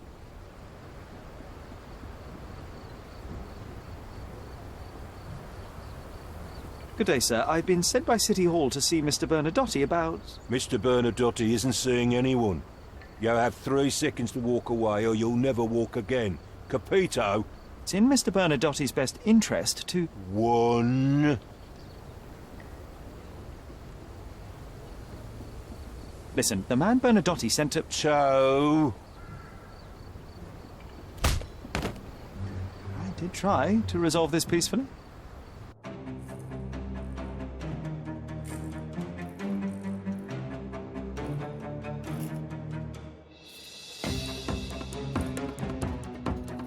I'm coming for you.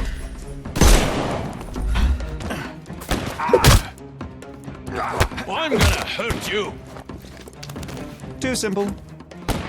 I'm coming for you. I'm coming. Oh. No more crime for you until next month.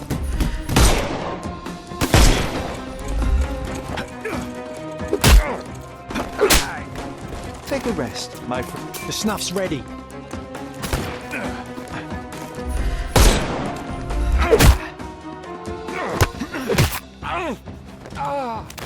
Too simple. Give him the pepper snuff.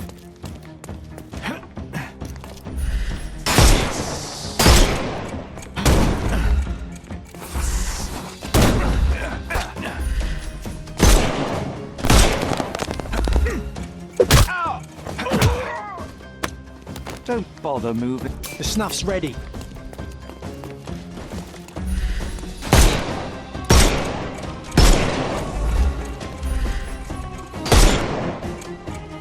Time to knock this guy out.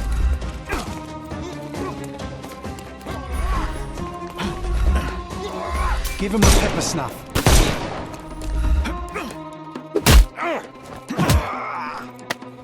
No more crime for you. The snuff's ready.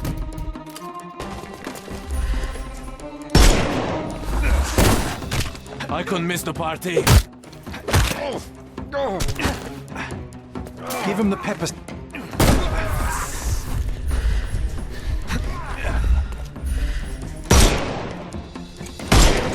You can overcome the brute now. Take this!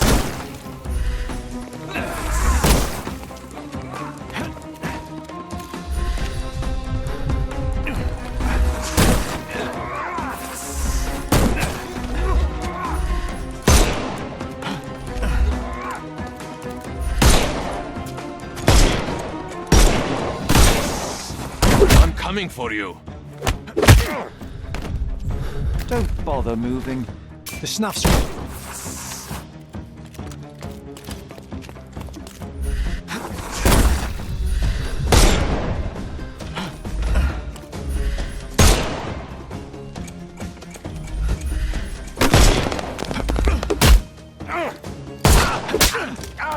Take a rest, my friend. Give him the pepper snuff.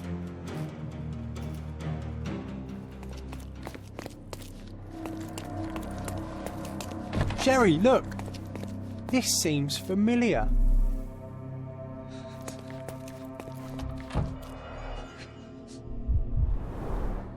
Let's see what's hidden there.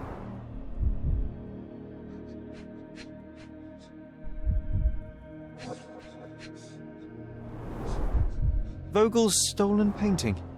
Isn't it curious how it developed into a much more interesting case?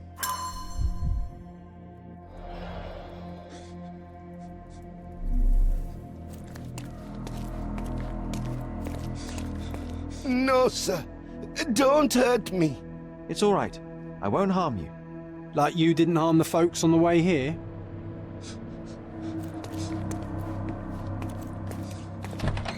Don't come any closer. One step and I'll shred you to pieces.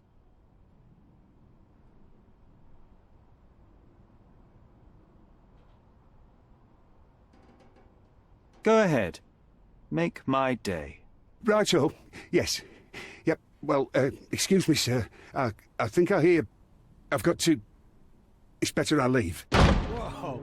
Oh, wow. That was as if somebody put my words in your mouth.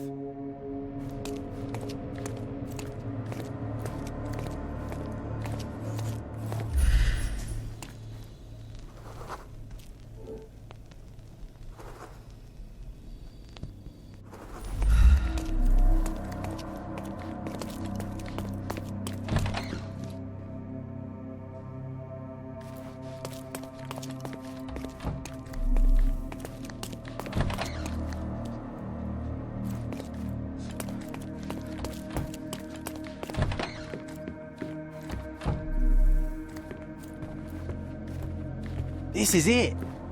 This is where all the magic happens. Please don't shoot me. I have a family. Spare me.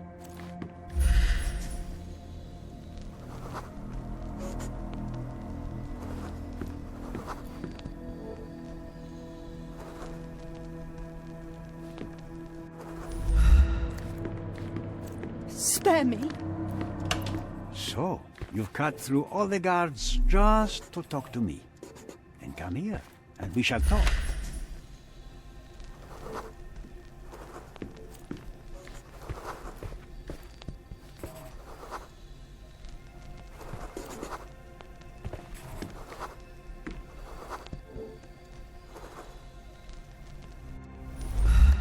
Whenever you're ready.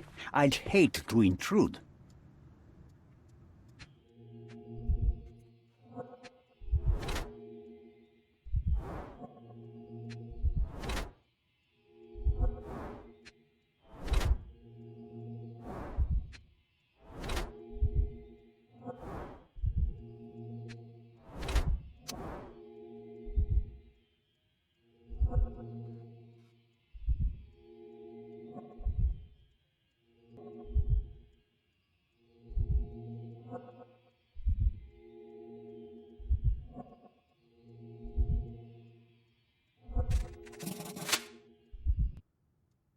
Bad news.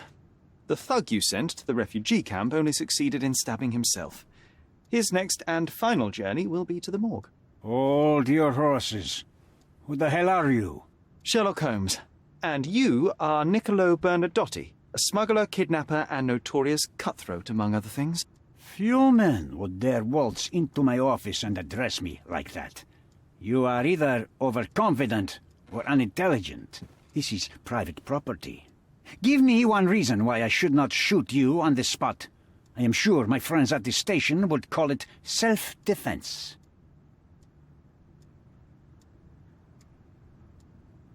Mr. Bernadotti, do you know the name Boniface Mercurio? I do not. Mercurio was a local artist. Recently, a man broke into his apartment, ransacked the place, and killed him. The thief was looking for something. You are testing my patience, boy. In a moment, the connection will reveal itself. As I said, your man was found dead in the refugee camp. He was there to kidnap a woman, but the other refugees intervened to try and save her. The ensuing scuffle resulted in the man's accidental suicide. He sported the same tattoo as your men in this building. In fact, it also bears a resemblance to the one on your neck. Care to explain what business your man had with this woman? You have no idea what you are talking about. I can assure you this was no kidnapping. The refugees in the camp are on edge. What happened there is a tragic accident, one I am not responsible for. For what reason was your man there if not to abduct her? Why would I answer? You are yet to justify your presence in the slightest. I was hired, privately, to investigate the recent theft of a painting from an art gallery. My investigation led me to a man from your organization, and thus, to you, Mr. Bernadotte. That is quite a stretch. Why would I need to steal a painting when I could buy anyone I wanted? Interestingly enough, I spotted the stolen painting in your storeroom. I buy and sell a lot of things, Mr. Holmes. Unfortunately, if this is true, it is not the first time I have been sold stolen merchandise. I presume you were hired by the owner of the gallery. Tell them to contact me, and we'll sort out the situation. So, this painting is why you broke into my office. So many words, so little action. When you barged into my office, Mr. Holmes, I got the impression you wanted to talk business. Now I see you had come just to talk. Tell me exactly what you want, or get out. It was necessary groundwork for what comes next. I have enough evidence to conclude that the gallery thief, the artist's killer, and the dead man in the camp are all the same person. Your time is almost up, Mr. Holmes. Before you draw your gun, there is one final detail I am yet to mention. The young woman your man was tasked to collect from the refugee camp had been defiled at a perverse masquerade party. That violation was captured in a photograph by Boniface Mercurio and used as a reference for his painting. The photo shows the attacker's face. Finally. That's why you're here, Mr. Holmes. You have the photograph. It is what your man was after when he broke into Mercurio's apartment, and it is what you're after too, isn't it, Mr. Bernadotte? You have the photograph with you? How much do you want for it? I am not naive enough to carry it with me, but I am yet to decide what I shall do with it. I know the man in the photo is a British envoy. What interest do you have in his downfall? I must admit, I am rather impressed by how comprehensively you have pursued this matter. And so, you deserve the honest answer. My business dealings are often arduous in their bureaucracy. A man in his position, willing to look the other way, could ease my work significantly. In return, I will make sure no one looks his way either. A favor for a favor. Also known as blackmail, the modus operandi of any true professional. It was not originally my idea. Mercurio set things in motion, extorting the envoy for the most trivial of ends. Money. In response, the envoy hired my man to retrieve the painting and the photograph, eliminating Mercurio's leverage. I only learned the whole story after the artist was killed in his home. And rather than extricate yourself, instead you took over Mercurio's venture. It fell into my lap. As a businessman, I simply seized the opportunity. Now, how much do you want for the image?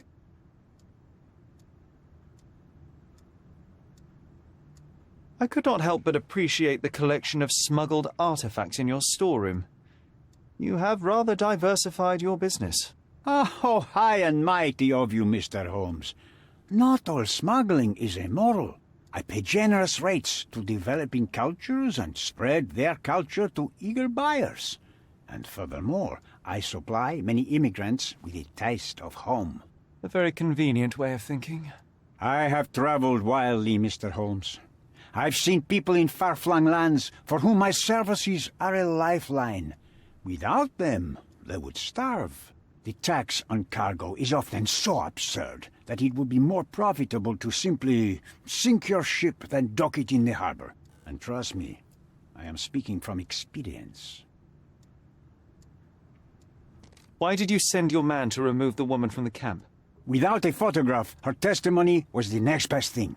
Securing her was in everyone's interest. Victims and witnesses all too often disappear. I thought the girl was safer with us. I did not anticipate what would happen at the camp. I saw refugees from the camp at your warehouse. They work for you. I have made certain arrangements with City Hall and the police. Thanks to me, refugees can work and be paid. It's a pathway to freedom. And how much do you save by capitalizing on their cheap labor? I have heard no complaints. They seem happy just to get out of that slum. Why should I give you the photograph? Just name your price. What if my price were not money? You claim to have connections, Mr. Bernadotte. Perhaps you could improve conditions for the refugees. Give them a chance for a better life. Ha! I do have connections, Mr. Holmes, but help the whole camp? You are asking too much. I could, however, make arrangements for one person. The woman who was violated will have her own home outside the camp, solely for her and her child. She will no longer be a refugee, but a princess. That I can guarantee. Is that really possible? It will be neither fast nor easy, but I can do it. She deserves it, don't you agree? And as for her abuser, he will serve me, as much as he deserves. So in your plan, everybody will be given their due. Especially you, Mr. Bernadotte. Seems like a fair deal, no? I doubt anyone could offer you better. Simply give me the photograph, and the world becomes a better place. I give you my word.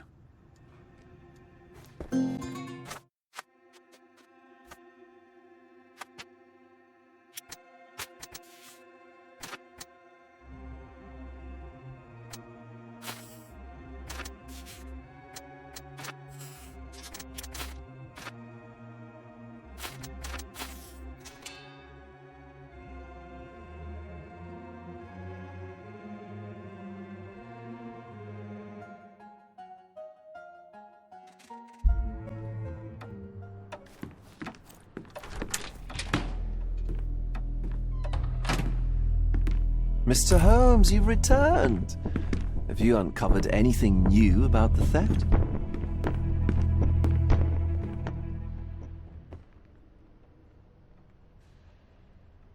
I've brought news, but not all of it will please you. Fill me in, Mr. Holmes. I won't shoot the messenger.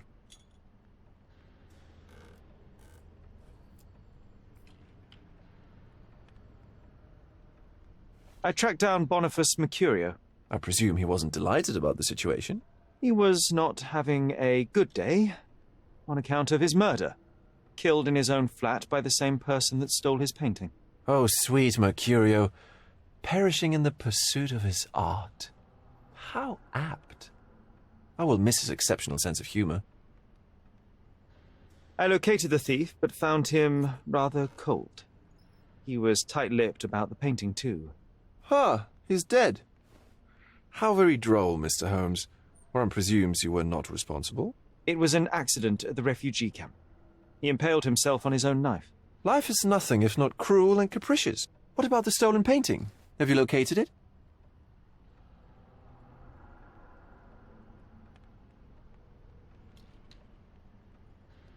I found the painting, but I could not retrieve it. Well then, where is it? In Bernadotte's office. Bernadotte? That shady businessman? Why would he steal it from me? I'm afraid you'll have to ask him yourself. I take it you found something more then. I found the source of Mercurio's artistic inspiration. A photograph. What troubled me was that the sexual act captured was non-consensual. She was violated? Dear God, how despicable. Her abuser was in fact the British envoy. Mercurio took a picture of him committing the atrocity and then used it as artistic inspiration.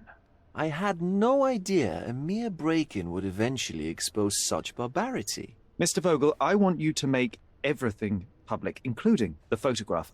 I'm sure you have a connection at the Cordona Chronicle. Ah, Mr. Holmes, Loyal to your own truth till the end. Yes, I'm acquainted with the staff of the Chronicle. The story is sensational, and will surely draw attention to the gallery. But you must be aware that exposing the scandal will further hurt the victim. Does that not bother you?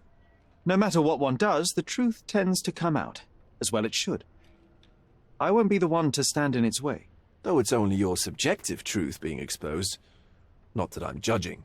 It's perfectly reasonable for everyone to have their own views. When you called me, you knew exactly what you would get. Oh, but I'm not like you, Mr. Holmes. I cannot be sure of anything. Regardless, I must thank you, for art's sake. Well, now that we've resolved all of our outstanding matters, I have a gift for you. I took the liberty of having it delivered to Stonewood Manor. I am told it belonged to your mother. And what exactly have you sent me? Frankly, I'm not sure how to answer that. I trust you'll know. Previously, you mentioned there may have been more to my mother's passing than consumption. It appears you were right. Oh, dear. I'd hoped to be wrong. She was unstable, mentally unwell. She required sustained, specialized treatment, but her madness persisted. I knew that Violet had disappeared from the public eye, but had no idea of her suffering. I cannot imagine what you're feeling. I'm fine. Thank you, Mr. Vogel. I am curious to see what you have procured.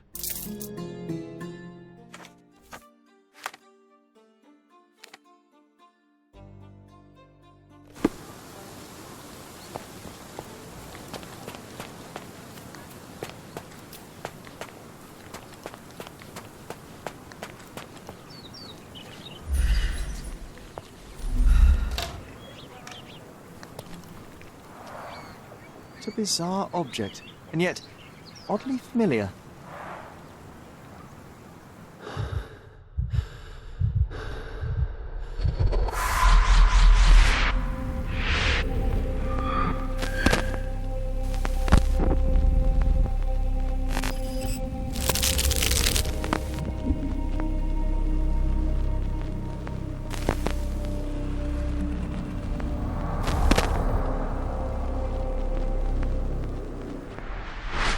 Did you just remember something? Yes. A room full of curiosities and artifacts. I think I can find it in the manor. Sherlock. So, you continue to pursue the imaginary. I had hoped you might have got all this out of your system by now. Mycroft, what are you doing here? Get out of my house. It's my house, actually. I've come to bring you back. I have no interest in returning, let alone with you.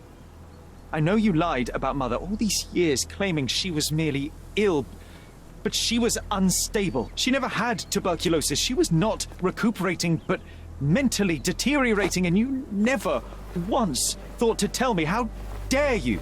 I shall not indulge this petulant tantrum. You can just tire yourself out and then slink back to London with your tail between your legs. Just tell me everything. I'm an adult now. Show me the basic courtesy of an explanation. You know I will find out eventually. The goal was stability, and that's what you got. The right thing for everyone was to try and move on from her passing. The consequences of one's actions determines what is right or wrong. Yes, exactly. The ends justify the means. After leaving Cordona, Sherlock, you had a normal childhood. In London, I was able to support you, guide you, shape you into a fine and productive young man. You have so much potential, so much to offer society. But that's not the end. Now I found the truth, and it has shattered everything I knew about her, about you, and about myself. I feel unstable because of you. Your actions were not justified. Lying never is. Oh, grow up, Sherlock. It was a white lie which has as much use in the realm of the interpersonal as the international. It is time you come to accept that some things are bigger than yourself. Oh, you are full of it. You like to pretend you care about the big picture, but it's just an ego trip. You like knowing more than others. You like greasing palms and rubbing shoulders with the rich and powerful. You like having eyes and ears everywhere. The fact it helps the nation is incidental, because all you care about is yourself. It's true. I have agents everywhere, including Cordona. If you weren't so damn stubborn, you'd realize that means I'm only here for you.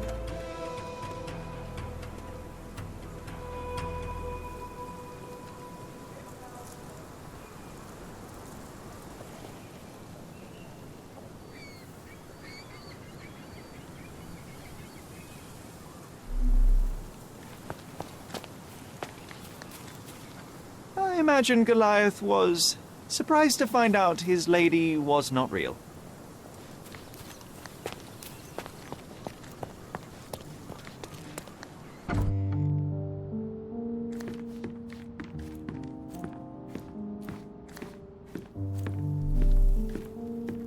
Another one. There must be something important behind it. I can feel it.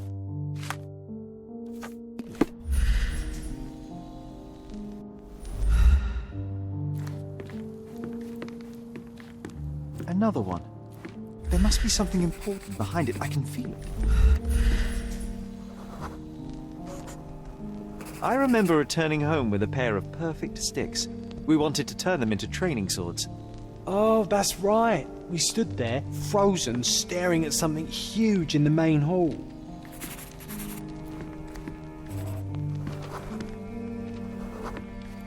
It was a giant aquarium with a living mermaid in it. Impossible. It must have been something else.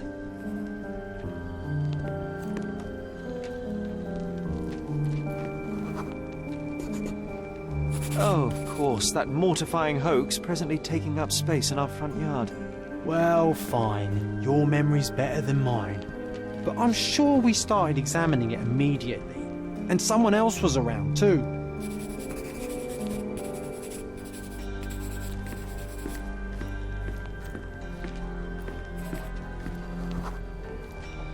It was my mother.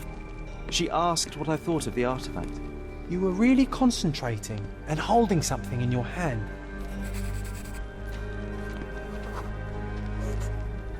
I inspected it with a magnifying glass and was able to confirm it was made of two different skeletons. The mermaid was a fake. And so it was time to smash the thing. Your mother took a hammer and... Slow down, John. That's not how it happened. I remember other people joined us.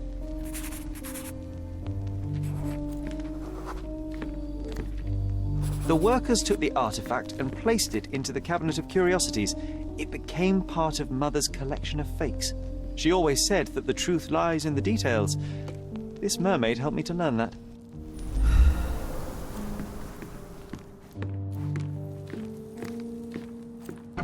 Ah yes, my mother's studio. She was an authenticator, and this was her Cabinet of Curiosities. I never saw the point. One of the most What does it matter ridiculous if some fakes I ever artifact saw. is real Its or owner not? insisted Still it was a polar exists. bear.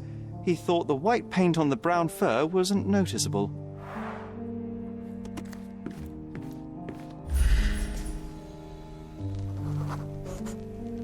I remember this cozy blanket.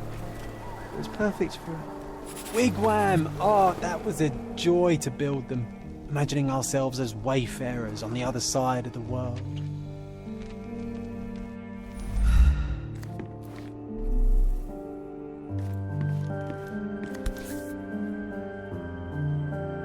Watkinson and Holman, Chapter 1, by Wallace Dioram. Oh, Mycroft. You always act so serious, but then reads tripe like this. John, if I remember correctly, you couldn't put this book down.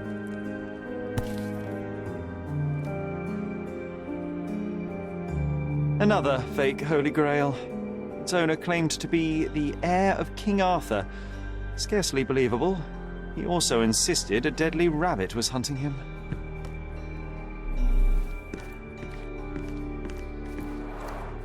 Mother said this was among the hunting trophies of a Scottish Viscount. So he tried to persuade everyone that his forest was inhabited by these beasts. It would have been thrilling if it were actually true. The full plate armour of Sir Robert Saunford. I was told my father won it in a wager. Armour is armour, but look at his sword. Oh, how badly I wanted to wield the blade. Maybe you take it instead of your pistol.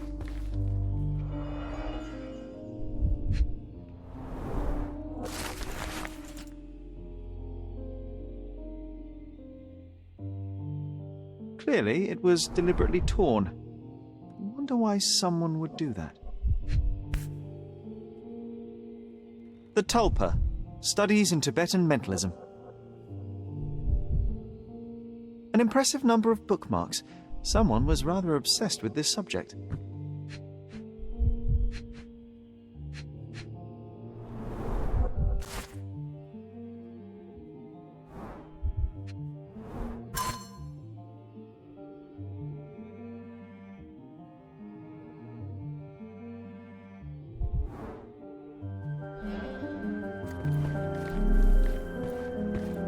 And this one was brought from a German museum.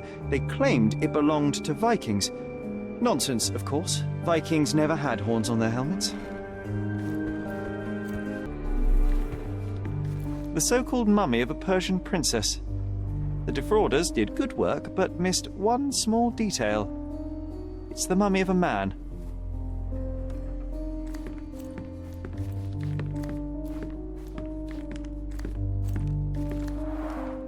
Look, it's Roger. This jolly old man's well preserved. Even looks refreshed. I doubt he drew much interest at the auction.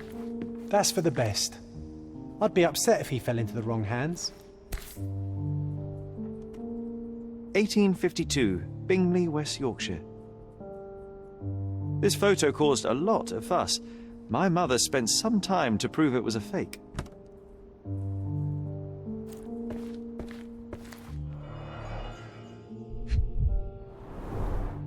So many calling cards. Mycroft liked to keep useful people at hand. Reliable and driven. I recognize Mycroft's handwriting. Officer Luciano J. Placido.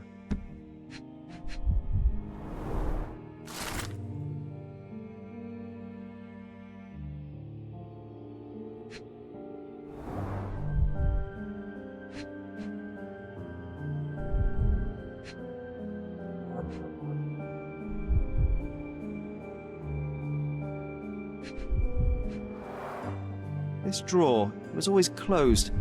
Only Mycroft knew how to open it. I remember we tried to break it open and spy on him, but alas, had no success. Maybe today's the day. Oh, Sherry.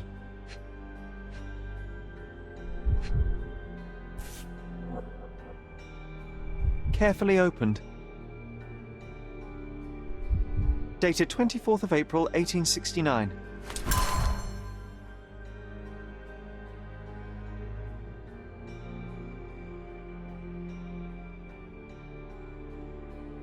I'm starting to remember something.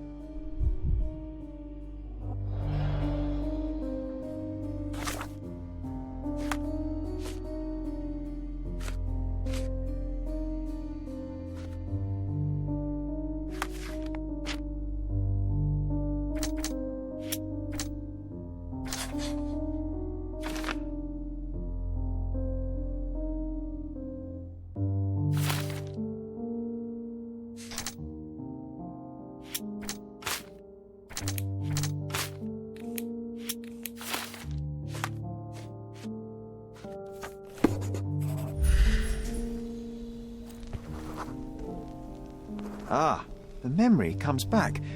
We snuck about watching him. He closed the drawer and went to the hall. We were like two shadows crawling behind him.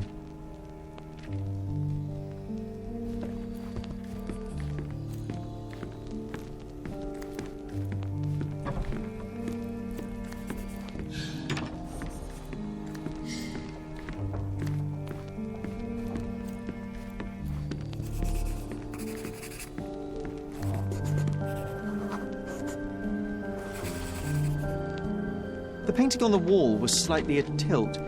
He stopped and straightened it.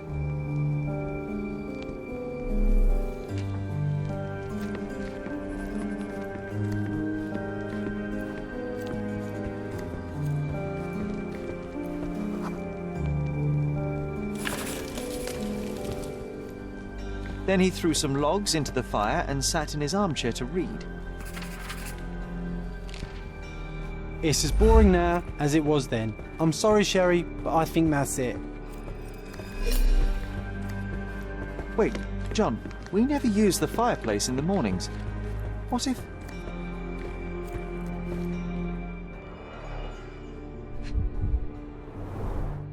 A bit of juniper in the fireplace created a soothing atmosphere. It's the little things, isn't it?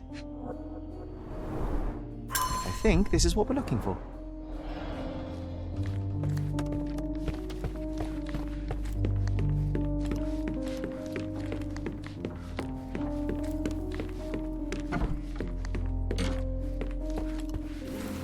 We made it. So what's there? Single malt whiskey, Mycroft's favourite. Gifted by Queen Victoria herself.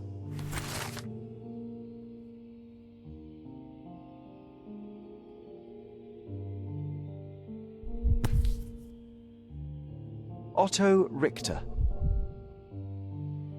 This one is rather thick. Mycroft can be truly dogged in his research.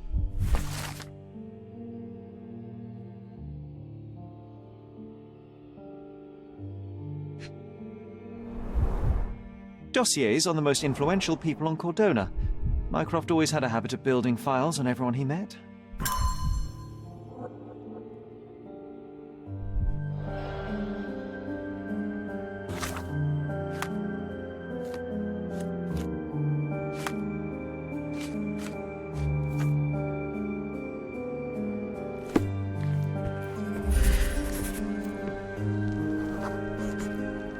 I used this ladder to look at the top shelf, right?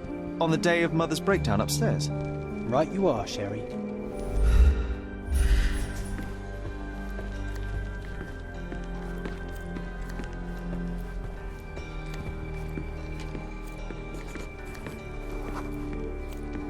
We heard a noise. I can't recall of exactly what. And we didn't have a great view from behind the statue.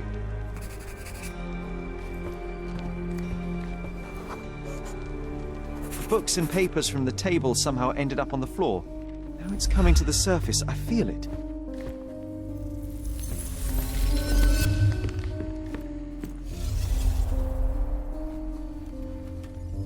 Come on, Sherry. Let's go outside. Wait. Did you hear that? Come here, Sherry. You call this progress? Charlatan, amateur. I'm not letting you anywhere near my mother again. So there was a quarrel between them.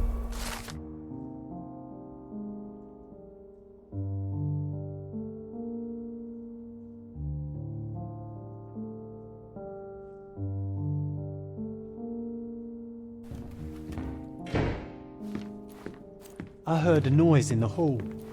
Let's check it out.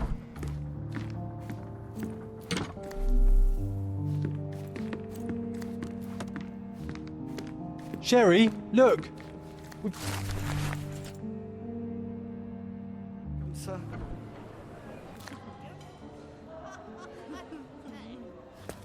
Enjoy the evening, sir. There is still plenty of time before the grand finale. All right.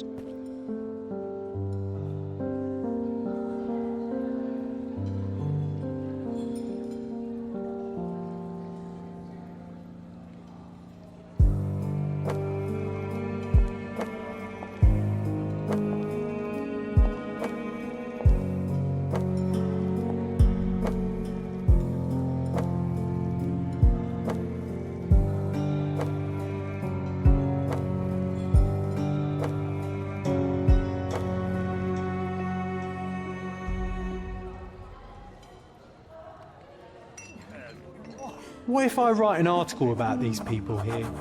Can you help me gather information about Cordona's elite?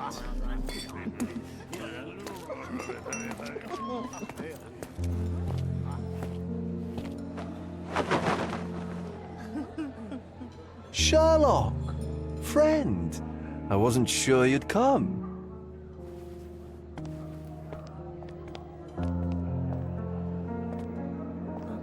Werner, I see you are not yourself. The more time you spend here in Cordona, the more I feel it my duty to bring you into our world and show you all we have to offer.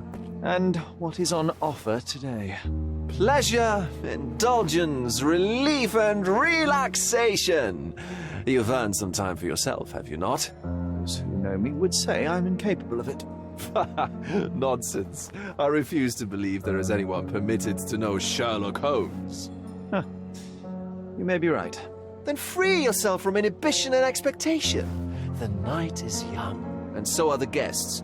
You should try to enjoy both. It's not healthy for handsome men to spend every night alone, and certainly not in a house filled with such melancholic memories. I must admit, my travels have proven more taxing than expected. I'm less confident in my life and myself. Time of relaxation seems a distant dream. So can I tempt you with a physical aid to your moral consolations? There's wine, of course, and something to smoke, or perhaps an artificial paradise? Yes, something more spiritual, a potentiator to sharpen the mind. A 7% solution of, well, that'd be telling, but you must try it.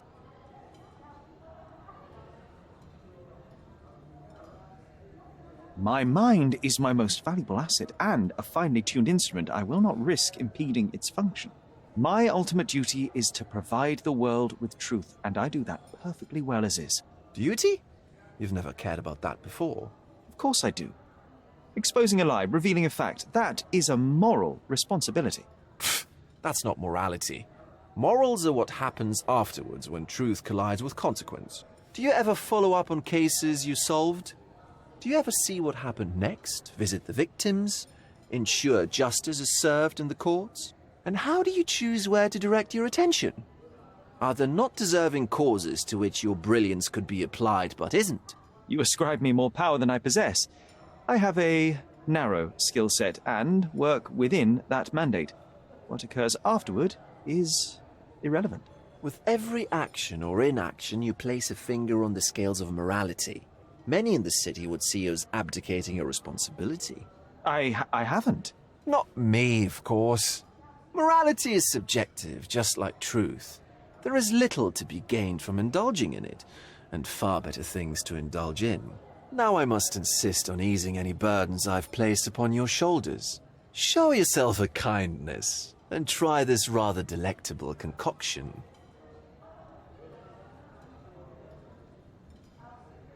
If this solution truly does assist with thinking, then perhaps it would be puerile to overlook an opportunity to study it.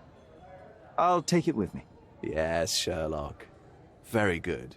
And now, our evening begins in earnest. I just remembered. I'm sorry, Sherlock. My mind's delightfully impaired. Please take this key. It opens the altar room, past the library. Pardon? Altar room? What now, Werner? Go quickly and find our Fabio. Only you can make him talk. I'll join you in a minute.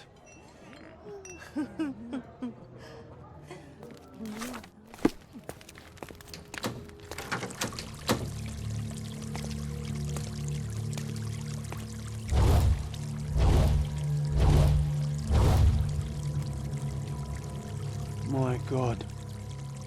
Was he here this whole time?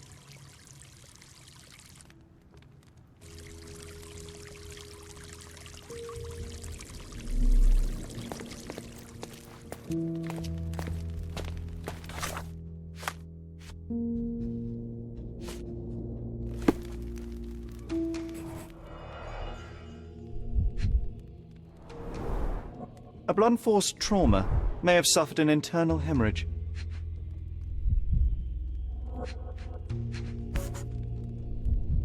This golden handle has a bloodstain on it. The dagger is heavy and sharp, but lacks balance. This worm-like sigil has been drawn with his own blood.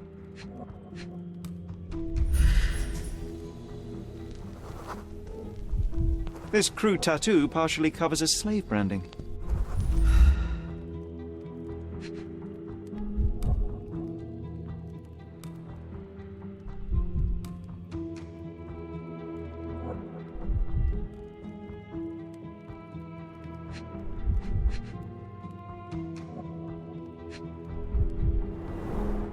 The wound is deep.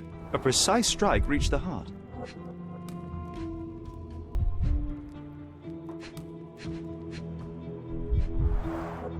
The victim has clenched the fabric so firmly in his fist that it's nigh impossible to remove it. He died right here.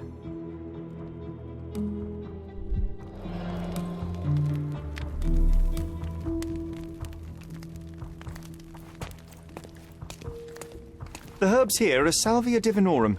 They have a slight hallucinogenic effect to emphasize the ceremony. This elaborate box must be for the ritual dagger. This oil has a slight aroma of flowers and olive. This oil has a slight aroma. The ointment smells mouse-like. I presume it is an aphrodisiac prepared from a Spanish fly.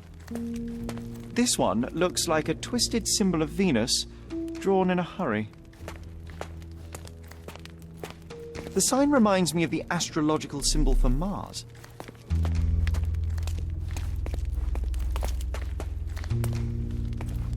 Werner, care to explain what is going on here? On nights like these, it's not unusual for some attendees to get a little exuberant. It's part of the appeal.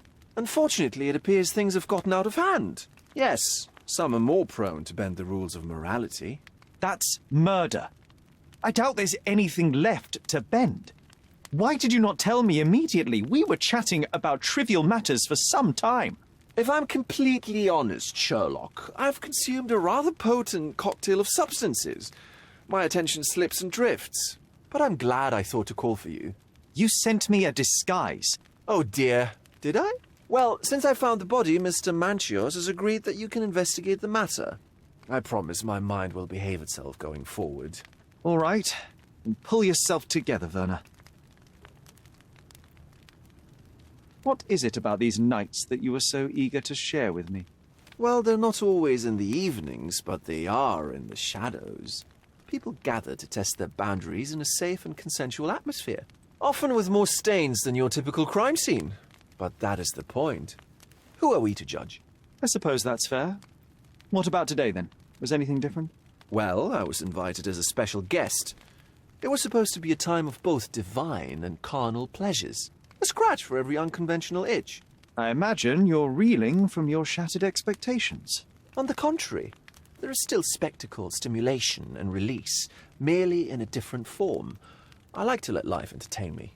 Or death. Mr. Manchios is the owner of the manor, yes? And the host of Cordona's most memorable parties. He promises even the ugliest guest a partner for the night. And for the ones with more unconventional tastes, Mr. Manchios provides other services. What a caring person. You cannot begin to imagine. How did you discover the body? In between guzzles of alcohol? I was set to perform in a fecundity rite with Fabio and came to inquire further. It was a staged ritual where he was to play the principle of life. And the rehearsal was unsuccessful? Who knows? I found him alone on the altar, his blood dripping to the floor. And then? Then I called Mr. Manchios. He was panicking, so I told him about you. We left the room and locked the door. Then we were... filling time? Waiting for you was stressful. We indulged in some simple comforts. Overindulged, perhaps. Were you well acquainted with Fabio, the victim?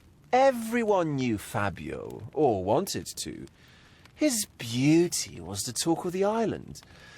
Too handsome to go unnoticed. He was magnetic.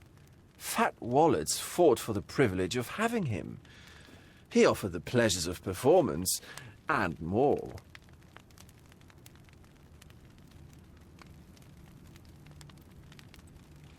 What about the fertility ritual? There was something about Fabio being a principle of life. Fabio was supposed to portray the beauty of life's origin. Flowers, oil...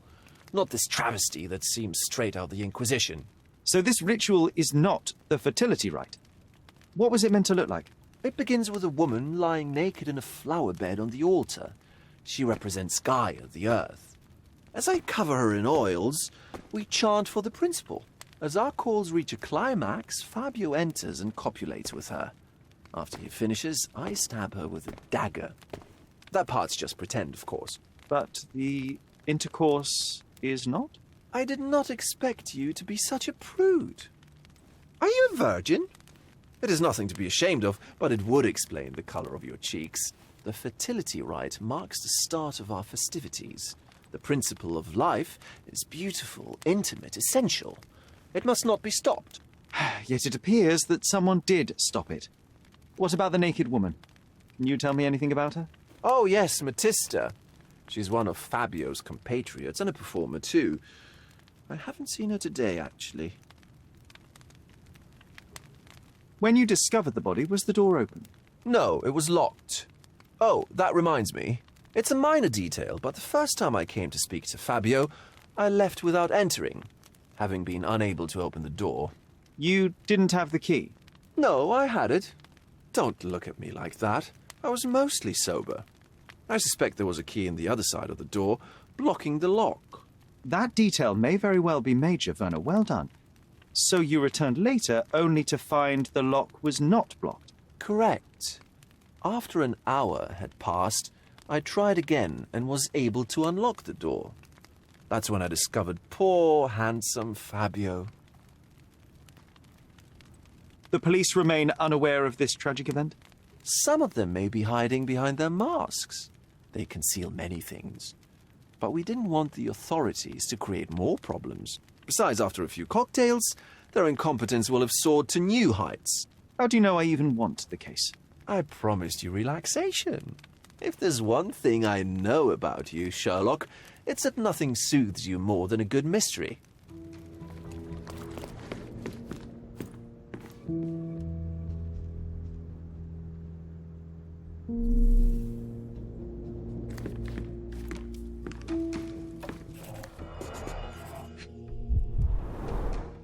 Enough cigars to burn down the entire mansion.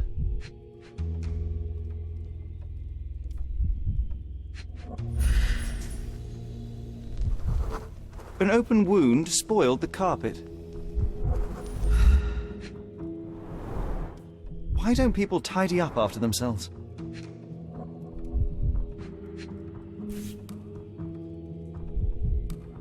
Blood.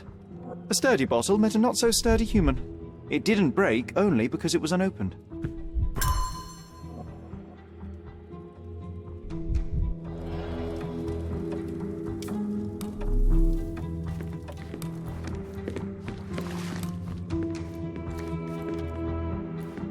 What about a quick pillow fight?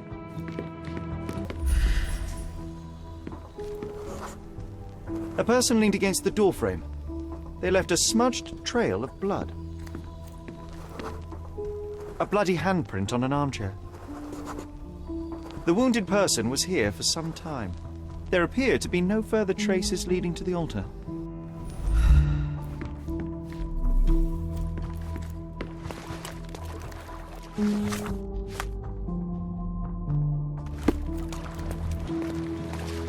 You've got a lot to do, Sherlock.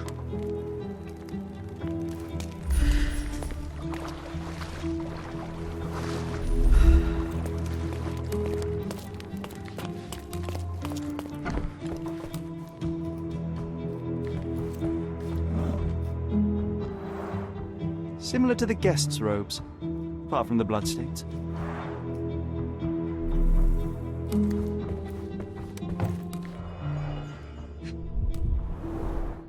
Handcrafted and luxurious cufflinks. There's also a note. For my Fabio, Manchos. The key is similar to the one that Vogel gave me.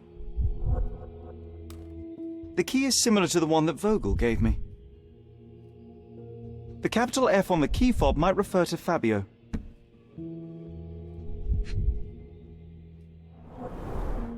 Would you recognise me in one of these? I suppose not.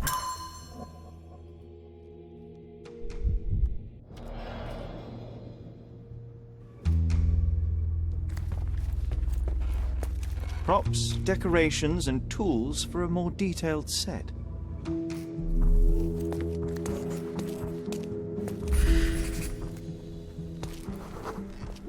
Identical to the robes the guests are wearing.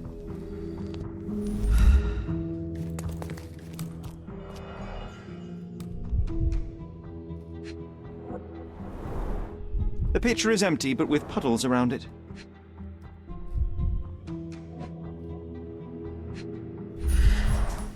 Blood clots are adhered to the sides of the drain.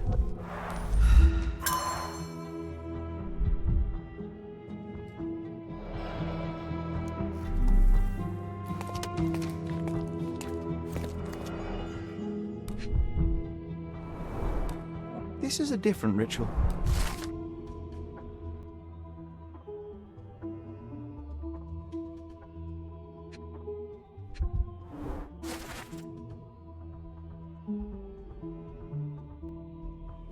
How can anyone accept such behaviour? A useful tool for a disguise arsenal. So, Sherry, do you have any ideas about the case? Perhaps. I think I can deduce what happened here.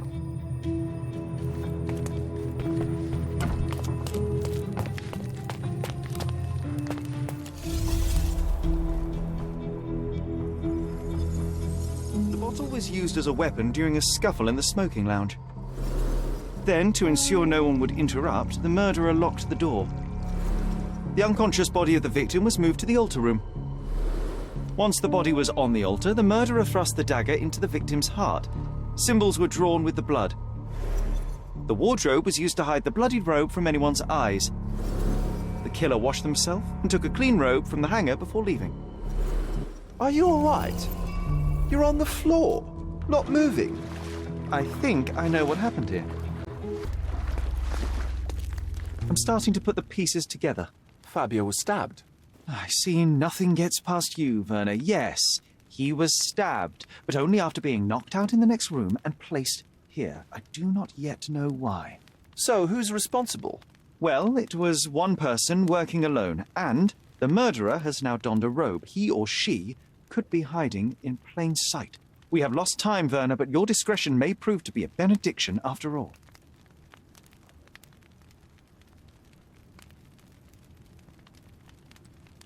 The murderer had to have access to this room. After the crime, he used his own key to lock the door. So, who had the key to the altar room? I'm not sure. As a special guest, I was provided one by Mr. Manchios.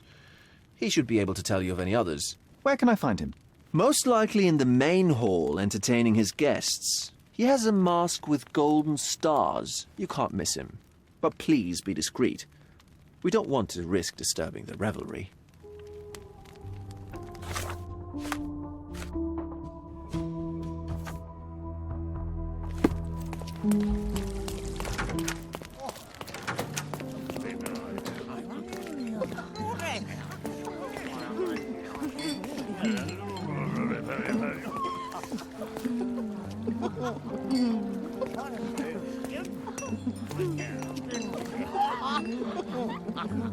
Kurt Manchios, I presume. I'm Sherlock Holmes.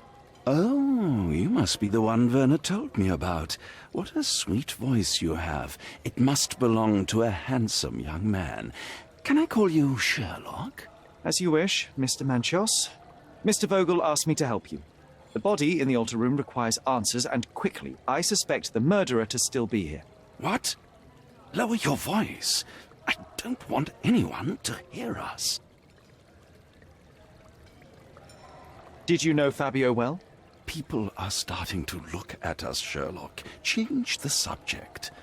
I can't believe what happened to him. To me. Such an atrocity. Think what it means for me. A wonderful evening for so many good, influential, and rich people has been ruined. I have betrayed all my promises of exotic delights. I don't understand. Surely a murder would affect your reputation to a greater extent. Please, isn't this why you are here? I thought you were a silent magician. Do your tricks and make it go away. I need to find all those who had the key to the altar room. As far as I know, Mr. Vogel, Fabio, and you had access to it. Is that correct? That is correct, yes.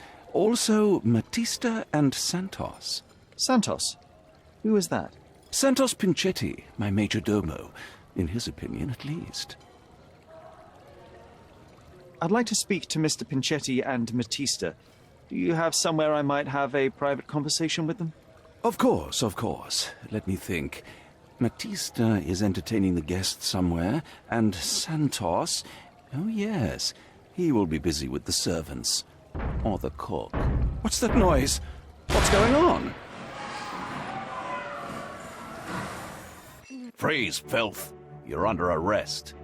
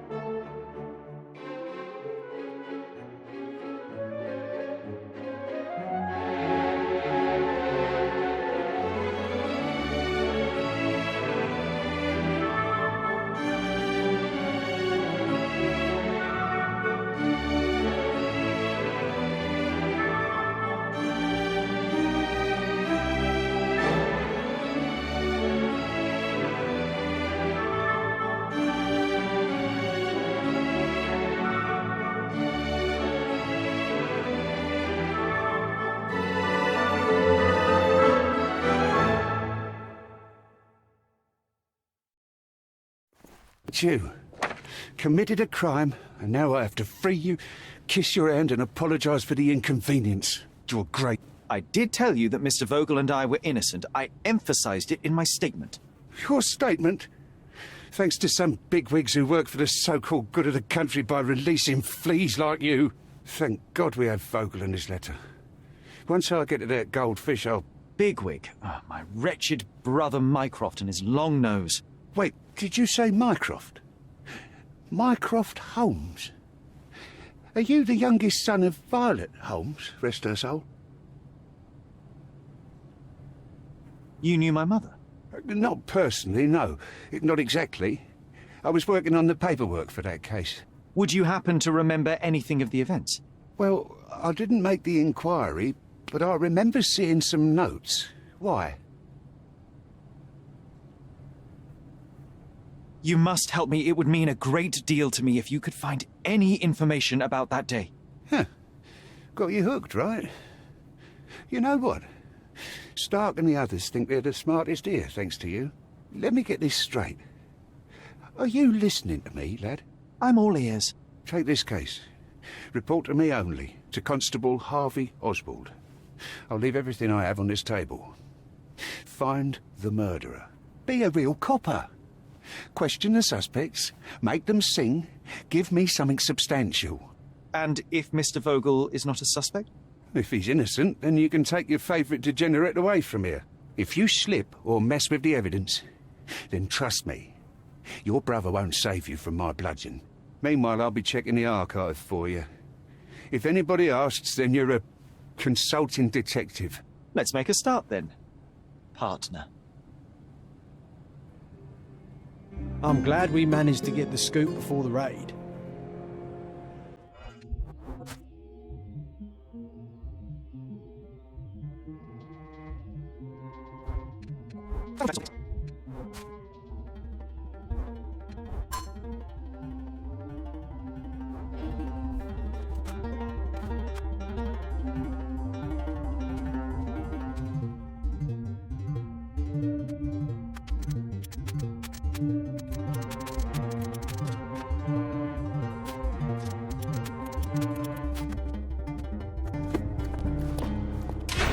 Look, I found Werner.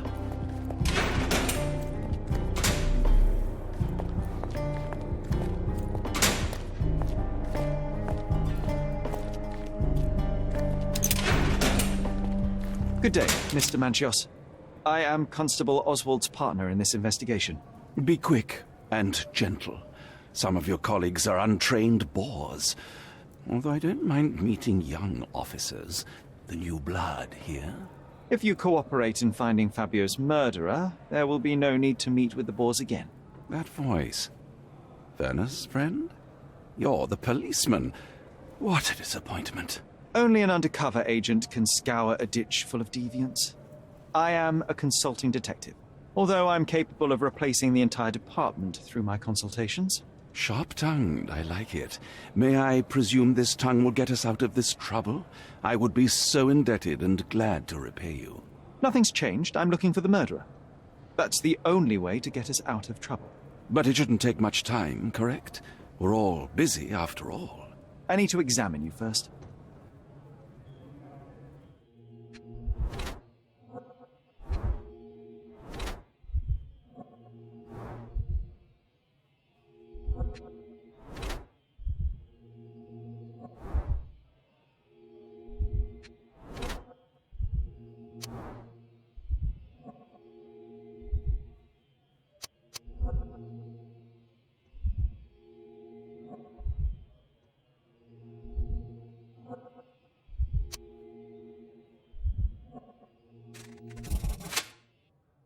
You are a little over the top with your use of makeup, Mr. Manchios. Is it so difficult for you to acknowledge your age? Well, Sherlock, that's easy for you to say to an old man when you look as though you are barely 15. But still, it shouldn't be an issue for someone of your status. For people of my age, it isn't an issue, no. But the younger ones can be so afraid of wrinkles and grey flecks. I have to adapt. Such a methodical man who cares for his body but misses the soap under his fingernails. Are you so impatient, or perhaps even impulsive? I wouldn't call myself that. Silly little details. If I missed it, it wasn't important. Or rather, it was less important than who or what I was focused on.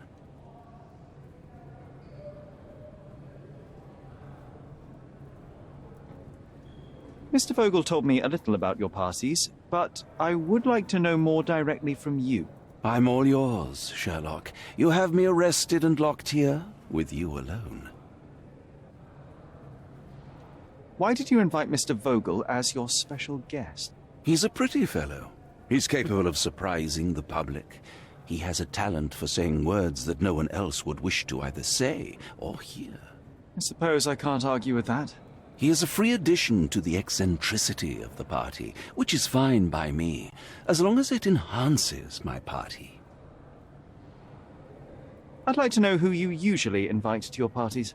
Free minds who are able to leave reality for an evening, who can taste forbidden fruit without prejudice. There is nothing that quite spices up life like these parties, assuming one is old enough and has worked many years for the good of one's country. Oh, all true labourers, I see. What was Fabio like? His personality, his habits? Anything you can tell me? He was the brightest star of my parties. Young, magnetic, and full of energy. I don't even want to mention his beauty. Otherwise, I'll be sobbing. An expensive champion, I imagine. His performances were flawless. He deserved his payment. Do you think he was murdered because of money? Possibly. What about the other guests? Were they used to opening their wallets as well? I wouldn't restrict my guests from anything. I'm sure Fabio received a few coins from others for his services.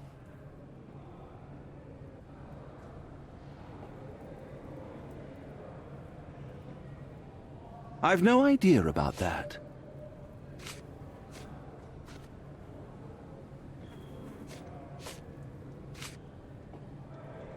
You'd better ask someone else. That's not something I know much about. That's not something I know much about. Do you have any idea who tipped off the police to raid your mansion, Mr. Manchios? Of course. It was you. I could even say you Sherlocked me in here. A good guess, but the wrong one. The fellow who did that was Mr. Pinchetti, your major domo. What? Santos? But how could he even know? If he's not the murderer himself. The ungrateful swine. He has dared to besmirch my reputation. Not a very eloquent choice of words.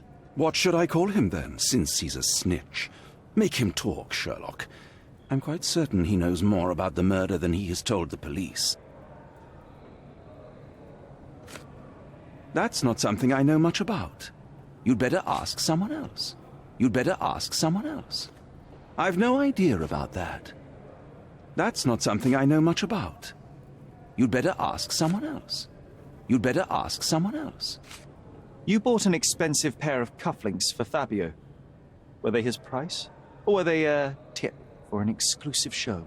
It was pure business. Fabio escorted me a few times. I was merely showing my gratitude. This pair cost a small fortune. You must be extremely grateful, then. Tell me more. You've thrust a knife in an exposed nerve, Sherlock.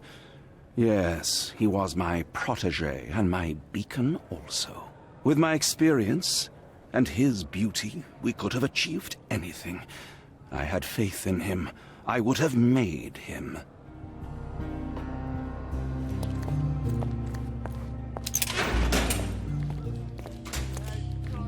Good day. Your ticket, please, if you want me to help you.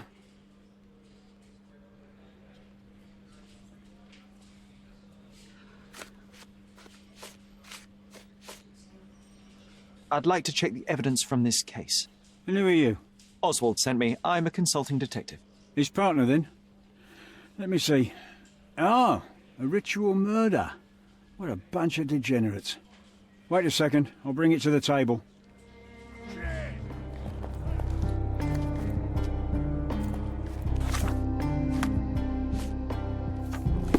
Werner, are you all right? Oh, yes. Everything's fine. In fact, it's something of a family reunion. My brother spent quite some time in this place himself. You should not be here. I told the police everything I knew, but they refused to let you go. They require proof to free you. Ha! What did you expect? The mighty Sherlock Holmes swans in, tells the officers what to think, and the world obeys? Of course not. Anyway, I struck a deal with the constable, and I've got a free hand in the investigation. I find proof to solve the case for him. He obtains files about my mother's death for me. Well done. If one has the power or will and can act, then one must. I wonder, suppose you couldn't get the proof to your truth. Would you tell a lie to the guard that enabled my freedom, knowing my innocence? Would that not be just?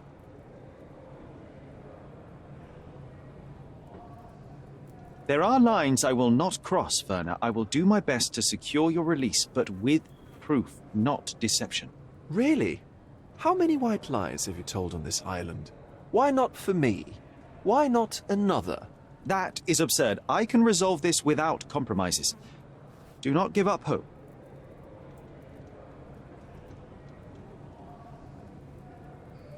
I can't follow you here. I can't follow you here. I'm not supposed to know anything about this. I don't think I can tell you anything about this. I can't follow you here. I have learned who told the police about the crime. It was Santos Pinchetti. Do I know him? The major domo of the manor. He cleans up after you? Well, then he does his job perfectly. All but invisible. I couldn't tell you the first thing about him. I know you can untangle this mess.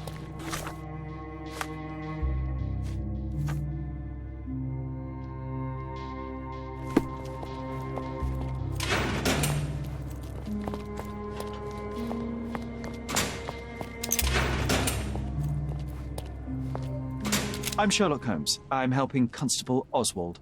You are Matista, Fabio's friend. This body, yes, it's Matista. But it's a mere shell that will die someday. Just like Fabio.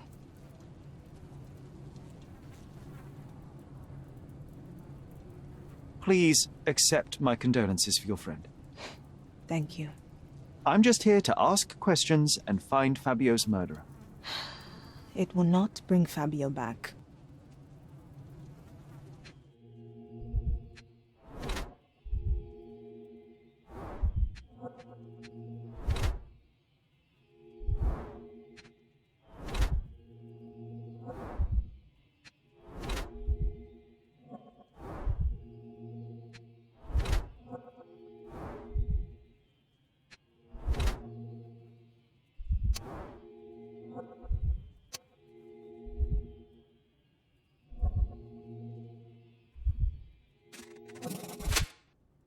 You have both old and new scars. Some from the time when you were a slave with Fabio. Other scars have a different origin. The guests pay good money to torment you? I am skilled in giving pleasure, but I don't participate in such practices. I thought your body was... For sale? It's true. Many unwanted things were done to my body. And the pain helped me to discover Occult deities? Yes, the tattoo speaks loudly of it. Yes. Your gods abandoned me, and the ones I favor now are more protective of me. How did you escape? Something happened. One night the master fell down the stairs. I made him fall, and he died. We ran away that day. We managed to get on a ship and traveled here, to Cordona. Fabio and I started a new life here. It was very hard at first, but it became better with time. Until today. The bruises on your neck are not self-inflicted. Someone else made them. Some guests can't contain themselves. They even bite, sometimes.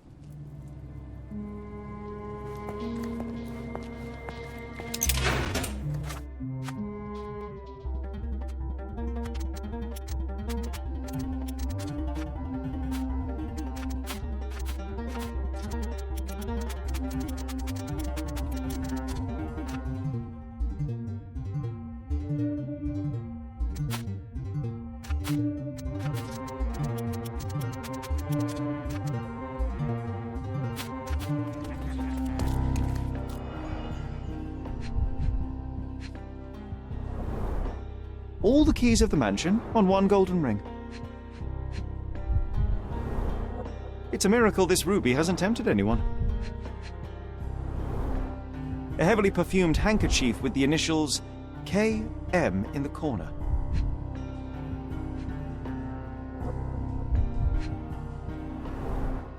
A handcrafted charm that contains hair and nail clippings. Her key to the altar room.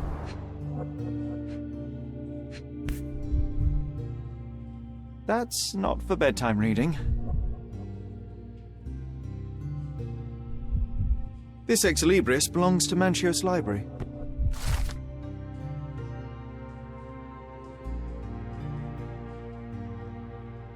The book describes a ritual similar to the one performed in the altar room. An emergency kit for boredom.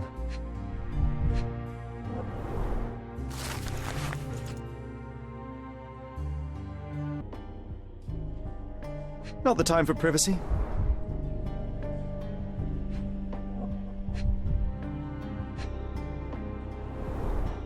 Werner's personal sketchbook. Thank you, officer.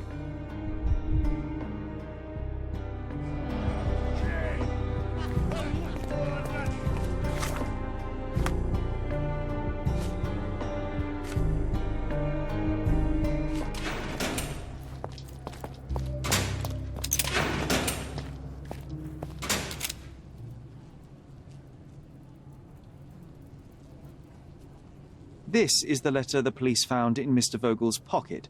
Fabio wrote it. Do you know anything about it? I don't. Although I can feel Fabio's energy. It's there, but it refuses to let me analyze it. This book, The Power of Love, Blood and Mandrake, what do you hope to achieve? To learn more about the invisible strengths that govern us. Occultism is real. The master who fell that night when Fabio and I escaped. I made him fall. I cast a spell on him and it worked. Or was it a coincidence? The universe is rarely so lazy. If you say so. Do you practice occult rituals? For protection? For fortune? To wash away the ugliness of the world? Sometimes to survive. I have the gift, and I'm learning to use it better. Did you use your gift on Fabio? I only used white magic. Love charms lately. Fabio became so distant. I just wanted him to be with me, but I suppose I'm not as skilled as I thought.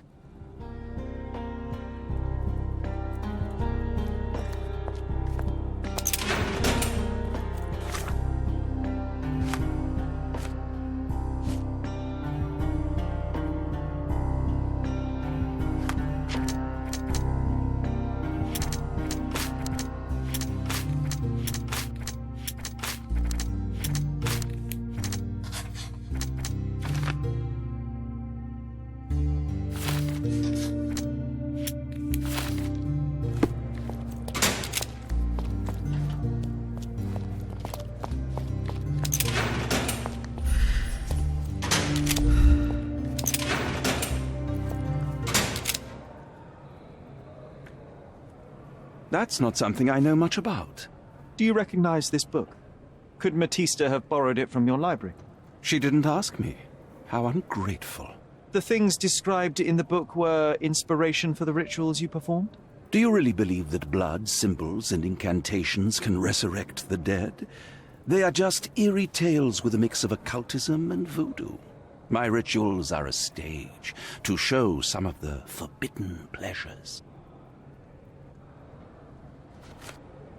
I've read this letter from Fabio. It had no addressee, but it was found in Mr. Vogel's pocket.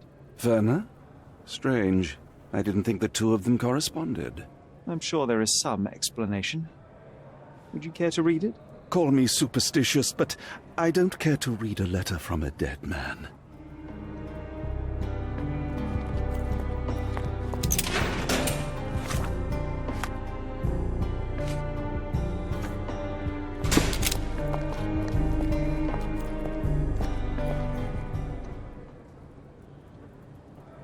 I don't think I can tell you anything about this.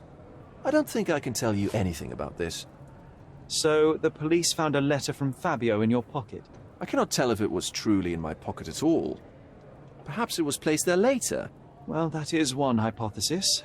If it were true, then how did it get there? No clue. But this night has been rather eccentric. Such a detail could have easily eluded me. Indeed. Do you recall reading it? I can't remember that either. But I tend to respect privacy. Reading others' personal notes is not one of my perversities.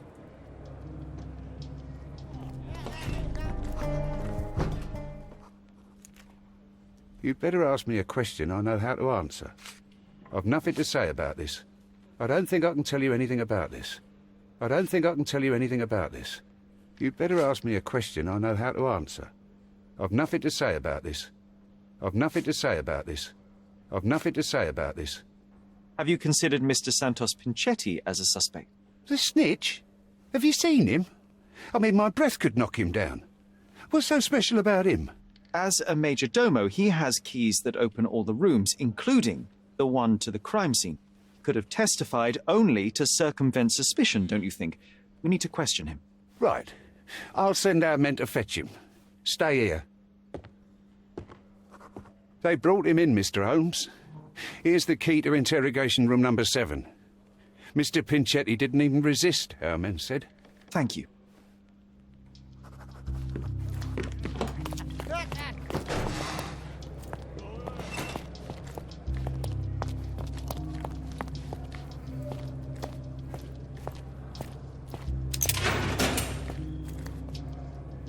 Mr. Pinchetti, a pleasure to meet you. I'm Sherlock Holmes. I'm helping Constable Oswald. I've already told him everything I know. I'm only a witness, sir. Everything's in my report. And I've read it. You forgot to mention that you hold the keys to the room where Fabio was found. I need only to find if the crime was intentional. But I need to return to my duties. I doubt the house will fall without you, Mr. Pinchetti. Just be still for a few seconds.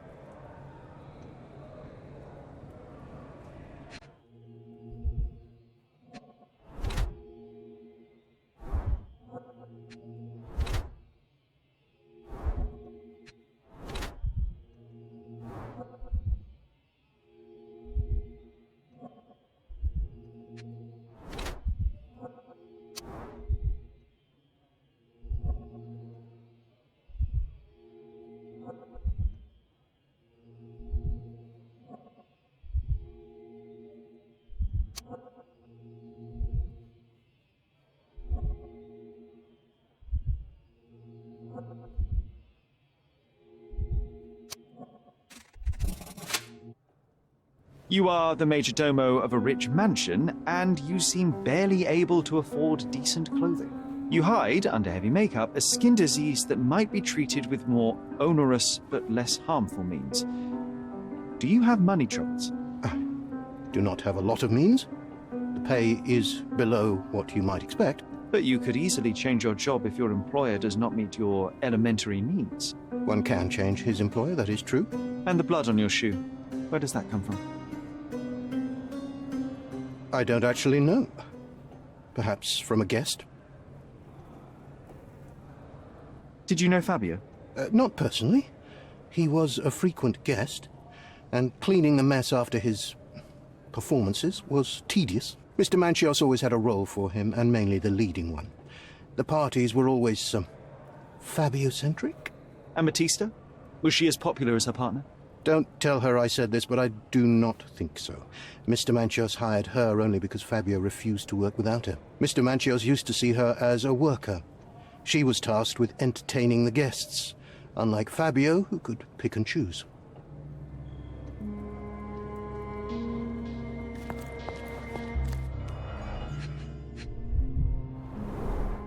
I recognize the key from the altar room among these.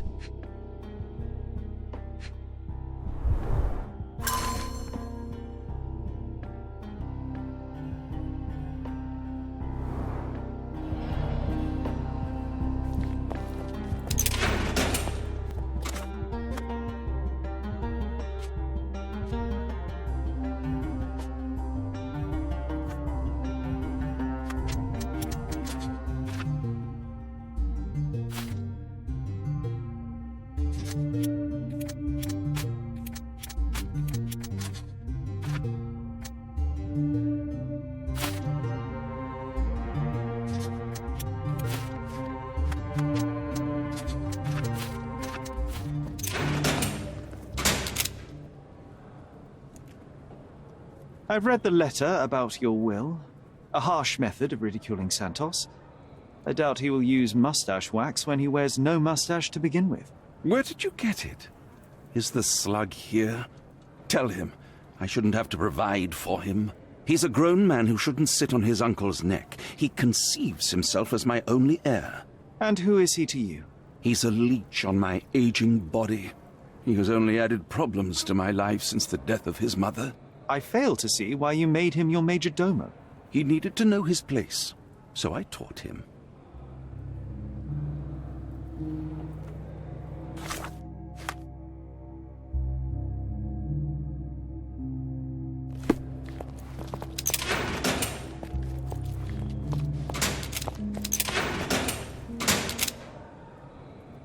Mr. Manchios says that you begged him to be included in the heritage.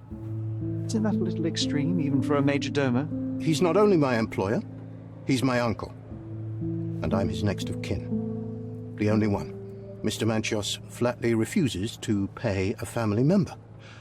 All I have to do is repay his so-called love, cleaning up the filth after perverts and decadents. He's imprisoned me.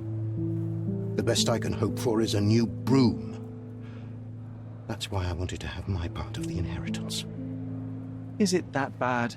You have a roof above your head, a salary, and the status of a major domo. For God's sake. I'm forced to dye and stitch my threadbare clothes, and the holes in my shoes are painful. I'm ashamed every time a guest looks at me closely. Why do you think your uncle treats you this way? My mother, my uncle's sister, had me illegitimately. She died, and I was given the surname of one of the maids. But you are entitled to some of the money that belongs to your family.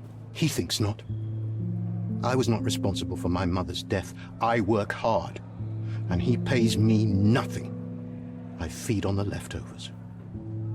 While he wastes our estate's property on decadent parties, he paid Fabio handsomely and showered him with expensive gifts for their disgusting relationship.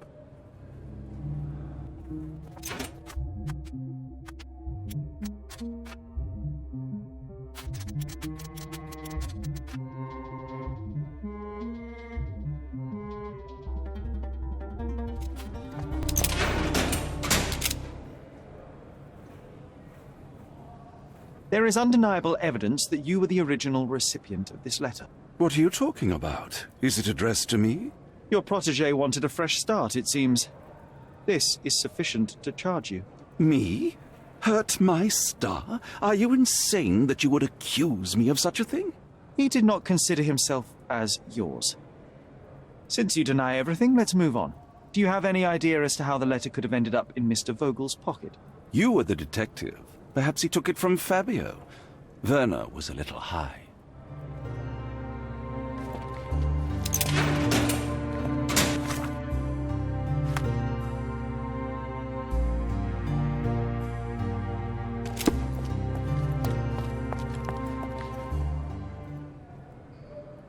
I have reason to believe that the intended recipient of the incriminating letter may have been Kurt Manchos. Well, that makes sense. Too bad I can't remember how I came to possess it. Though I did spend quite some time with Mr. Manchios during the party. Unfortunately, even with an answer, that may still not be enough to clear you with the police. But fear not, I will persevere. I hope your attempt to put things straight will make up for... you being on a bender? Touché.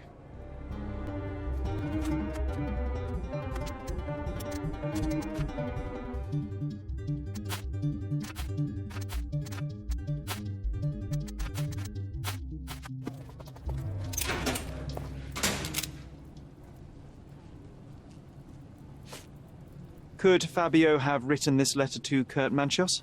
Oh. That could be. I never thought Mr. Manchios could make Fabio that angry, though. What do you mean? Well, Fabio wanted to disassociate from Mr. Manchios. Clients who are in love are both a blessing and a curse. But Fabio was here tonight. Money.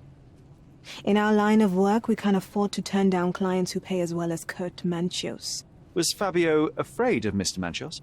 Not at all. The old toad wouldn't dare to do more than sweet talk and touching. Talk can be forgotten, and touching washed away.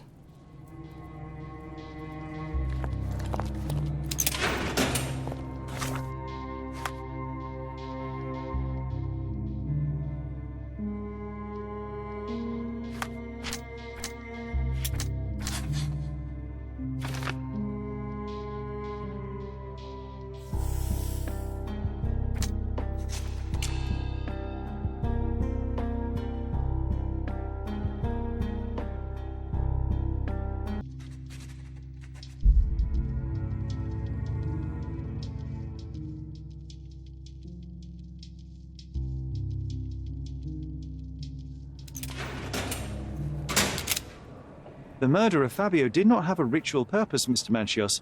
It was staged by a man who wished to distract the investigation. That might be true.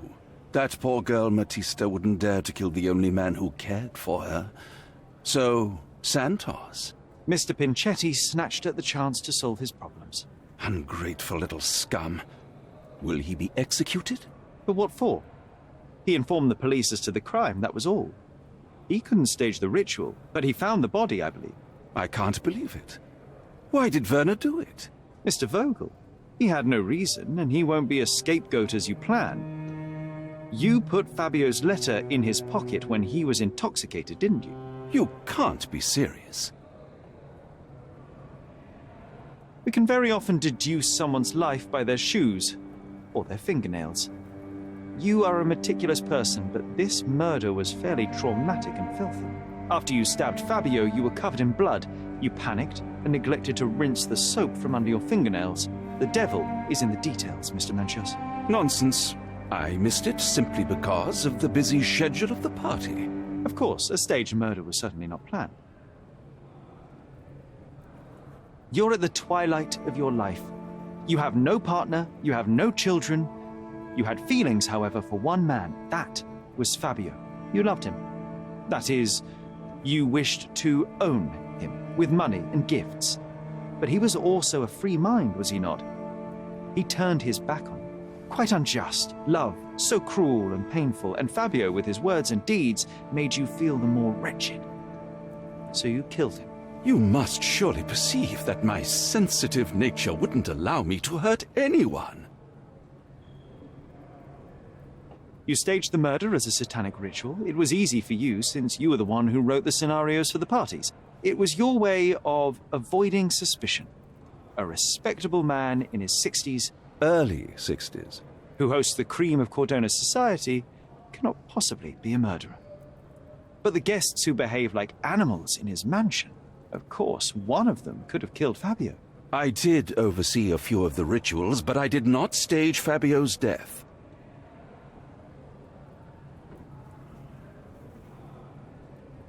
The young performer played with your emotions. That was painful to realize. You spent so much time and effort to be with Fabio, but he didn't respond in the way you would have liked. You wanted to be loved. Fabio shattered your dreams. In the smoking lounge, he teased and mocked you. He wanted you to suffer. by offering himself to others. The deception was unbearable. You struck him, and then you staged the ritual. You planted the letter in Vogel's pocket and attempted to set up Matista. What poppycock? Sherlock, stop this game now. There is no stop word, Mr. Manchios. Relax and enjoy it. I'll pass the remainder of this case to Constable Oswald. He'll know what to do with you.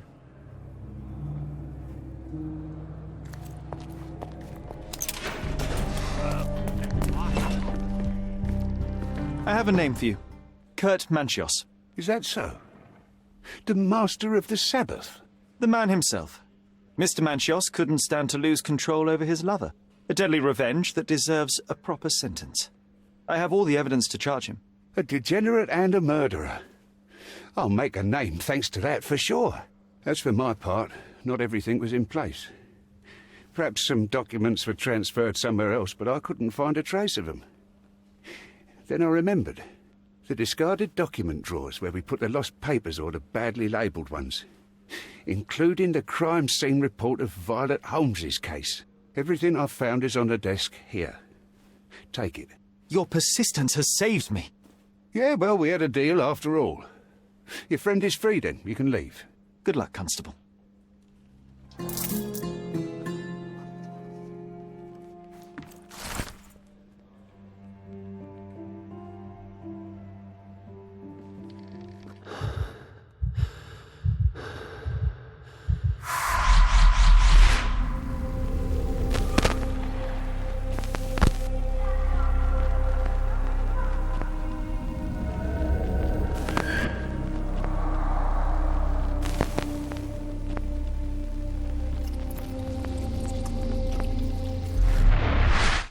Garden. There's a garden behind our manor. How could I forget? That's where it all happened, where it all went wrong. Sherry, it looks like you've almost found what you wanted. Oh, you did it, Sherlock! The case is closed and all rewards belong to the winner. Bravo! It is merely the triumph of the truth. Is it? No compromises? No lies? You're happy with your decisions? Whatever the truth, it had to be revealed. The victim deserved it. Well, you seem confident in the value of your actions. I guess since I'm free, you were heard after all. By the way, did you get that precious information about your mother? Oh, not that you must. Yes, I did. Forgive my intrusion in such a personal matter. I simply worry I'm failing to be of much help to you. Actually, you were. For some reason, all the archives on the case had disappeared. This was a rare opportunity to obtain the impossible. Outrageous. Perhaps someone found the truth unpleasant. Society usually rejects those who speak with too much honesty, doesn't it? A comfortable lie is often preferred to an uncomfortable truth. Still, I believe that the latter should prevail, and I cannot remain silent. That's quixotism at its best. Your mere truth cannot defeat institutions, systems, and power. Etiquette, religion, marriage, they're all lies told to preserve connections, love, and sanity, and it's all corruptible. Lies destroy human dignity. How could you make a free decision without any knowledge of the truth? Are we really free to decide anything in this world, Sherlock?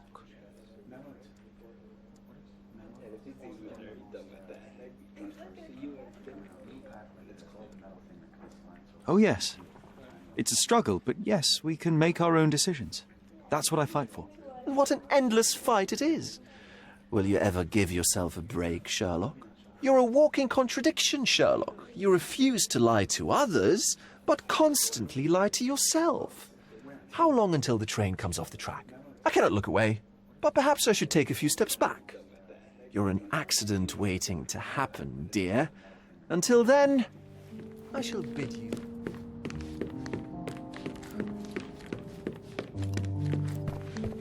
Sherry, please listen to me. Sherry.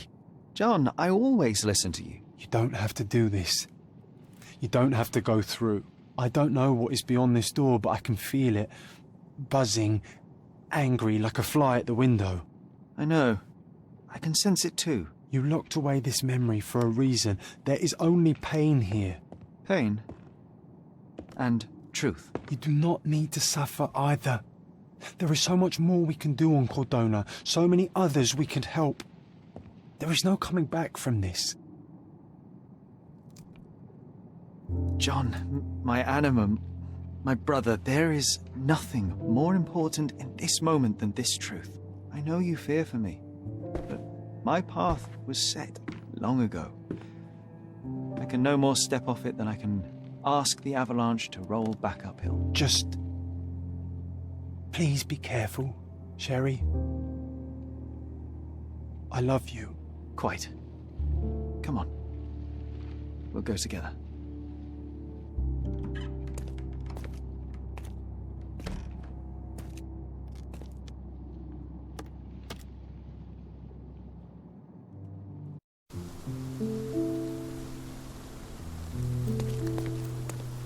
Why didn't I remember we had such a big garden? Maybe you forgot it for your own good. That's the descendant of a tree your father planted in London, correct? Indeed, we planted the sprout here, and for a while it grew happily. Alas, it seems without us here to care for it, it didn't survive.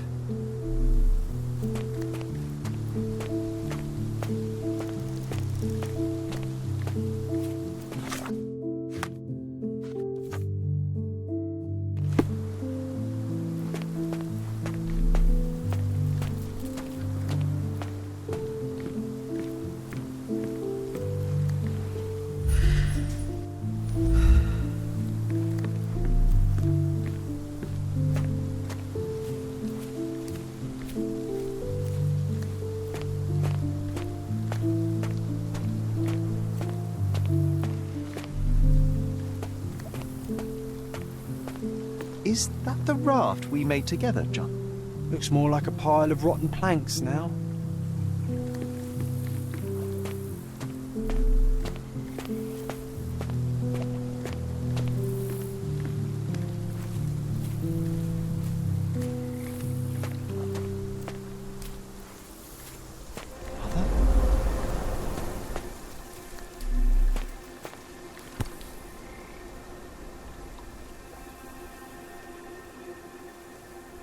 That's from Mother's favourite tea set. What is it doing in here?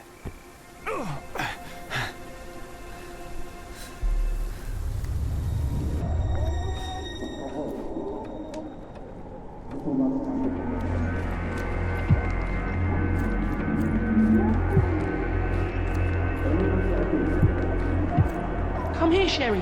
Hurry!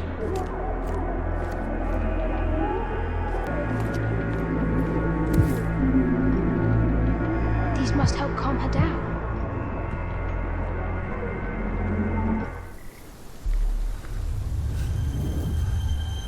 What are you thinking about? Is everything all right?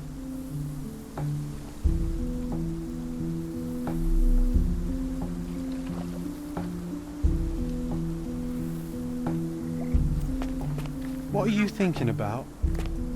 Is everything all right?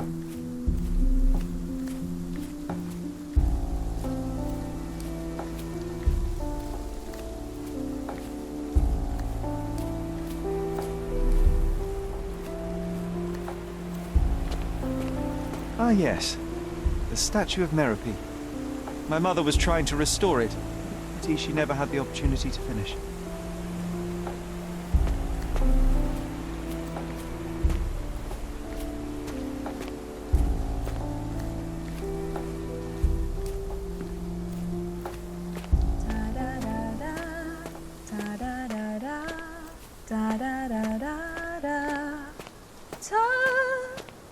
Don't go, Mother, wait!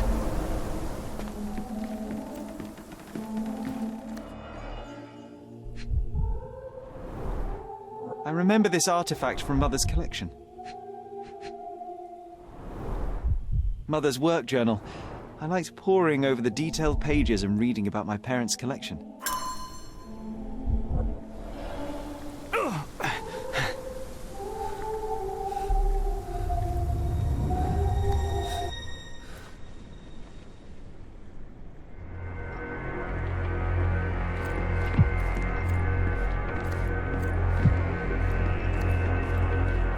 Here it is. We'll just borrow it for a while. Did you hear that? Someone's coming. Let's take a peek.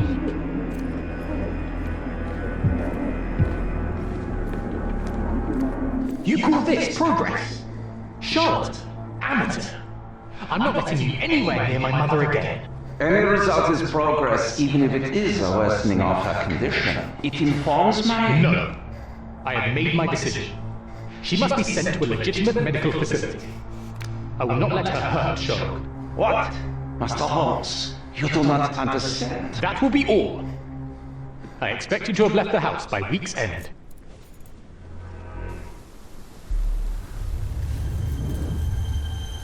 Sherry, say something. Can you hear me? You're scaring me. Sherry, come here, darling.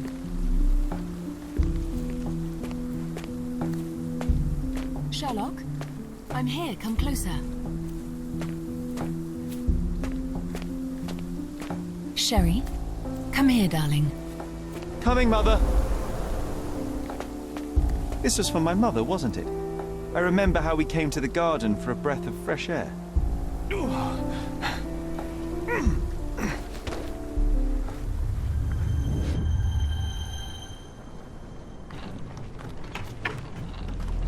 Take me to my flowers, Sherry. They must already be in bloom. As you wish, Mum. I bet you missed the fresh air, didn't you? Terribly. The sun is far brighter than I remember. But I like it. We can walk each day from now on, if you want. That would be wonderful.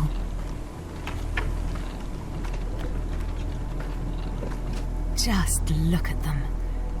The stars of the earth. Even the sky must be jealous of their beauty. Indeed.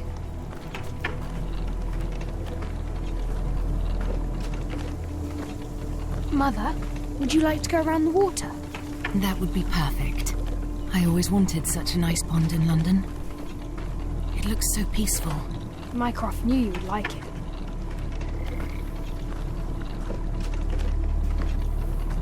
We should put some fish in it, don't you think?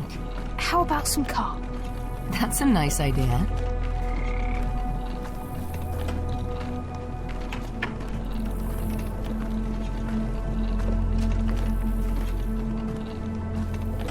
Let's visit your father's tree. It grows so fast, just like you. We could even build a tree house in it. Yes, Sherry.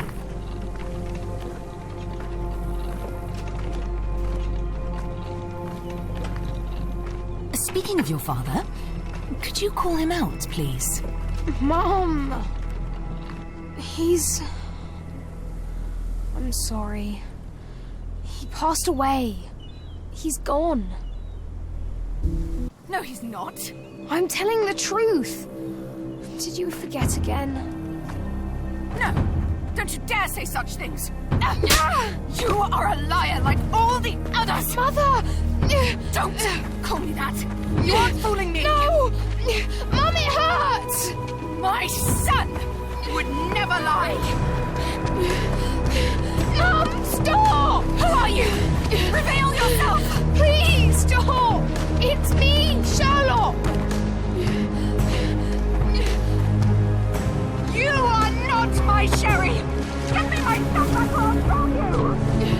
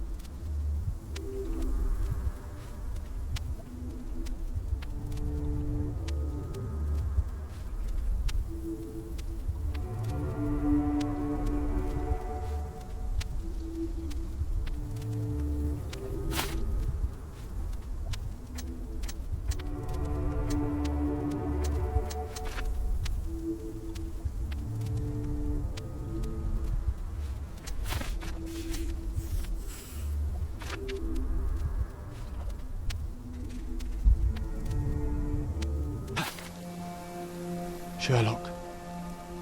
Sherlock. Can you hear me? Come on, wake up.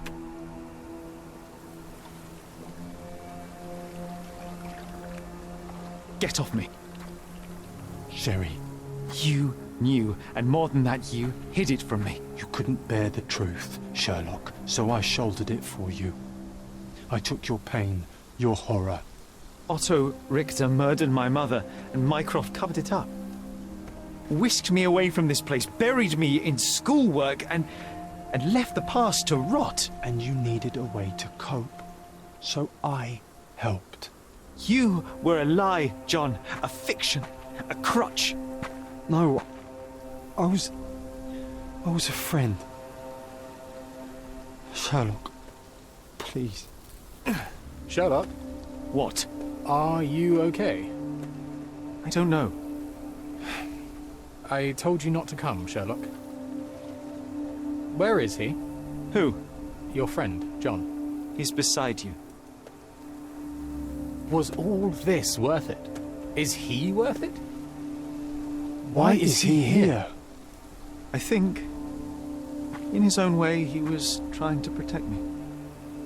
A truth I couldn't bear. But now I must face it.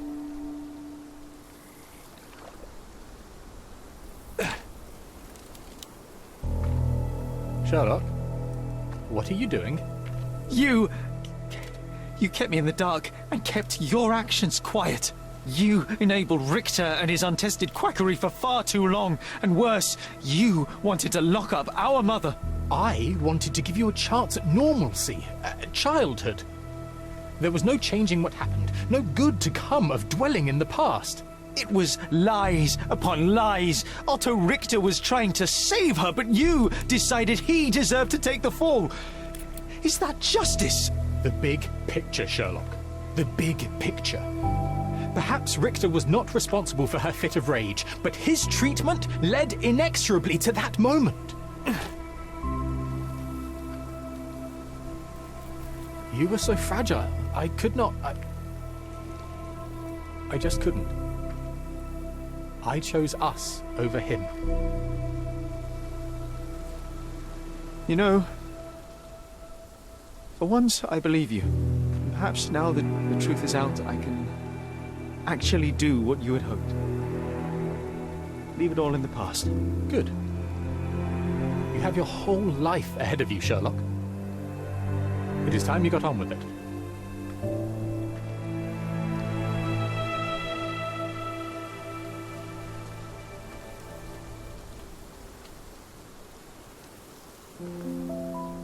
I was worried there for a minute, Sherry. Really worried. I didn't want to hurt you.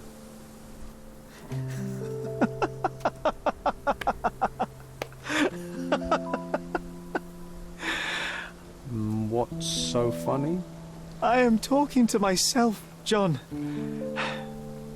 I think I was hurt regardless. But we made a good team, eh? Explored every inch of this place together. Helped a lot of people. Terrorized a few too, I suppose. I think I may go so far as to say, Sherry, that I have not lived wholly in vain. So that's it. It's over. You've opened every door, Sherry. Faced the past you locked away. You don't need me anymore. I know. I will miss you all the same. I don't want you to go.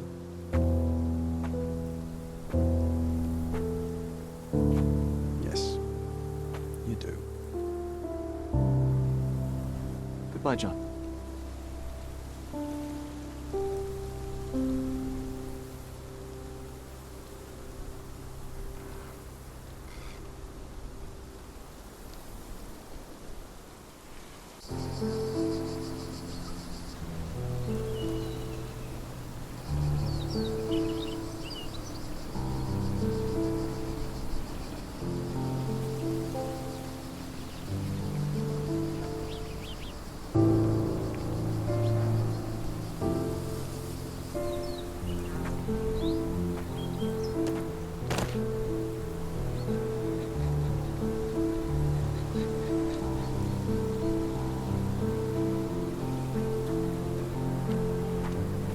Why are you here? Closure, I suppose. And to help a friend. You and I are not friends. In a race between the thawing of the ice caps and our friendship, I would buy a boat. Ha! Is that right? I can see it now. I know what you did. What did I do? You needled me. From the moment we met, you were searching for weakness. You pushed me to pursue the truth about my mother. You questioned everything I did, everything I believed, to break me. To blur truth and fiction, reality, morality. A saboteur in silk. Was it vengeance, Werner? Or do you prefer Klaus? Excuse me? You are Klaus Richter, Otto's younger brother. Do you hold me responsible for his end?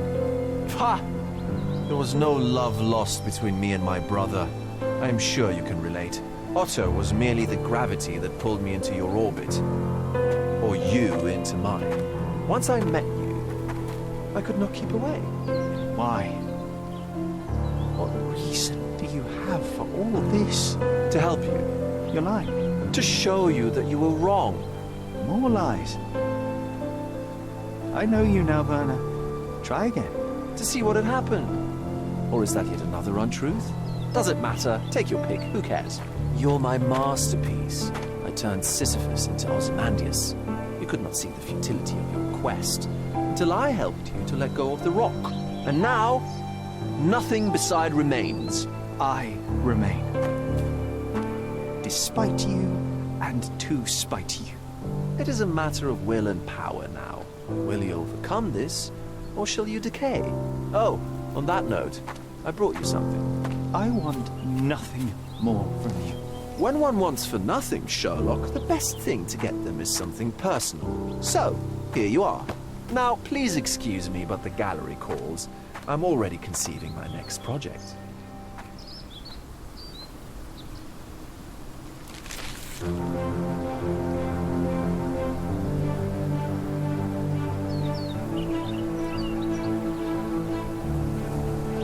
You really are beautiful.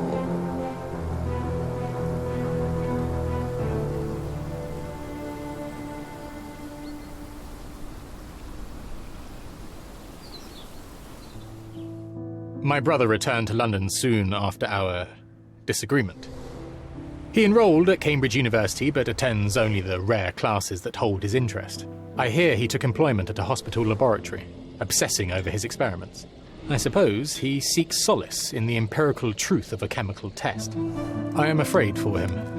His evenings are spent alone, solving citizens' menial mysteries to pass the time. And I suspect he is growing paranoid. One of my agent's vehicles recently ignited during a surveillance operation. She was lucky to get out alive. There is only one man who could orchestrate such a feat. Or perhaps two. I saved my brother. He will never forgive me.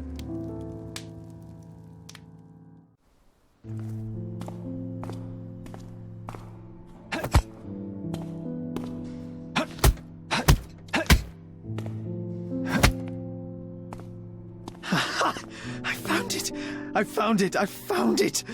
And what is that?